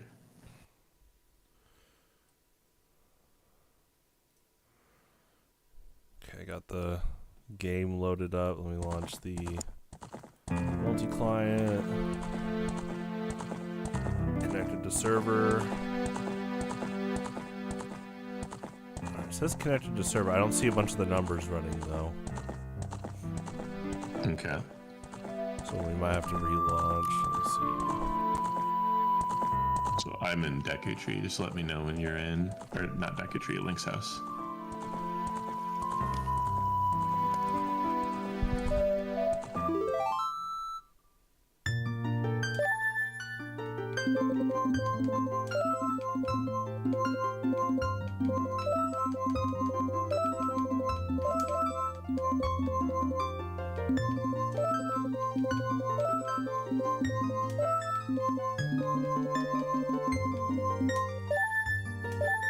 Alright, I'm in Link's house.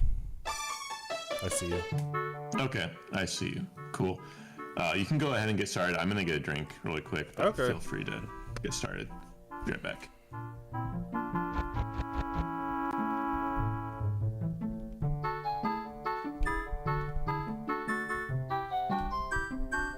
Alright, so I am doing more Ocarina of Time focus this time.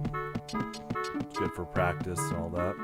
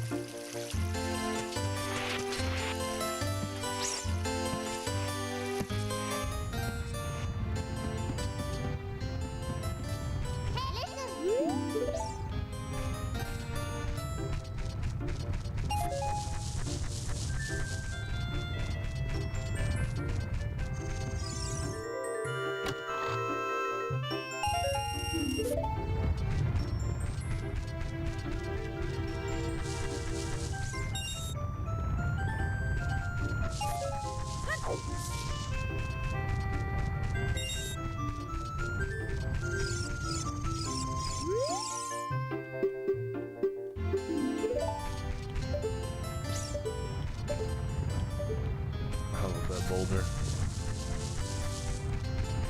Okay. So there's a red rupee.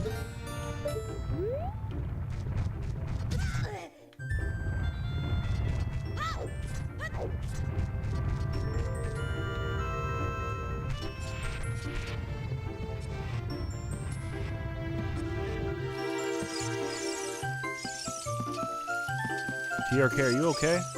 Are you touching a lawn right now? Helping yourself out? There you go.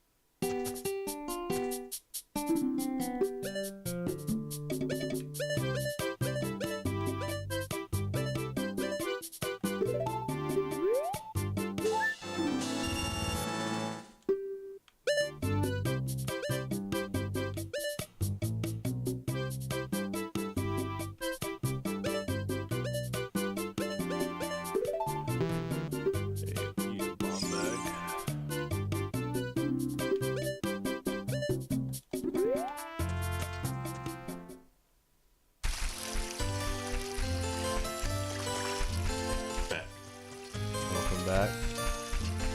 The Kokiri sword chest was red rupee. Okay.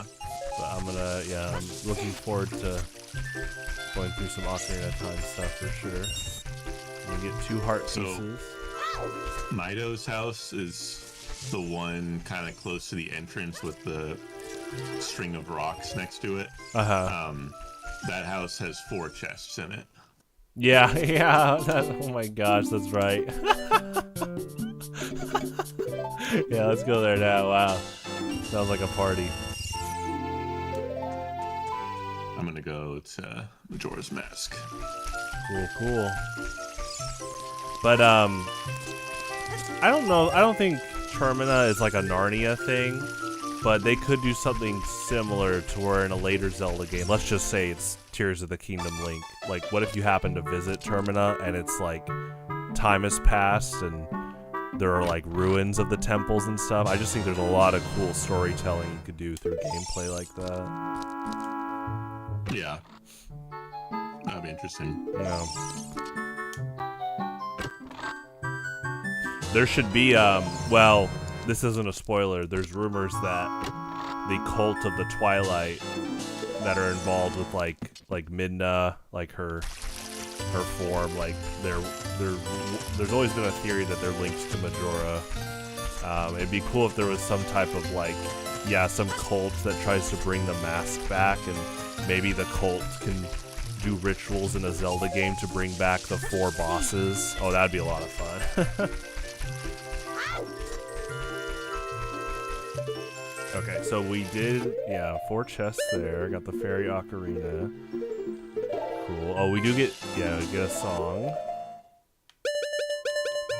Song of Time, right? Cool.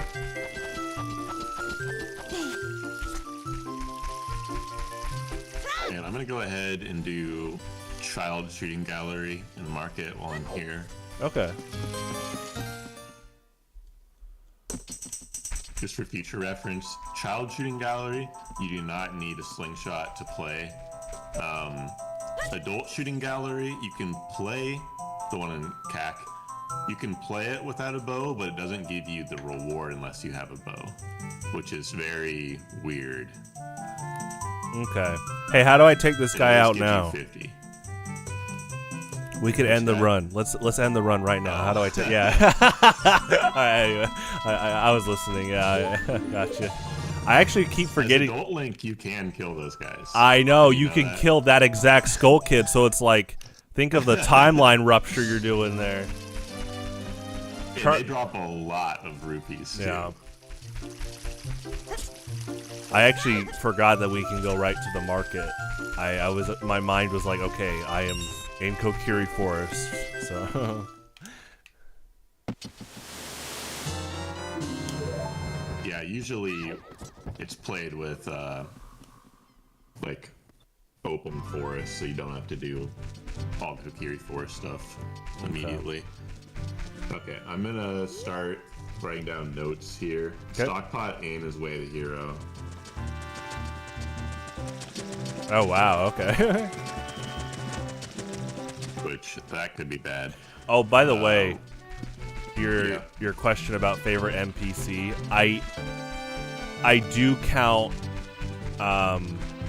Cremia and Romani as like parallels to Malin, so put them in there too as like second favorites.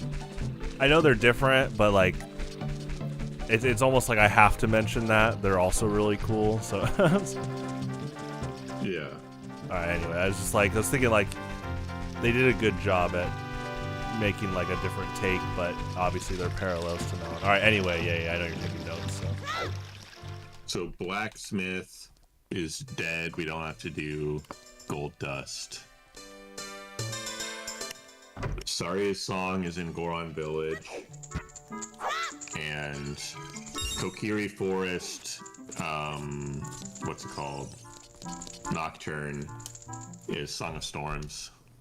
Whoa, okay. Let me reset my tracker here. Stone Tower Temple is a stone.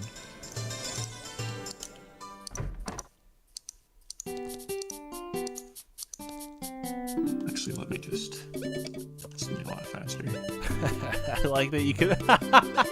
A blue rupee for 90 rupees. I love that.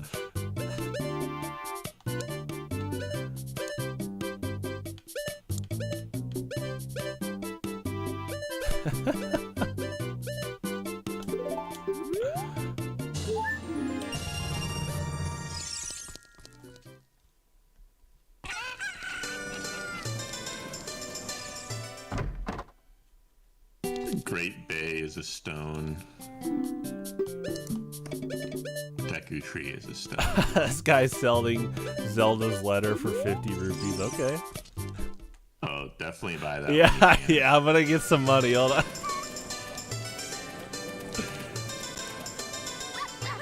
The Song of Time is dead. Wait, Song of Time, but don't we have to learn that? I mean, like, the vanilla one is dead. It just gives 20 rupees. Like, from getting the 3 medallions. Uh-huh. So we may not need to do Deku Tree, Stone Tower, Temple, and Great Bay this run. Whoa! Unless there's items. There could be items in them. Right. Or there could be like, frogs is something, but... I mean, I didn't think about 3 whole dungeons being cut out like that. That's crazy. Yeah. Ooh, nice. Oh, I got the same Rudo glitch that you did. Because I'm holding a pot. Yeah, it's like when you're holding That's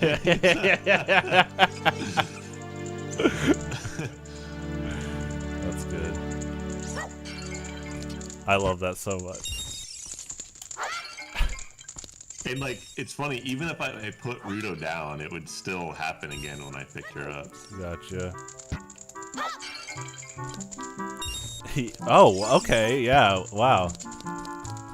Weird. It's like the game got altered. It's programming. It's a personalized copy. I mean, I did like that about Pokemon Ruby, Sapphire, and Emerald. There was like a deeply encoded, personalized like number, and it affected a few things. And I don't know if you know much about like Spinda, but like A little bit, yeah. Yeah, Spinda's basically individualized. There's technically a cap for how many different Spindas there are, but there's so many that added to the whole like personalized thing. Because you and your friends could be like, look at mine. Usually I was a big Gen 3 guy. That route is one of my favorite routes in the game. Yeah, Gen 3 is awesome. Did you play Omega Ruby and Alpha Sapphire? I did. I played both of them, and I played Omega Ruby entirely in Japanese, which was a fun time. Why so? Just because it was an early copy? I don't know. That's a good question. I don't remember why I did that. It was fun, though. I played the whole game with a traded Meryl that wouldn't obey me. Gotcha. Did you evolve it? Like, yeah, it evolved. It was just like, it's too high leveled, you know? I will say, and because it gets too much XP, like it just kept out leveling everything. At least with the Azumarill, like competitively, it's known for like just being a huge power bruiser. So if you just give it like yeah, it's really good. Yeah, like, Gen 6 Azumarill was so good. Four physical attacks, even if it doesn't obey, it's probably doing pretty well overall.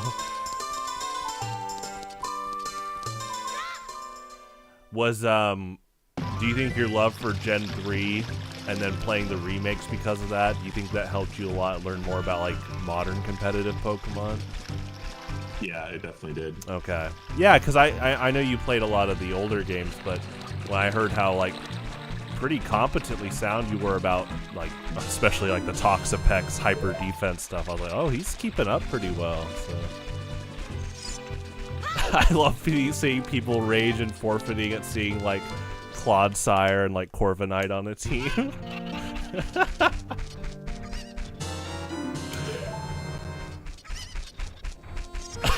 Just sees a little bit of what might be hyper defense and they leave.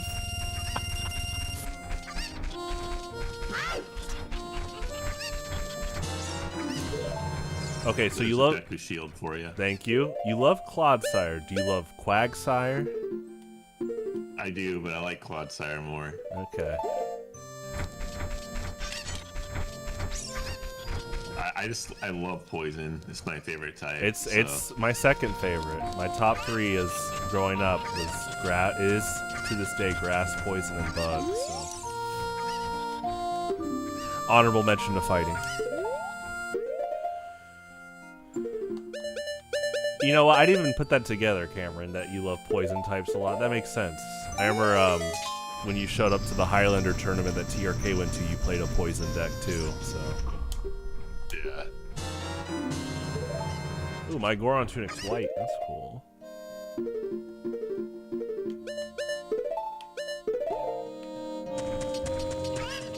Yeah, I mean, yeah, Venusaur's my favorite Pokemon. I love that Venusaur's grass poison. It was so cool that Bulbasaur was a dual type from the get-go. and they never had another starter be a dual type until Rowlet in Gen 7 as like a basic starter.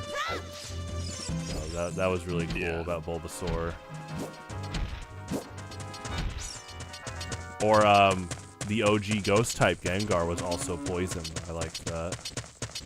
In fact, his typing was distinct until Picarant just came out, but still pretty rare as a type combination. There you go. You got me good, Goron. That was good. Good shot.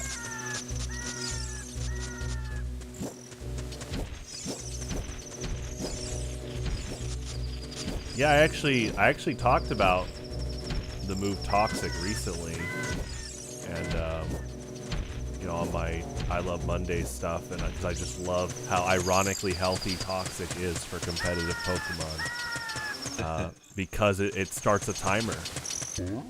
You know, Toxic is. I love that Toxic is so well. In Gen 9, they unfortunately drastically reduced it, but for most of its life, Toxic was really widespread. Most Pokemon could learn it, and it was just so healthy to your opponent's about to click Dragon Dance on Dragonite, and the fact that you can just throw Toxic and go tick-tock, you know, it's like the timers start, and it's fun. It creates a kind of sense of like fight or flight on the opponent. Or like, you know, like you love the hyper offense, like use Protect and Substitute, like that stuff's funny, so. Yeah.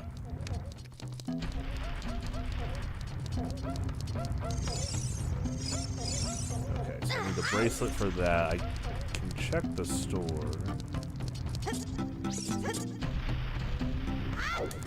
Oh, not yet. No, I need a bomb. This is a lot of fun. I love adapting to like such a scarce amount of items right now. Like you trying to use my brain and like routing places. Yeah.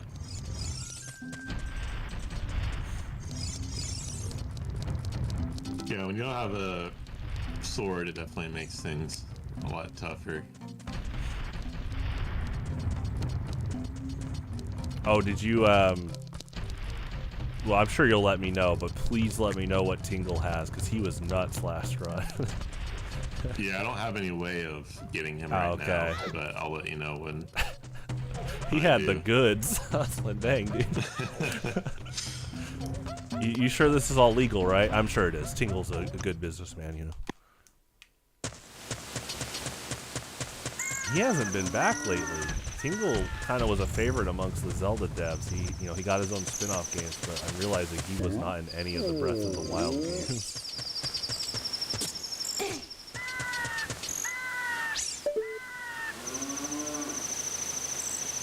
The cafe mask is over there? Okay. I love seeing... That threw me off. I didn't expect a mask in this game to be floating like that. That's funny. So you can get over there without using the bean. What I do is I just go over by that ledge, and I just angle myself, and I just side hop. By this there fence? There are other ways to do it, but... Like the fence? You can jump through it? No, not the fence. Like the area that doesn't have the fence. Oh, higher up? Lower down. Oh. Like over where you were a second ago. Okay, this? Yeah, that. Whoa, No, okay. on the other side. Oh. But there's stream delay, so I guess I don't know. Well, let me wait a little bit. I think I'm here. Yeah. I think you're in the right spot. So if you just like sit on the very ledge and you angle yourself so your side hop goes over there, then you can go to. I will practice. There's other ways to do it, but that's what I've always done. Because Cafe Mask might help you. So. Right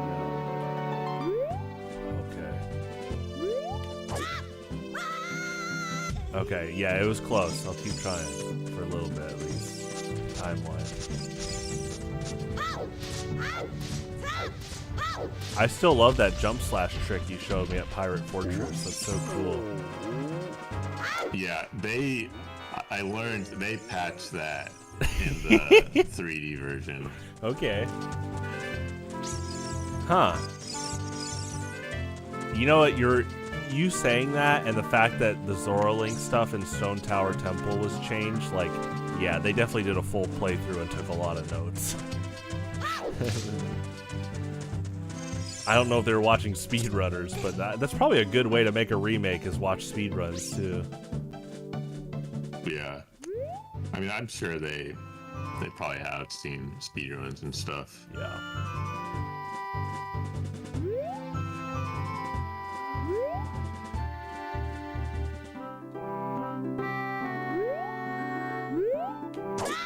Oh, okay. So go in front of the fence if you angle that way.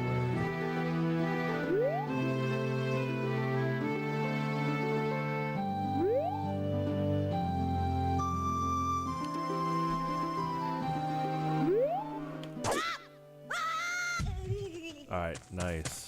That's a cool shortcut. Thank you.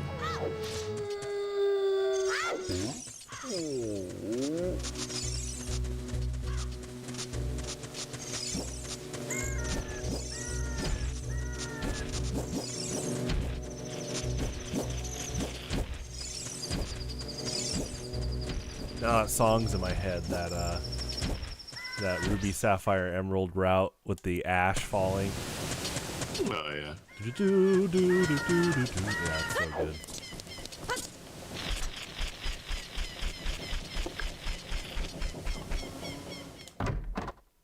Yeah, it's cool how that one route has its own song. I like that, yeah. I like when games give like an overworld its own theme amongst a lot of other overworlds.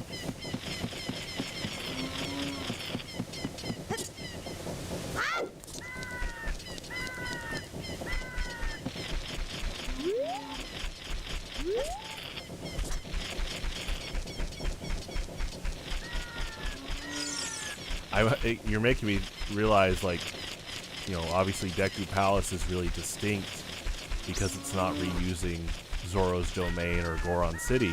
And I wonder if when they were making Majora's Mask, I would love to hear the developer saying, well, we're not going to use Kokiri Forest here. It's like thematically. I'm glad they wrote a new song. I did not... Oh, sorry, go ahead. Oh, I wasn't going to say anything. I've never been in Child Kokiri Forest in this house at night to where Anju's here. I didn't know Anju was in here. Oh, in Impi's house? Yeah. Yeah. Oh, and this guy's here, yeah. That's good dialogue. Wow, I didn't know about this. Okay. This is where Link says, oh, thanks. Yeah, my parents are gone. How do you feel about that? Oh, well.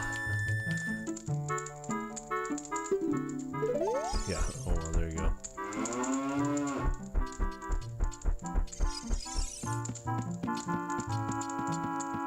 I do love how the community, just in general, calls her Anju, even though she's like the cuckoo lady in this game. Yeah. Because I don't think she had a name here. Same for Grog. Oh, yeah? Yeah. But on the other hand, Balin's name is Malin, in spite of Romani and Crimea. Yeah, that's a good point. Yeah.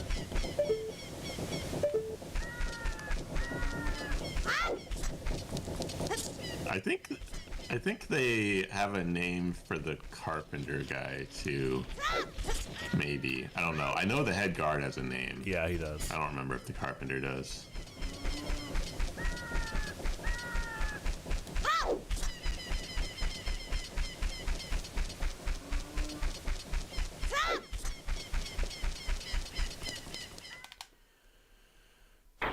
Oh, speaking of, the postman is one of my favorite NPCs as well. He's pretty cool. Yeah. Did you like him as the running man too? Yeah. Yeah. Yeah, I mean, that's, yeah, speaking of, literally, like, after the Majora's Mask incarnation, that's what they kept him as in Twilight Princess. So. Okay, good. I'm glad you're going to play Twilight Princess soon, because he's pretty funny.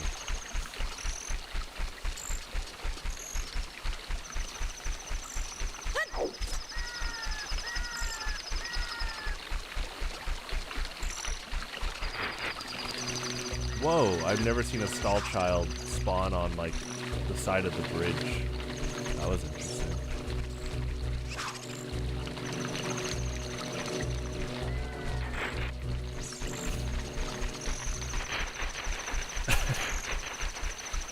Okay, well, designers watching, we might have a few of the developers watching on these mods. I just want to say, whenever you're ready to bring over the captain's hat to Ocarina of Time, put in some secret dialogue for the stall children saying, Captain, wrong game. There you go. 10 out of 10.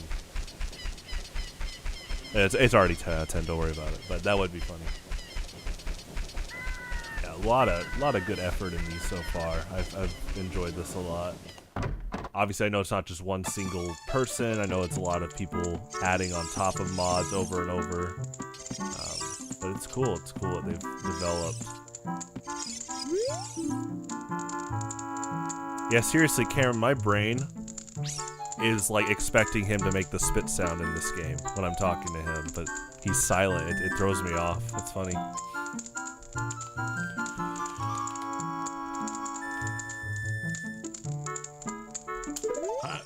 Doesn't he make that sound like when you talk to him as an adult or something? I don't remember. No, the spit sound is new from Majora's Mask.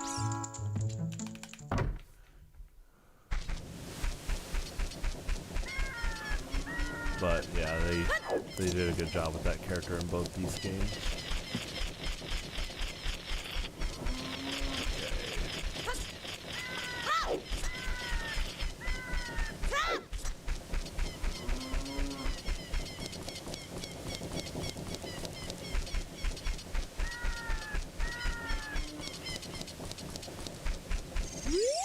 So you can do the chickens if you're looking for something to do. Yeah.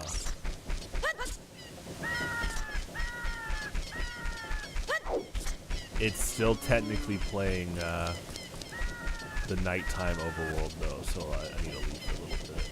Oh, yeah. You'll need to go out and back really quick.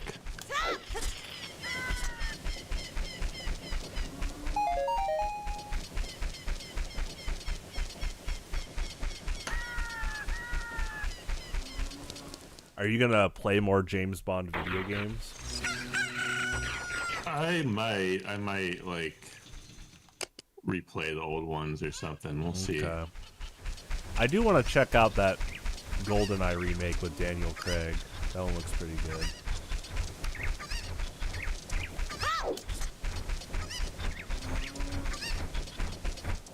Oh, you know what? I love GoldenEye. It's not a movie game, but GoldenEye Rogue Agent on the DS. That game had like 10-player DS download FPS multiplayer, and it was some of the most fun I've ever had in my life, where I had my 5th grade birthday party, and shout outs to Lake Robinson. He's like, you guys want to play GoldenEye? And I'm not kidding. Like it was 8 of us. For what, if I just remembering the number. Yeah, it was like 8 of us, all on a DS, on all our own DSs, throughout the front room and the dining room at my dad's house, and we're all just playing FPS GoldenEye, obviously without like the same screen. So when someone died, you would hear them be like, "Dude!" It was so funny. Like specifically, there was one friend who, when he died multiple times, he would rage, and so we'd laugh because you knew he died if you heard like rage in a certain section of the room. But I'll just never forget that. It left such an impression that I ended up buying the game years later. I don't know who cooked with that, but the fact that you could play off one game cartridge and have up to 10 people play like non-split screen multiplayer, which I don't mind split screen, but it was like a whole new venture with that. It's kind of like playing like a LAN. It was a lot of fun. Yeah. You can only play one map, but we had so much fun just on the one map. So. Yeah, you gotta get a cookie.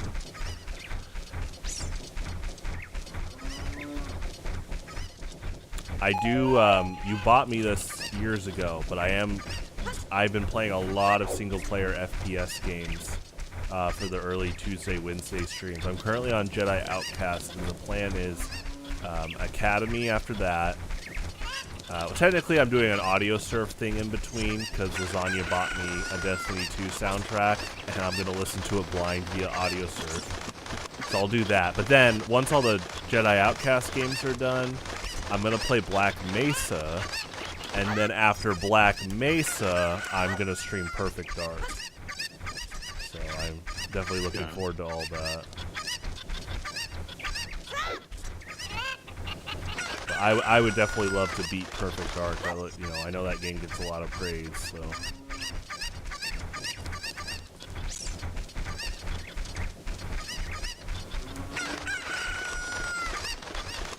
it is sad they recently canceled the new one coming out. Yeah. I hope that they can scrap something together, at least for some showcase down the road or something. I know there's a lot of hard work that went into that, just overall.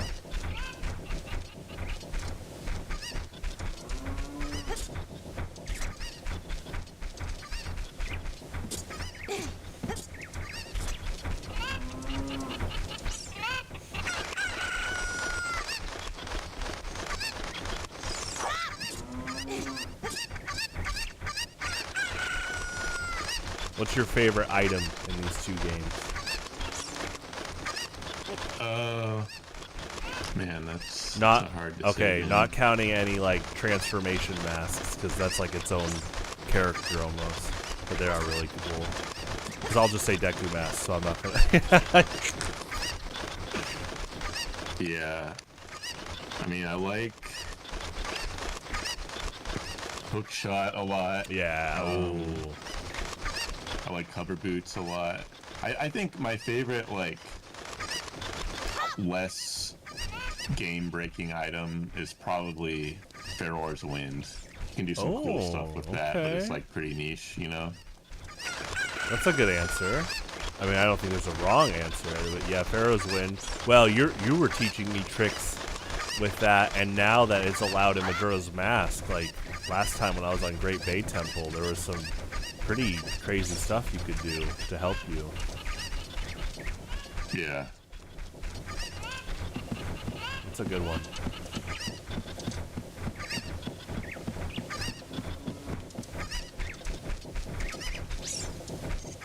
I think definitely my favorite, and this is between these two games, it is ice arrows. I really like the sound effect. I like that it has an ice property when you shoot them, and then like literally what you just showed me tonight with making a platform and doing a shortcut like that. I think there's so much untapped potential they could do with stuff like that. So it's a lot of fun. Which, I mean, they bring ice arrows back in Wind Waker, but after that they stop using the elemental arrows. In fact, Wind Waker is the final game to use Magic Meter, and I was talking to Lasagna recently. I think they could bring it back. I think Magic Meter allows for a lot of fun stuff, but you have to be careful with your usage, so. Alright, got a Poe from Anju. I do have 99. Is foolish. Okay. I have 99 rupees, so I can go buy some stuff.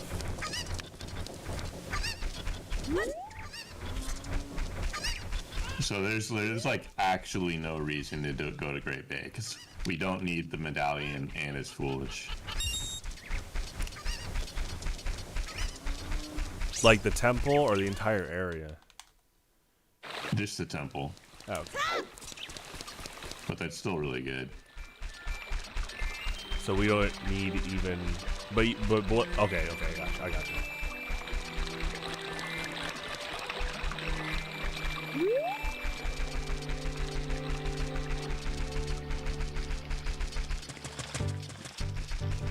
Yeah, back to what you said about a Majora's Mask like show. I mean, Zelda, I think Zelda, Metroid, and Star Fox have had a potential for amazing shows for decades now. And it's like they all could have really good, kind of more serious storytelling as Nintendo IPs, kind of as they've already demonstrated. Nintendo just needs to trust companies that can do good animation, storytelling, stuff like that.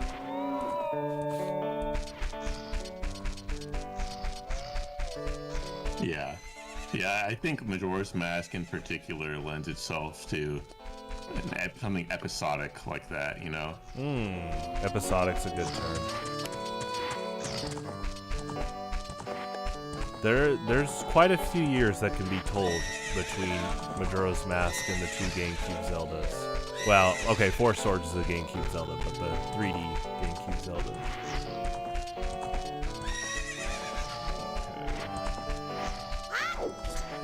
Anju in Cafe is dead.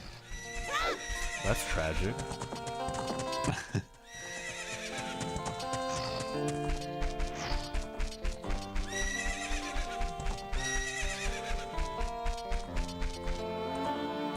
You know what I just realized? I didn't realize Ingo was out here early in the game before he goes to the barn. I like never visited here before you wake up Talon. Yeah, you're gonna want to buy that Zelda's letter when you can, by the way, because that's how you're gonna get Malin here, and Malin's gonna give you a song. I have the letter, yeah. Oh, you do? Okay, yeah, you'll want to do that stuff. Right. I'm just kind of blown away by... I didn't know he had unique dialogue, too, here. This is like a first-time thing for me. Yeah. Huh. That's really cool. Okay, yeah. Definitely gonna keep using the Zelda's letter here.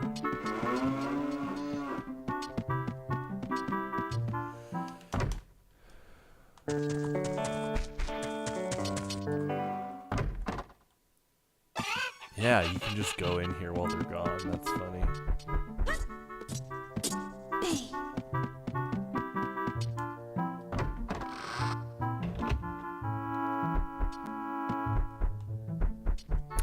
I do like in the 3DS remake, Ingo's room up here has like a poster of Ganondorf. It's almost like he's like some fanboy for his boss.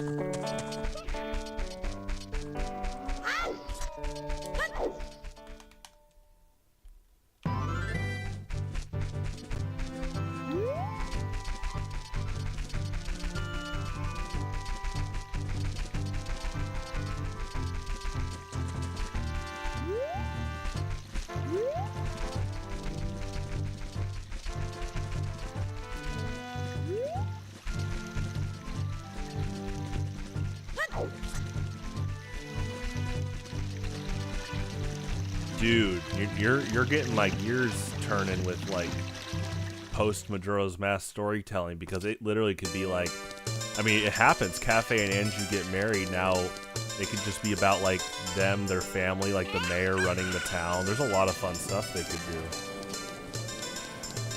I would watch a show about Termina politics. How they coordinate with the other areas and stuff.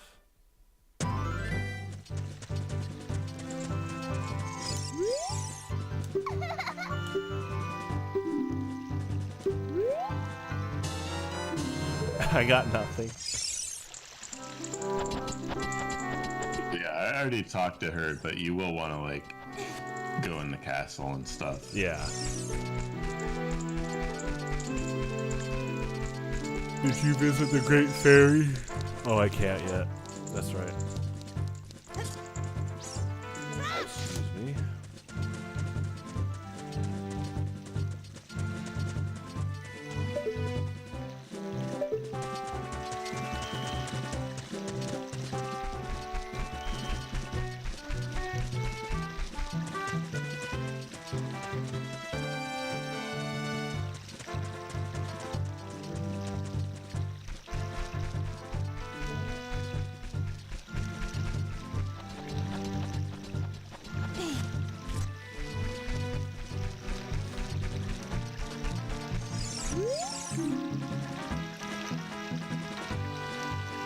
The chicken can be found in East Clock Town. Yeah, actually, you're gonna need that. The problem is, So there is one check I'm about to do in East Clocktown, actually. I have to wait for it, but it's the room key check. Other than that, I don't know of anything else I can do here yet, because it's like mini games that I need items for, you know? But it definitely could be that room key, because we know that Stockpot Inn's Way of the Hero. Yeah. And Chicken is probably Way of the Hero. So should I wait for you to get it, or you know? Probably, okay. Yeah. That's fine. I'm about to be able to enter the Stockpot Inn, and then I'm going to use the Grandma to skip 2 hours, and I have to wait another 2 hours for Anju. Do you like Andrew's grandma as well as an NPC? Yeah, because I know that I do. Her Hylian version is your favorite NPC. So I like that she pretends to be like I don't know what the term I'm looking for is. she kind of pretends to have dementia. Yeah. Like literally, that she keeps calling people tortoise.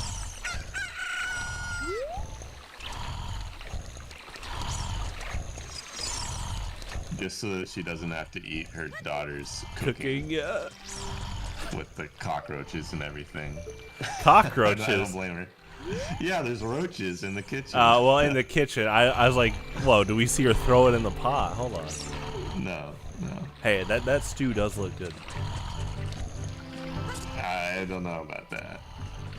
Well, what's the Thanos thumbnail? What's he cooking? we gotta look into that. What's he cooking? That spawns so many memes.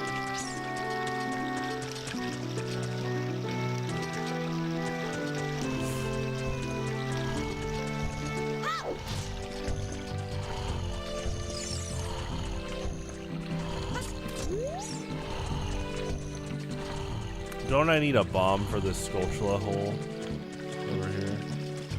No, it's Song of Storms. Oh. Alright, I'll just mark. You need Song of Storms, bombs, and boomerang for that skull. Right. It's one of the most easily missable skulls in the game. Which is funny because it's exploitable. Yeah, the infinite glitch. You know, that's that's interesting you say it's missable. I guess because I grew up when like cheat codes were already big on like internet guides. I knew about it because of the exploit. But yeah, I guess back then, I can see that. Yeah, I mean, it's just an area of the game that you don't have a reason to go back to, really. And it requires a bunch of items. And it's kind of in an easily missable. Like, if you don't have Stone of Agony and a Rumble Pack, like, there's not necessarily a good reason to use Song of Storms on that tree, you know? I didn't even think. I didn't even think about like Song of Storms here, and I think I would just come back here just to see what would happen with Zelda missing and more guards and stuff. Interesting. Oh, nice. That was the Way the Hero item. I have like a few things open from this. You might want to start doing other things because it might be a while before I get that chicken for you. I was just looking at the Smash 64 stage.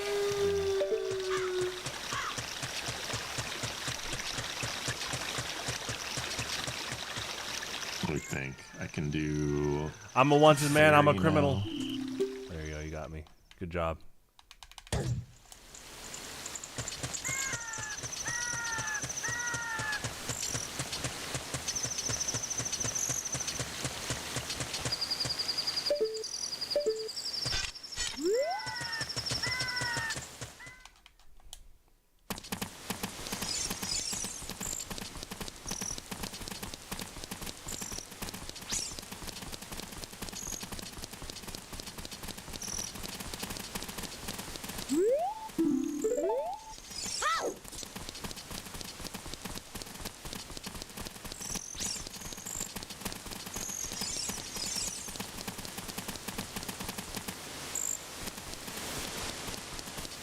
You know why sometimes the oh yeah, not having magic is a problem.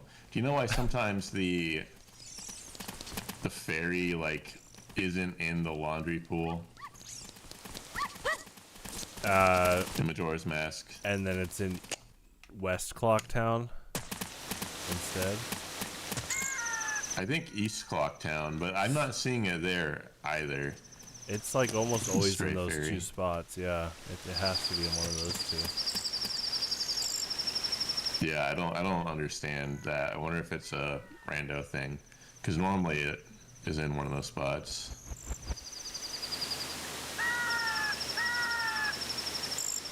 Or maybe I like just don't have to grab it again. I grabbed it as a human and then I reset cycle.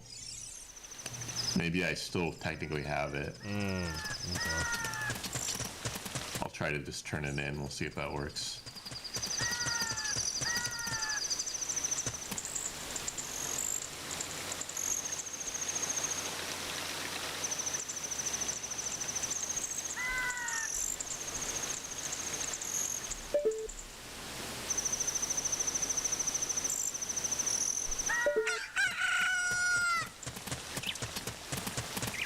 You know if you can kill Dodongos as Deku Link? The bubbles damage their tail. You just will. Okay, so I need magic for that. Yeah, watch out for fire breath. I don't know if you saw, but the spin attack is really good against the Garo Master, but one fire slash took me out. It was pretty funny. Yeah. Okay, the dog followed me outside of the market. That's so funny. Hello. Yeah, there's some weird behavior. I love this so much. Well, I'm gonna go try to fight the Dodongo. Wish me luck. Oh, so do you have magic? No. Well, if you only have spin attack, well, do you have a sword? No. I'm just gonna see if spin attack does anything. It'll just stun him. Yeah. And stop following. Good luck, doggy. See you around.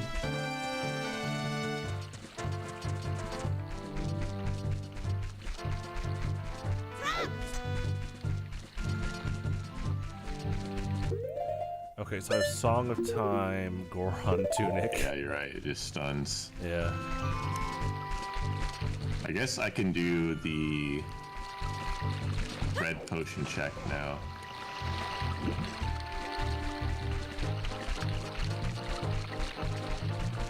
Yeah.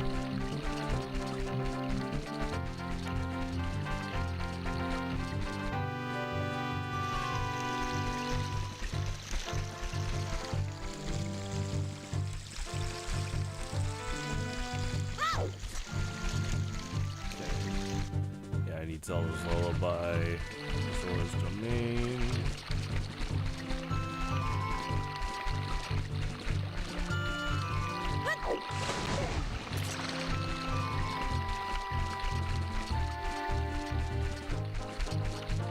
It is really funny brainstorming what to do without any like hitboxes whatsoever.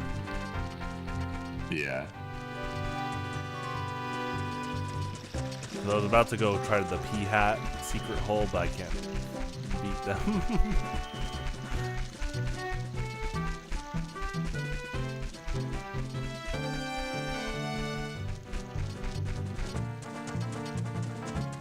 Oh, that's in Majora's Mask. Okay.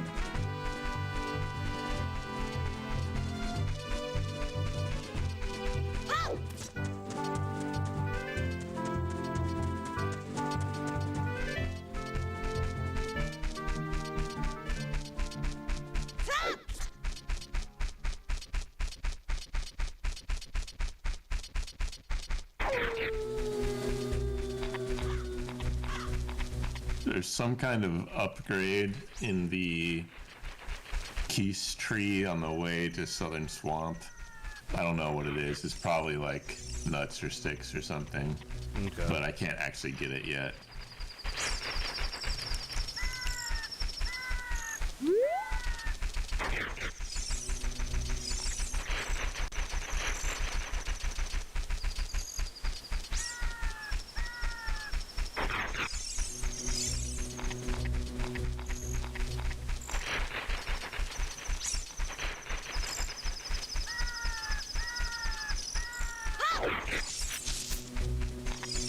hate how the Deku salesman won't sell you magic beans until you go to the hole.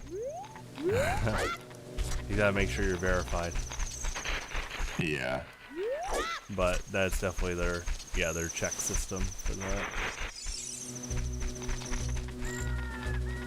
I didn't realize stall children could spawn behind this gate. That's really funny. That's a big one. Alright, I'm gonna go back.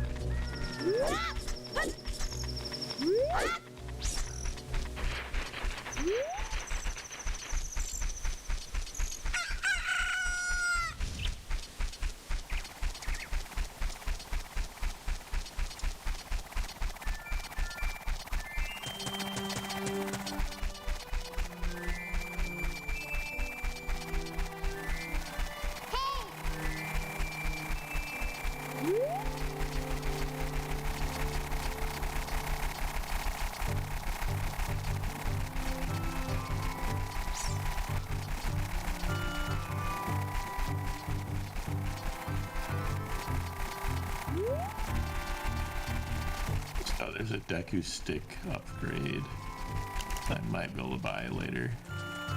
Nice.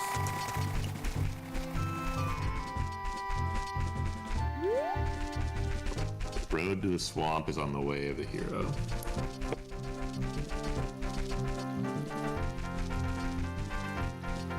So, did I get something earlier? I think I got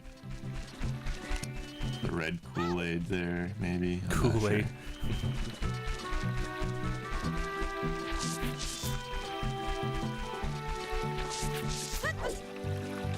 Nintendo, get on that. Zelda Kool-Aid. Hawaiian Punch, one of the two. And or both. I need a bomb here.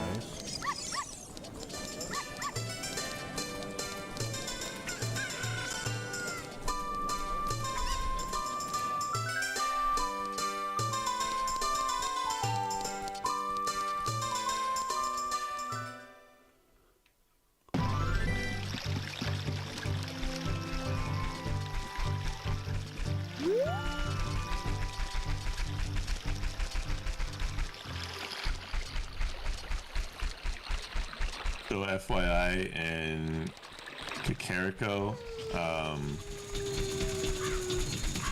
the graveyard and early night, you can do Dompe digging there. I was about to go there, yeah. But it has to be early night. Wow, this is like Majora's Mask before Majora's Mask. Yeah. That's right. Yeah, I'm glad you mentioned that. I was going to the graveyard, but I didn't know it was so time sensitive. I might have made it there anyway, on time. You probably would have. I was just remembering that the little kid's like, I'm telling Dompe. So I was like, yeah, don't go during day. Yeah, and there's a grave that you can push. It's called Shield Grave. It'll have a free item in there.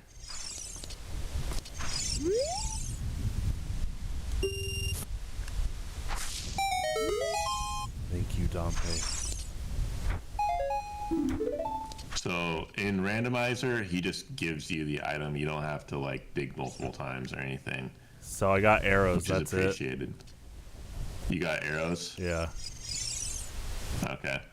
So that grave with the flowers in front of it, you can push that grave. Uh-huh. And that'll have an item. I really like that Dompe doesn't care, despite the kid acting like he would. Yeah. Yeah, Dompe's pretty chill. Until you wear the captain's hat. They should mod that in Ocarina of Time version. Purple rupee. Nice. And I think that's probably all you can do here for now until you get Zelda's Lullaby or Sun Song. I'll go say hi to Mario and Luigi.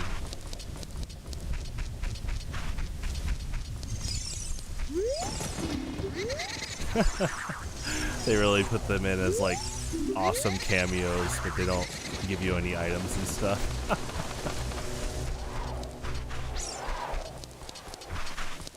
That's cool, I appreciate that. And then obviously huge item stuff in the next game. So. Whoa. That's pretty nice. Yeah, they did, wait, can Young Link use this here? Yes. Whoa! Alright, here we go. That's pretty good. This is also my first hitbox. So here we go. Unfortunately, it mostly stuns things, but there are some weaker enemies that it'll kill, like Keese. Oh, I just kind of like the boomerang in Zelda 1, you know? Kind of oh, it's like, yeah. I didn't think about it being programmed by, like, I guess you'd say defense. For, like, what it does damage to. I don't know if I can. Yeah, you use a long shot. Alright. But we got the hook shot. Let's go do some fun stuff. Oh, I'm gonna get you a weapon pretty soon here. Okay. It's not gonna be a good weapon, but... Well, I'll be the judge of that. Let's see.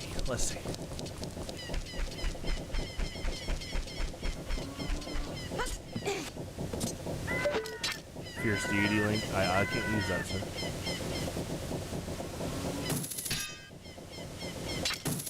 I would love that. Oh my gosh. Young Link makes adult Link sound when he hook shots. Yeah.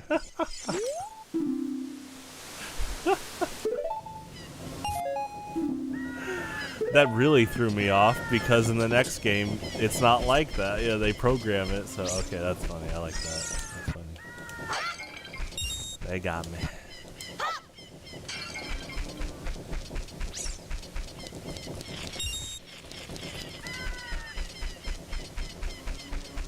Yeah, that's fun that Young Link can use the hook shot in this game, in the randomizer.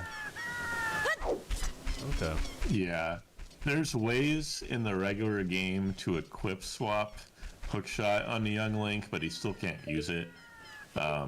It requires like an actor that he's not programmed to have, so it just like it doesn't work. But they modded it so that it would. Okay. Yeah, I'm brainstorming any shortcuts. I just did the roof thing. Got an item. Oh, the purple rupee. There's also a grotto back there if you want to go back over there. Oh, you're right. Thank you. There's another way over there. Like, by the way, you don't have to hookshot. Yeah. If you just like climb up the watchtower, go all the way up and then just side hop, it'll take you over to where you just were. I never thought the side hop. Yeah, that's cool.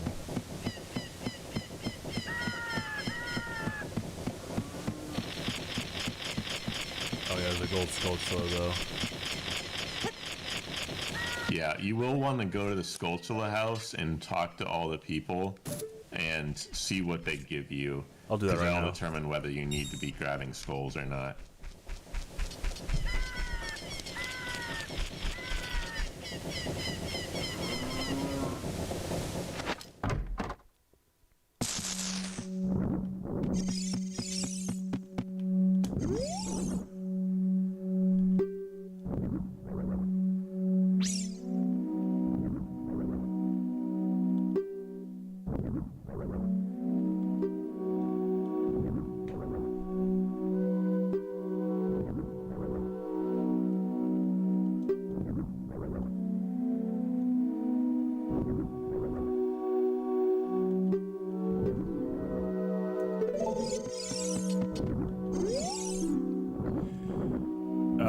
20 gold Skulltulas is a bomber's notebook.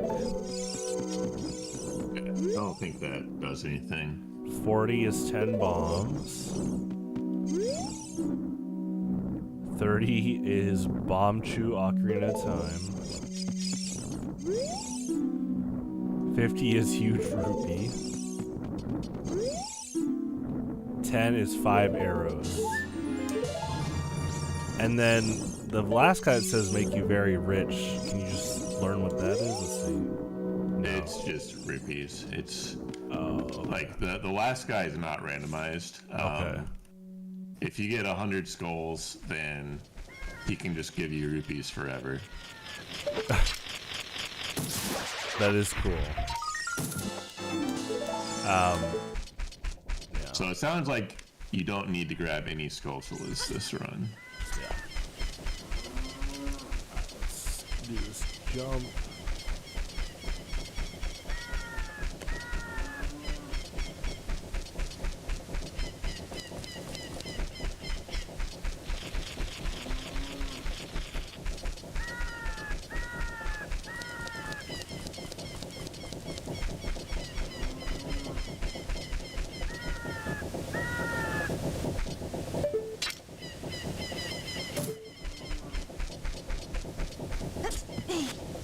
Swamp house is dead. That's good. That saves me a lot of time.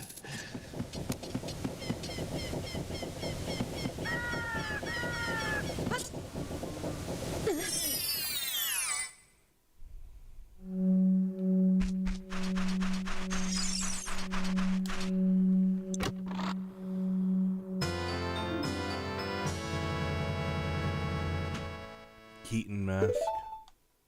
Cool.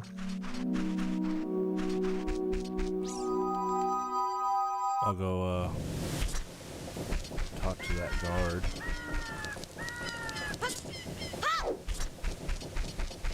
Yeah.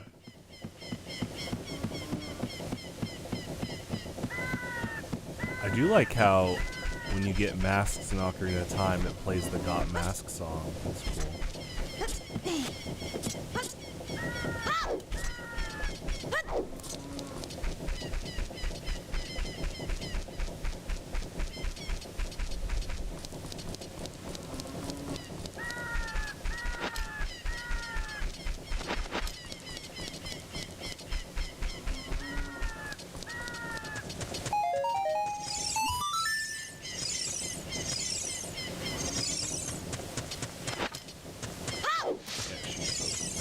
For you.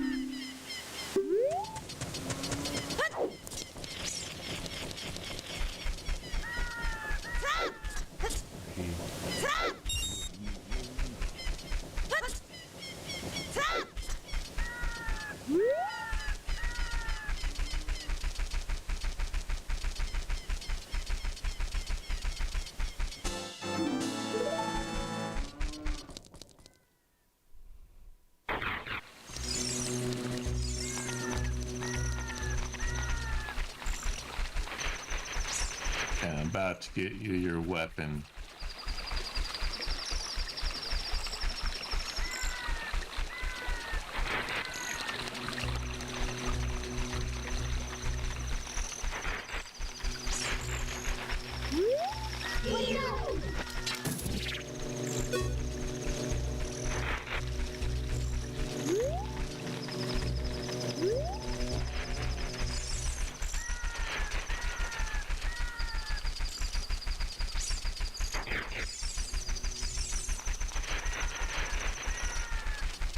Oh, what? That's weird. Uh-oh. I can't buy it. I need the magic mushroom.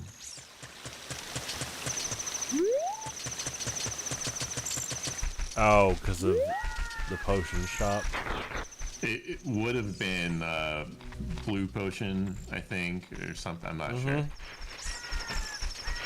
Yeah, that's the Mask of Sense thing.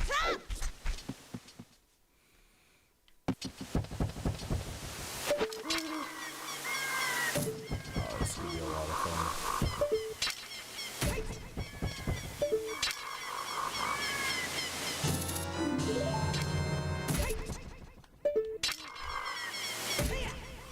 Now, if you do need a weapon, you can come to Majora's Mask, transform into Deku Link, find a grotto, and then farm a bunch of Deku Babas to get sticks.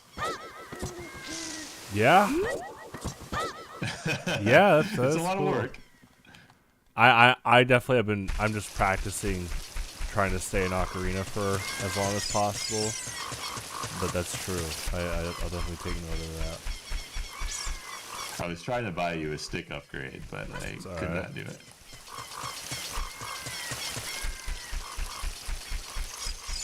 I'm gonna use these sticks to get some more items.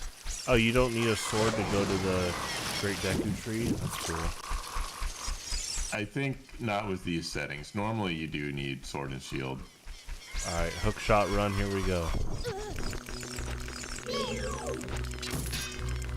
You, if you have a way of killing those guys, you can get sticks from them, but I don't think the hook shot will It does it.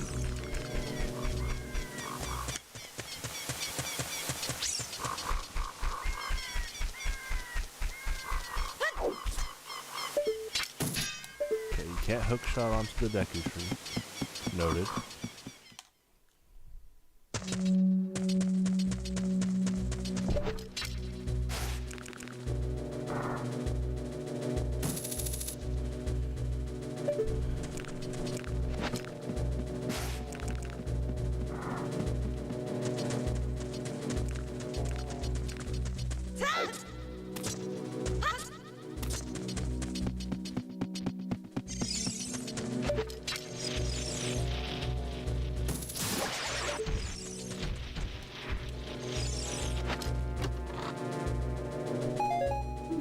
Ice trap.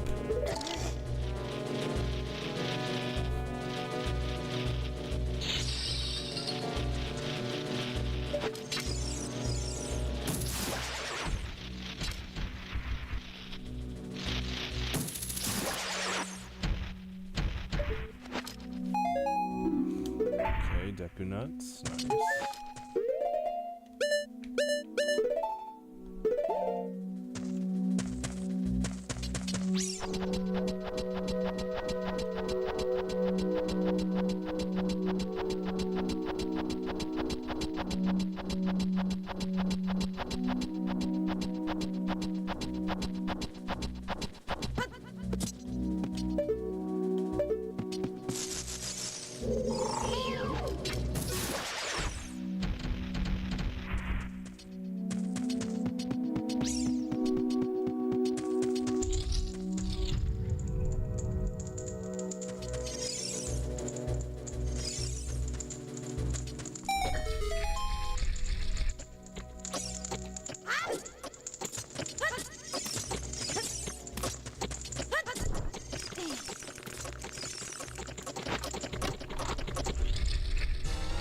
Bomb Chew, Majora's Mask.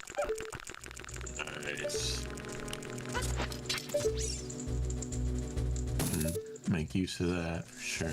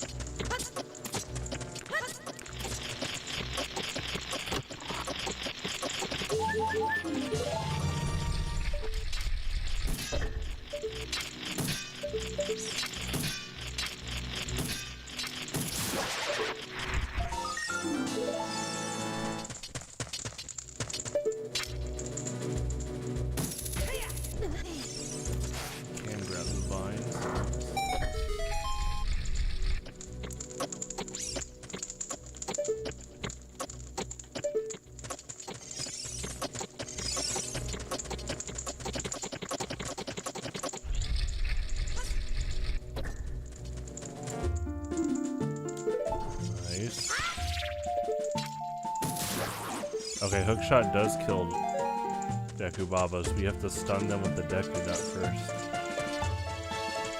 Interesting. Yeah, I never knew that. I'm guessing it's just the ones that like lunge at you, not the stick ones, right? Yeah. Also, if you can get Deku sticks, that would be very, very nice. if I don't get Deku sticks, I think I'm soft locked in this room. Probably. Yeah. Yeah, it wants me to light that torch with a Deku stick, so. Yeah.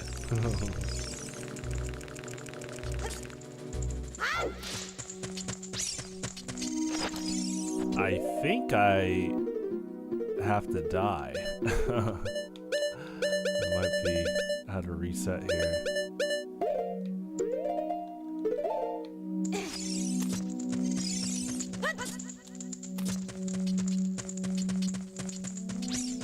Yeah, you can always, but in this mod, you can, like, save and quit. Oh, yeah, And that's use true. that to go back to the start. You don't even have to, like, Let's just do that. actually die. There's Nocturne, by the way. Whoops. Now, my favorite Ocarina song is Nocturne of Shadow. It's a good By one. the way, for the question earlier. But my favorite song is the title theme from OOT. Yeah, those are good.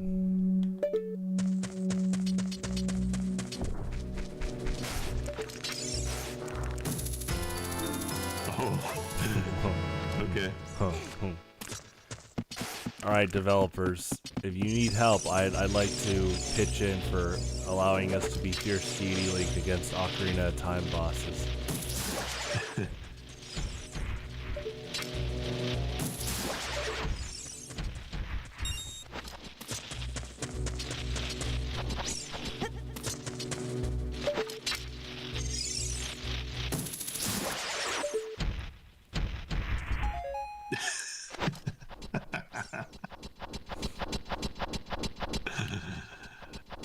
I shouldn't have done that.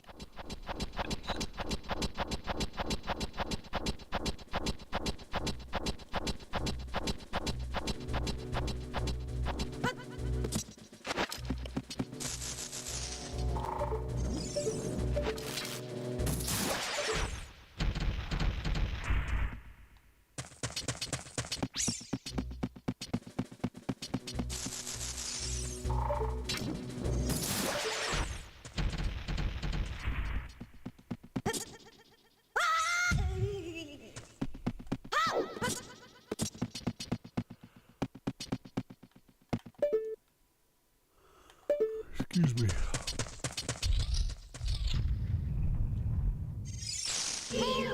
Hello.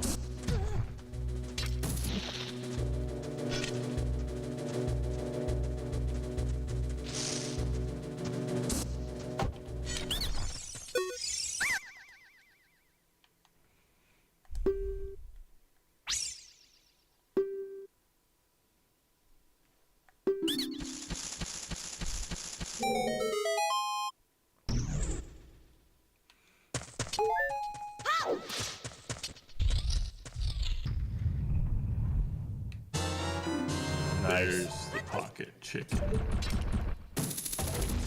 It was in Woodfall. Okay. Migration season, you know.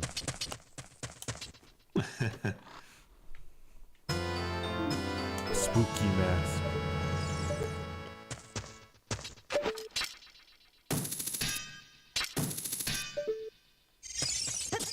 Am I soft locked again? Oh, there's another chest. So there's another chest in this room. Yeah. You can see on the map. But the way people do this room in randos is when they first enter the room, they don't jump on the platform. They just jump on the floor, right? And they open both checks, and then they jump on the platform to get out. Gotcha. That's okay. But that's good to know. Because that avoids the soft lock, and you don't have to have the slingshot that way. You can actually entirely skip the slingshot in this dungeon with just a few tricks. Interesting. Something called B1 skip that lets you skip the only part of the dungeon that actually requires it. And then there's that trick. And then you can just stun Goma with just nuts. You don't have to use the slingshot at all. Or did they patch out the freeze glitch? The freeze glitch? There's an old 64 glitch where if you throw a Deku Nut at Goma, it freezes the game. I've never seen that. Yeah. It was only in like I always use nuts. Like early version.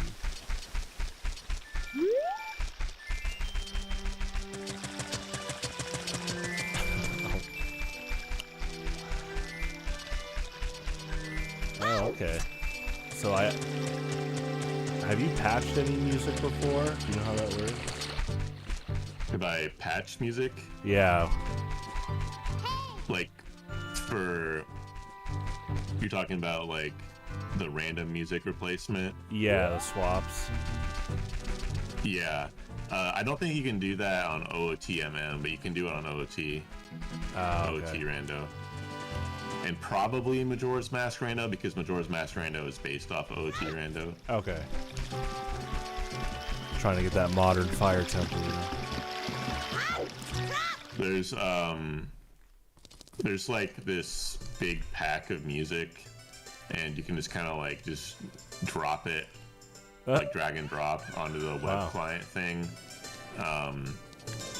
That's what most people do. Okay. But you can like curate the list if you want to, because it has to be like a certain format, you know? Yeah. Yeah, okay. Here, let's see if this works. Oh, it does. I probably should have done that earlier. Okay, I got Deku 6. Nice. Thank you, Bazaar.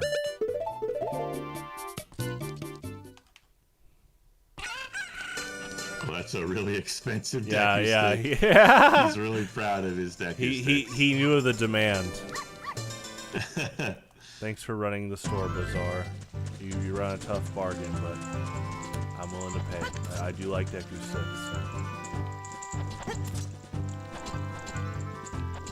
They should bring Bazaar back in a new game.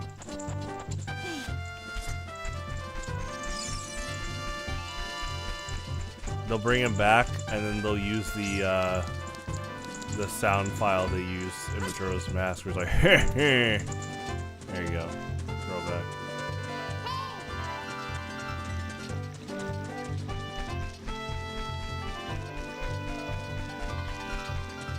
Oh, there's a key stitch just stuck.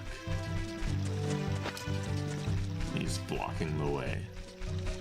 What are the odds?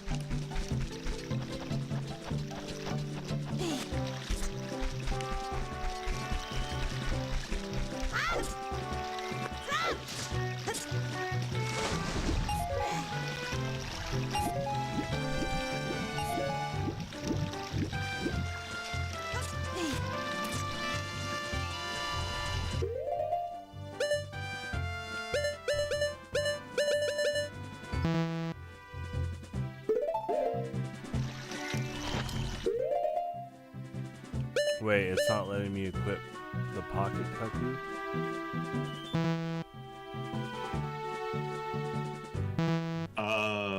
Wait, is that... Oh, that's the adult one. Oh, okay. Gotcha. That's the Bigoron trade quest one. Yeah, that's alright. Whoops. That's okay.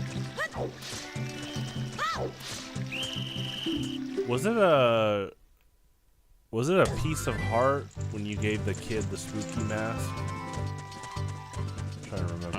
Normally it's just rupees, but okay. I think it's randomized though. Okay.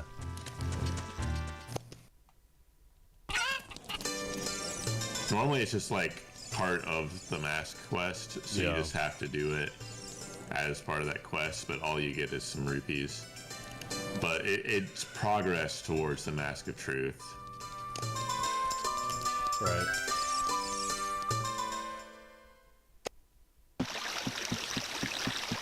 can't do shooting galleries in Majora's Mask without the bow, right? Yeah, you need the bow. Yeah.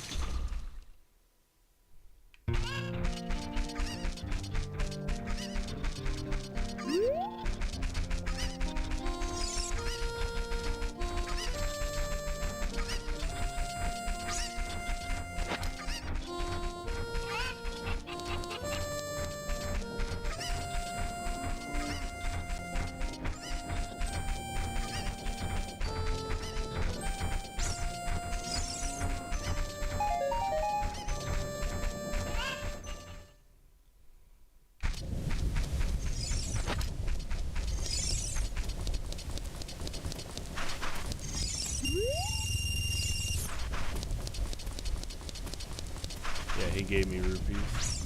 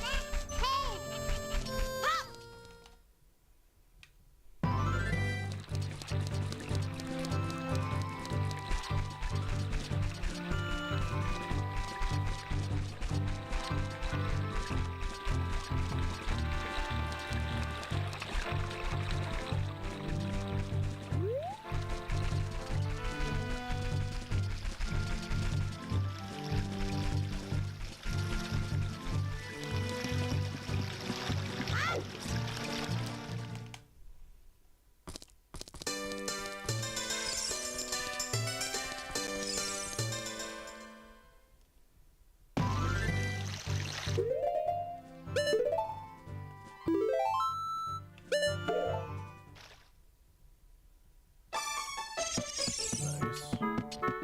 Hey, do you go back to Link's house?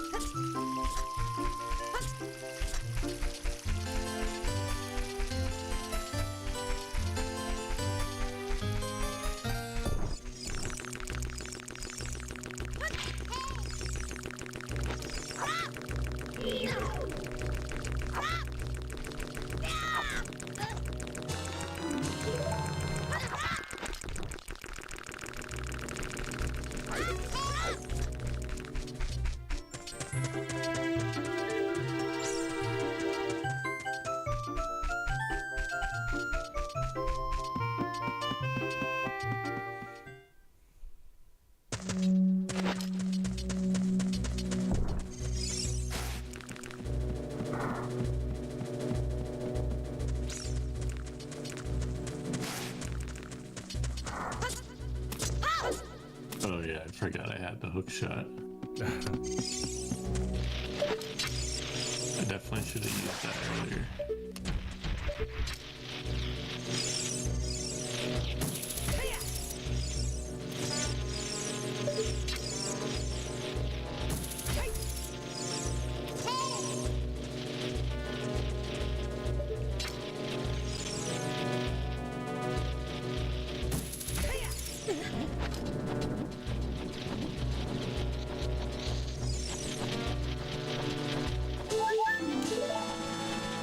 We got quite a few hearts now. Nice. Yeah. You're getting some good heart pieces. So I'm gonna need to stock up on Deku sticks if I want to beat Gomo without a sword. Yeah, you can kill her with 3 jump slashes. You want to have some nuts too.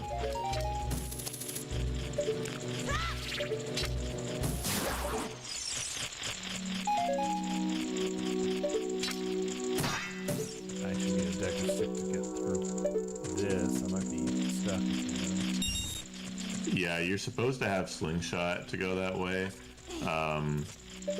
There is something called B1 skip. It can skip that requirement. Wait, Cameron, I got the hook shot. Oh yeah, that's right. You don't even need. We to do both B1 did skip. that.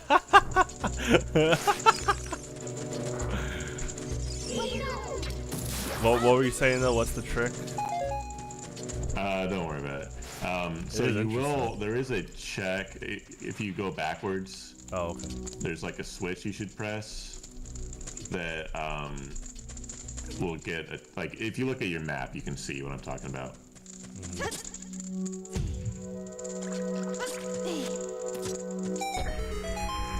Oh yeah, I forgot about this. That's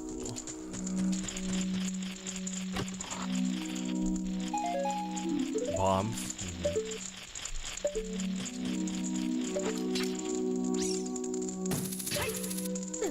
I forgot what I was gonna do.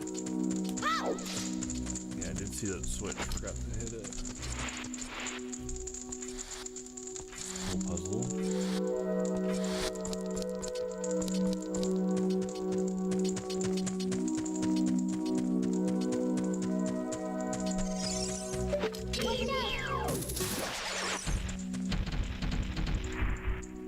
So I've had, there's some people that have listened to this the Deku Tree Dungeon music. Like there's some music professionals that have kind of shared their first impressions of it lately.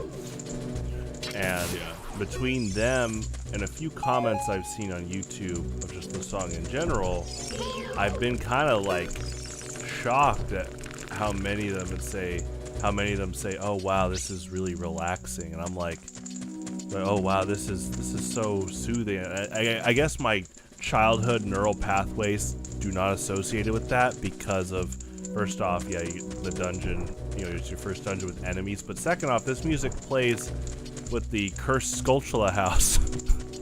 I'm like, I just, my mind, and it's also the cave music for some of the grotto places, so it's just like, I just don't see it as like, it's a good song, I just don't see it as like a heartwarming, relaxing piece.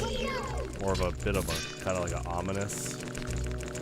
It's just interesting. Now, obviously, Majora's Mask cave theme. Woo! We're getting Silent Hill territory now.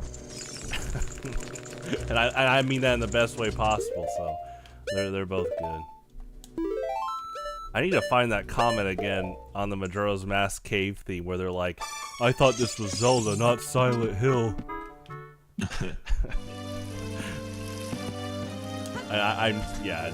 I'm sure they mean that in a good way because Koji Kondo does not hold back. He's like, oh, you want a serious cave theme? Got it. This game, Yoshi's Island. He's like, yep. The Yoshi Island one's good. Oh, don't get me started. Too bad, we're starting. 30th anniversary. It's really good. Atmosphere's amazing. Yeah, oh my gosh. Yeah, those cave themes. The cave theme is so good in that game. I love the background waterfalls, the crystals. It's awesome.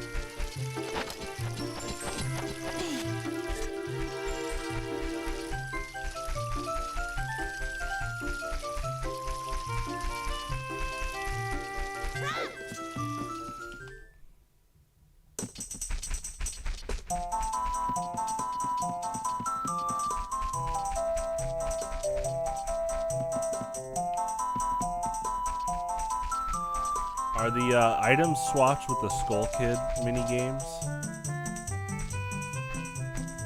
Yeah. Okay.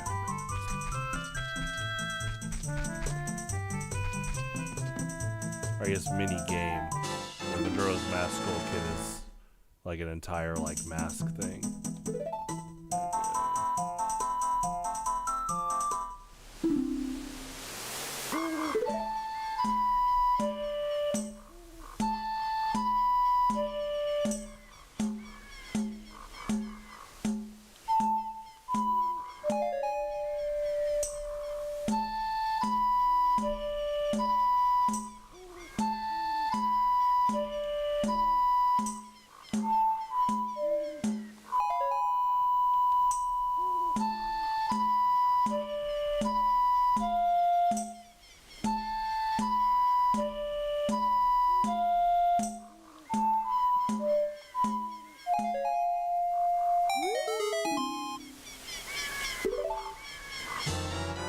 Bottle.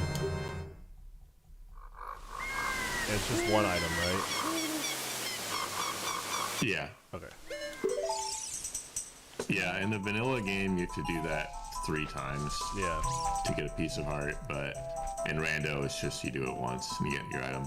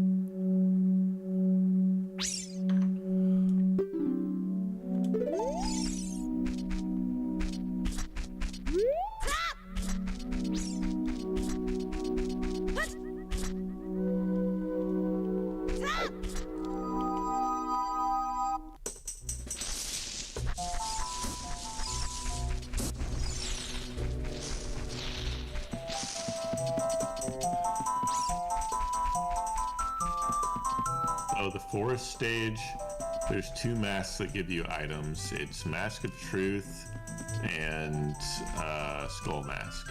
Okay, I forgot about that. All the other masks don't really do anything. Oh, so the Skull Mask has a double use in the Lost Woods. That's cool. Yeah.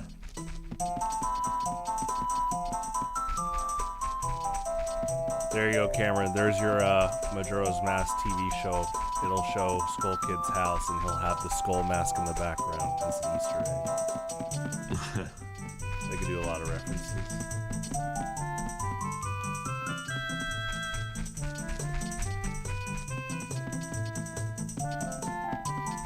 I was there when Cameron was cooking tonight. I hope he gets royalties if they do it.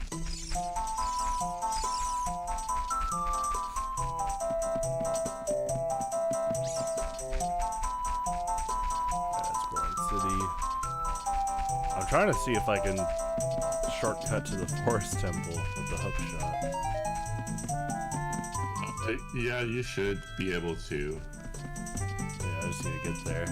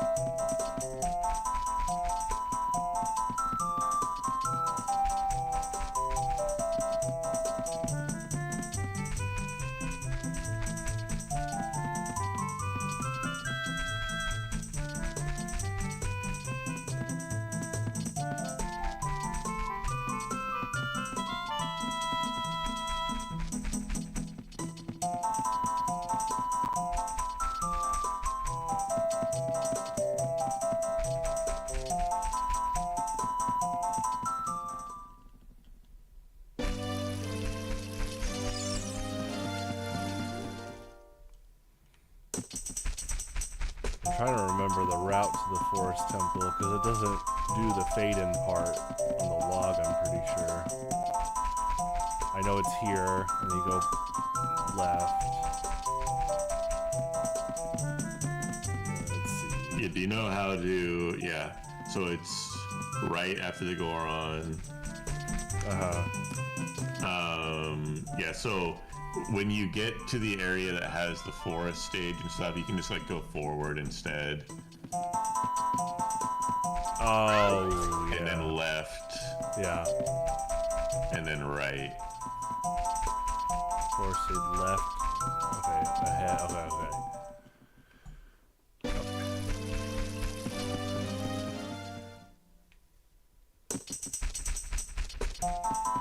And I mean, you can tell by just looking at the logs too. Yeah, the fade in.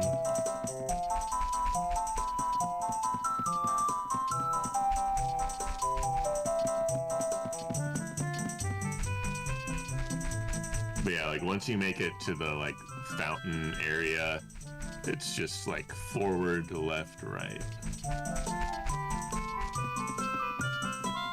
Yeah, okay, it is right. Yep. Cool, thank you.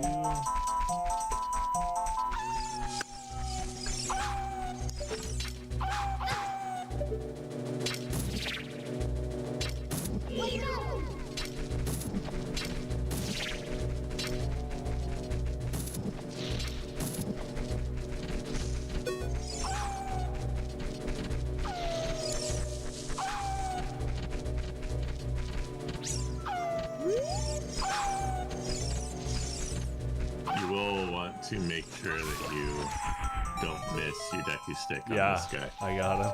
As long as you hit him in the tail, he will die in one hit with the decky stick.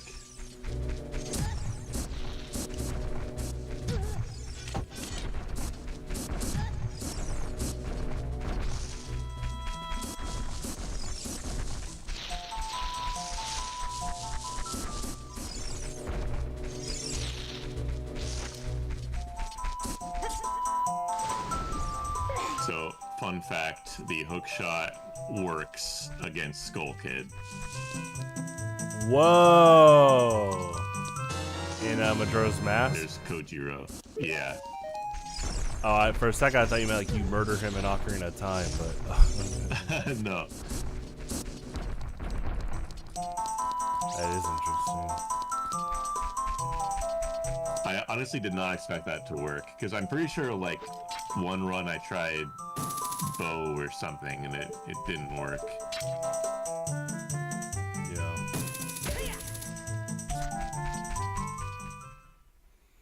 Well, this is like a dream come true. I always wanted to enter this temple as a kid.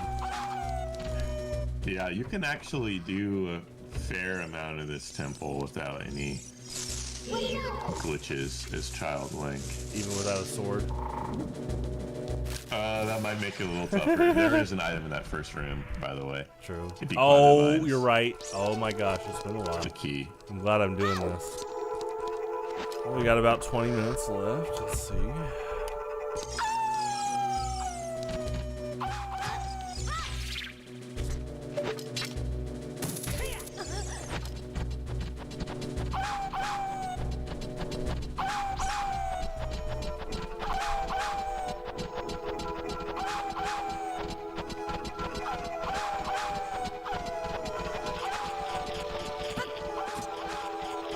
Forest Temple is also a similar song where I've heard people talk about how like relaxing it is, and it's a good song. I just think of it as it's a bit haunting in a cool way. Yeah. Bomb shoe bag. Okay, I mean that's a weapon.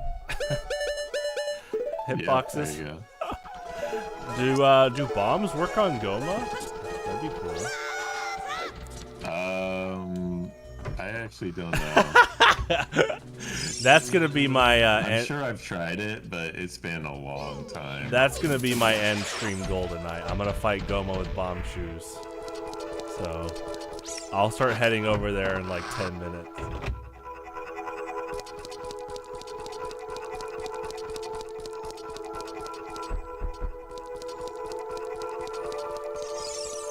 Oh, does the randomizer skip the Poe sisters leaving? Okay.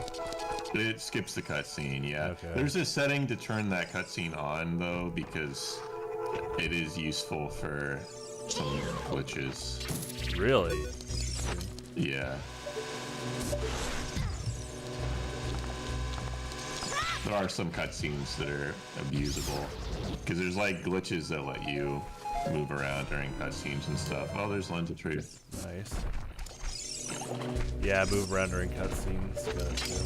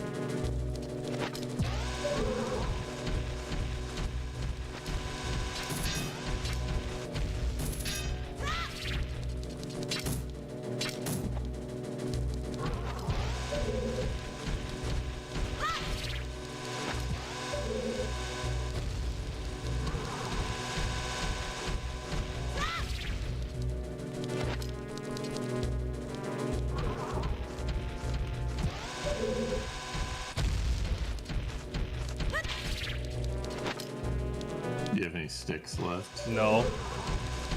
Oh no. I'm seeing if I can beat this blue bubble with a bomb shoe.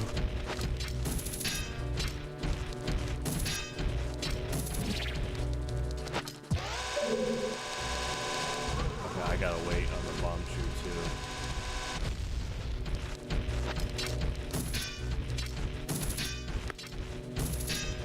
Wow, isn't this what a blue bubble wants? I'm basically cursed. No sword?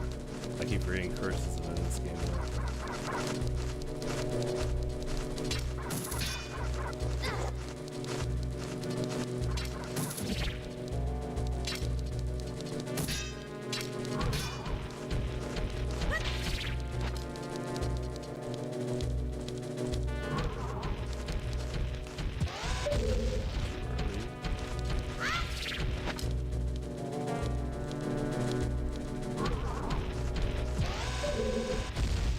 Oh, I don't think it works. I think you have to slash them.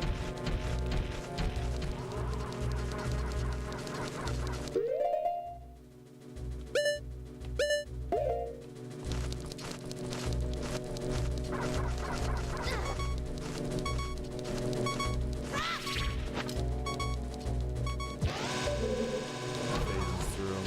Okay. I'll head back. I'm just gonna go to Great Deku Tree.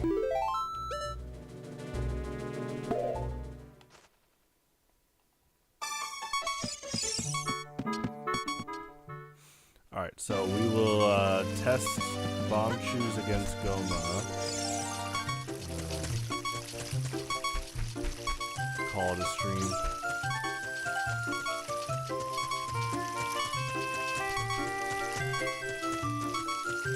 Well, unless you have something big you're about to do too, Cameron, just let me know.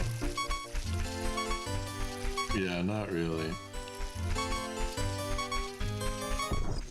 Just kind of doing random checks.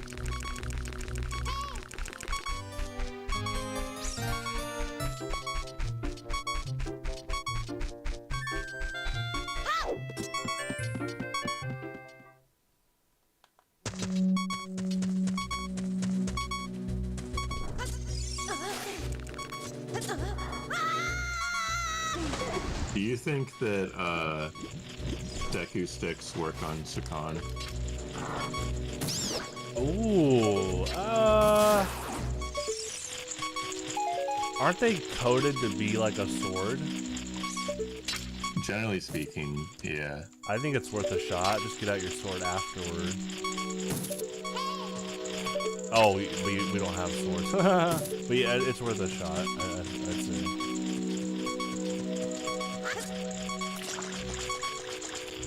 What are you gonna do? Murder him? I can't. I don't have. I don't have bow. No, I guess that wouldn't really give us anything if we kill him.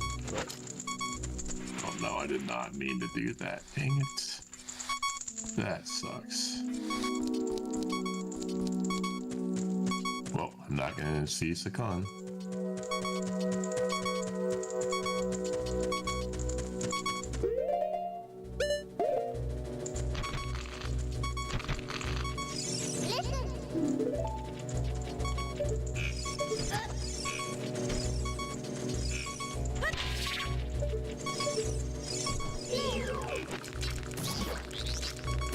hookshot damages Goma larva. That's interesting.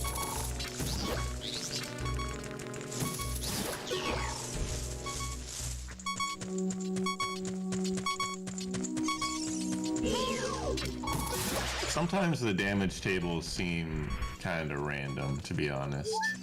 I think it's like a property thing too. Like, are they coded as will they be stunned by this or not? Yeah, I mean, it definitely is. It's just the decisions are really weird sometimes. Like, did you know that the big Octo mini boss in Jabu Jabu just doesn't take damage from Biggoron Sword? There's zero reason for that. I love that. Absolutely zero reason. I love that. Yeah, Master Sword will one-shot him if you do a jump slash. Biggoron Sword does absolutely nothing. Whoa, that is really cool. And that's something you would only know if you know, are glitching or something. So Well, I'm finding out bomb shoes don't work on the tall Deku Babas, the long ones. Yeah. Cool.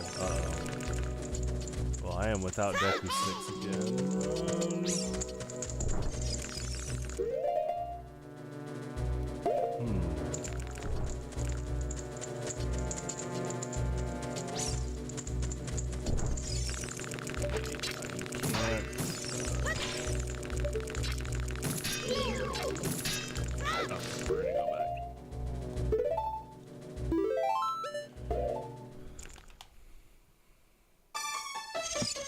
I might actually be locked out of fighting Goma until I get a Deku Stick.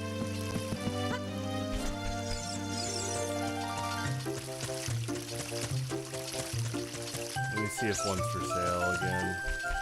I don't think he sold any though. Yeah, he doesn't have any.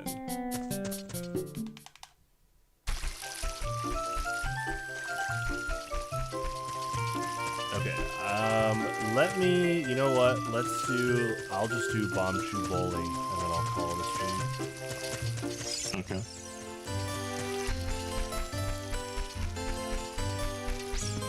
Do you think that's what the Bomb Shoe Bowling check is if I get a bomb bag, or bomb shoes? If you what? I noticed that Bomb Shoe Bowling doesn't let you play at the start, so do you think the check is getting bomb shoes? Yeah, I don't 100% know, because normally in randos you do need the actual bomb bag for it, but I'm not sure.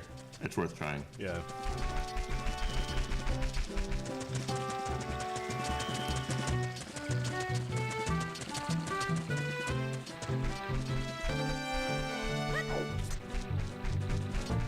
Okay, I'll do Bomb Shoe Bowling, and then if I can't, regardless, I'll check out this grotto on the left now that I technically have a few bombs.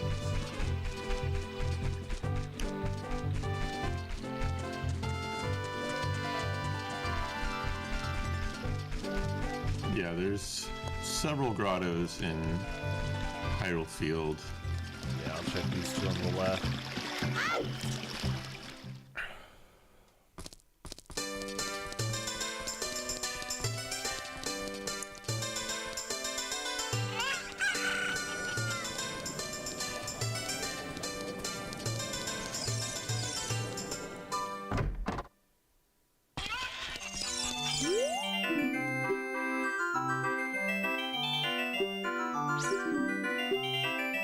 Yep. Bomb Shoes lets you play. Okay. Cool.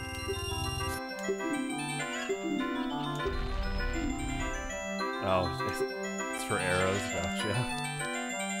So the way it works in Rando, there's 2 items. It's the first 2 items in the rotation. So if she gives you junk, you can just spam your bomb shoes to get rid of them really quick. Oh, the items rotate like per game. Yeah, there's 5 items, but only 2 of them are randomized, and it's the first 2.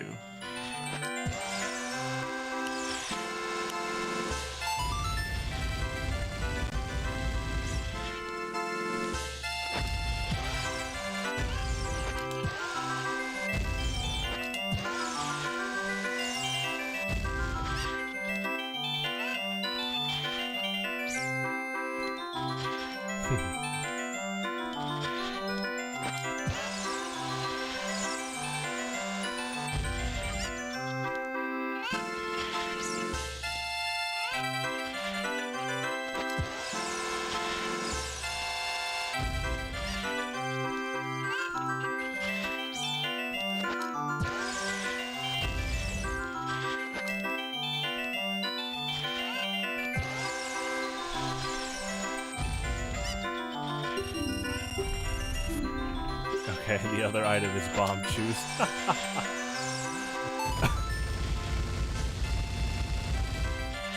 But no Tims, so no jump. Okay. No, I don't mind Tims. I do need to learn the meme origins, though.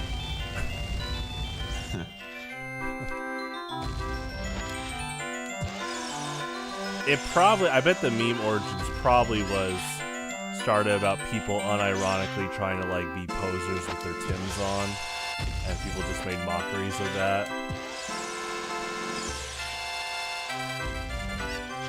But I'll look it up. It's not as Tim's actually like they're fine as shoes. It's not like back in the day where people tried to unironically think they were cool for like wearing saggy jeans and showing their underwear in school. Yeah, I remember that. Yeah.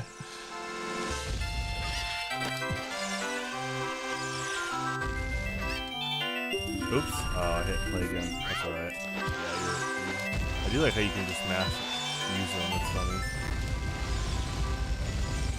Fastest way is just to shield drop them. Oh, I've never done that before. I've never done a shield drop. Alright, let's do the 2 grottos and we'll call this stream.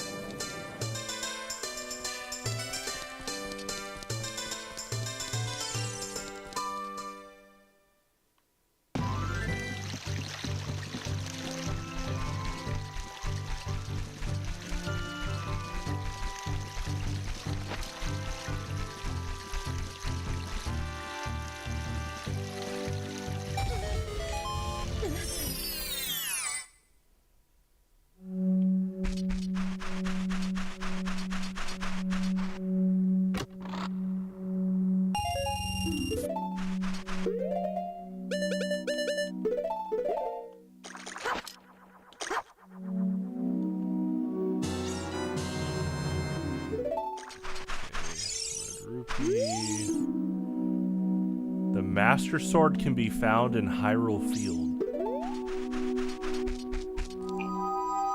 That's good, because you have all the items to do everything in Hyrule Field. All you need is bombs, so. Okay.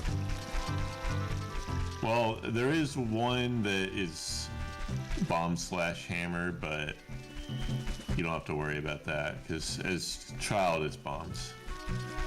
Alright, well, I got And also, I guess, it's normally a cow grotto, so you don't have to worry about that. I have 5 bomb chews left. At least we know that I could get more through bomb chew bowling, ironically. Yeah, there's also the, well, I guess it's randomized, but there's the bomb chew shop. Yeah. Have you done Night Market at all? No. Okay. Oh yeah, it's a fairy fountain. Whoops.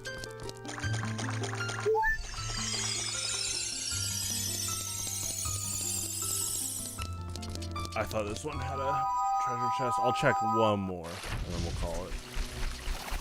But I will keep a mental note to keep checking grottos next month, because it sounds like the Master Sword's around here.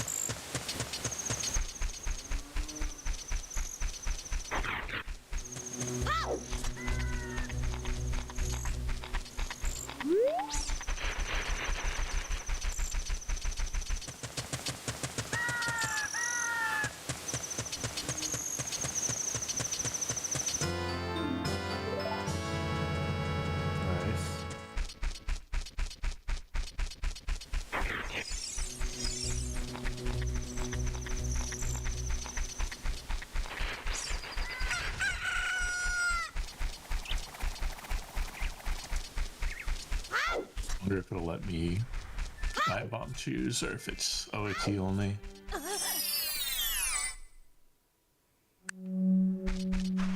This one's got a big treasure chest. Alright, I got it. Nice. Alright, let me check this stone, and then we'll call it a stream. Kakariko is the way of the hero. Gotcha. Alrighty, are you ready, or? Yeah. Okay. Let me end the stream. I'll talk to you for like 1 minute. So, thank you all for tuning in. That was a lot of fun. We were able to beat our second run today. Enjoyed it a lot. We will be back in September on the second Saturday. And yeah, I look forward to it. It's a lot of fun. It's a lot of fun revisiting Ocarina of Time. Kind of helping, Cameron's been helping me out a lot with learning all these tricks and stuff. And there's always new things I'm learning every month. And these have been some of my most favorite video games since I was young. So thanks for tuning in. I'll be back tomorrow for TF2 and Marvel Rivals. Have a good one. Adios.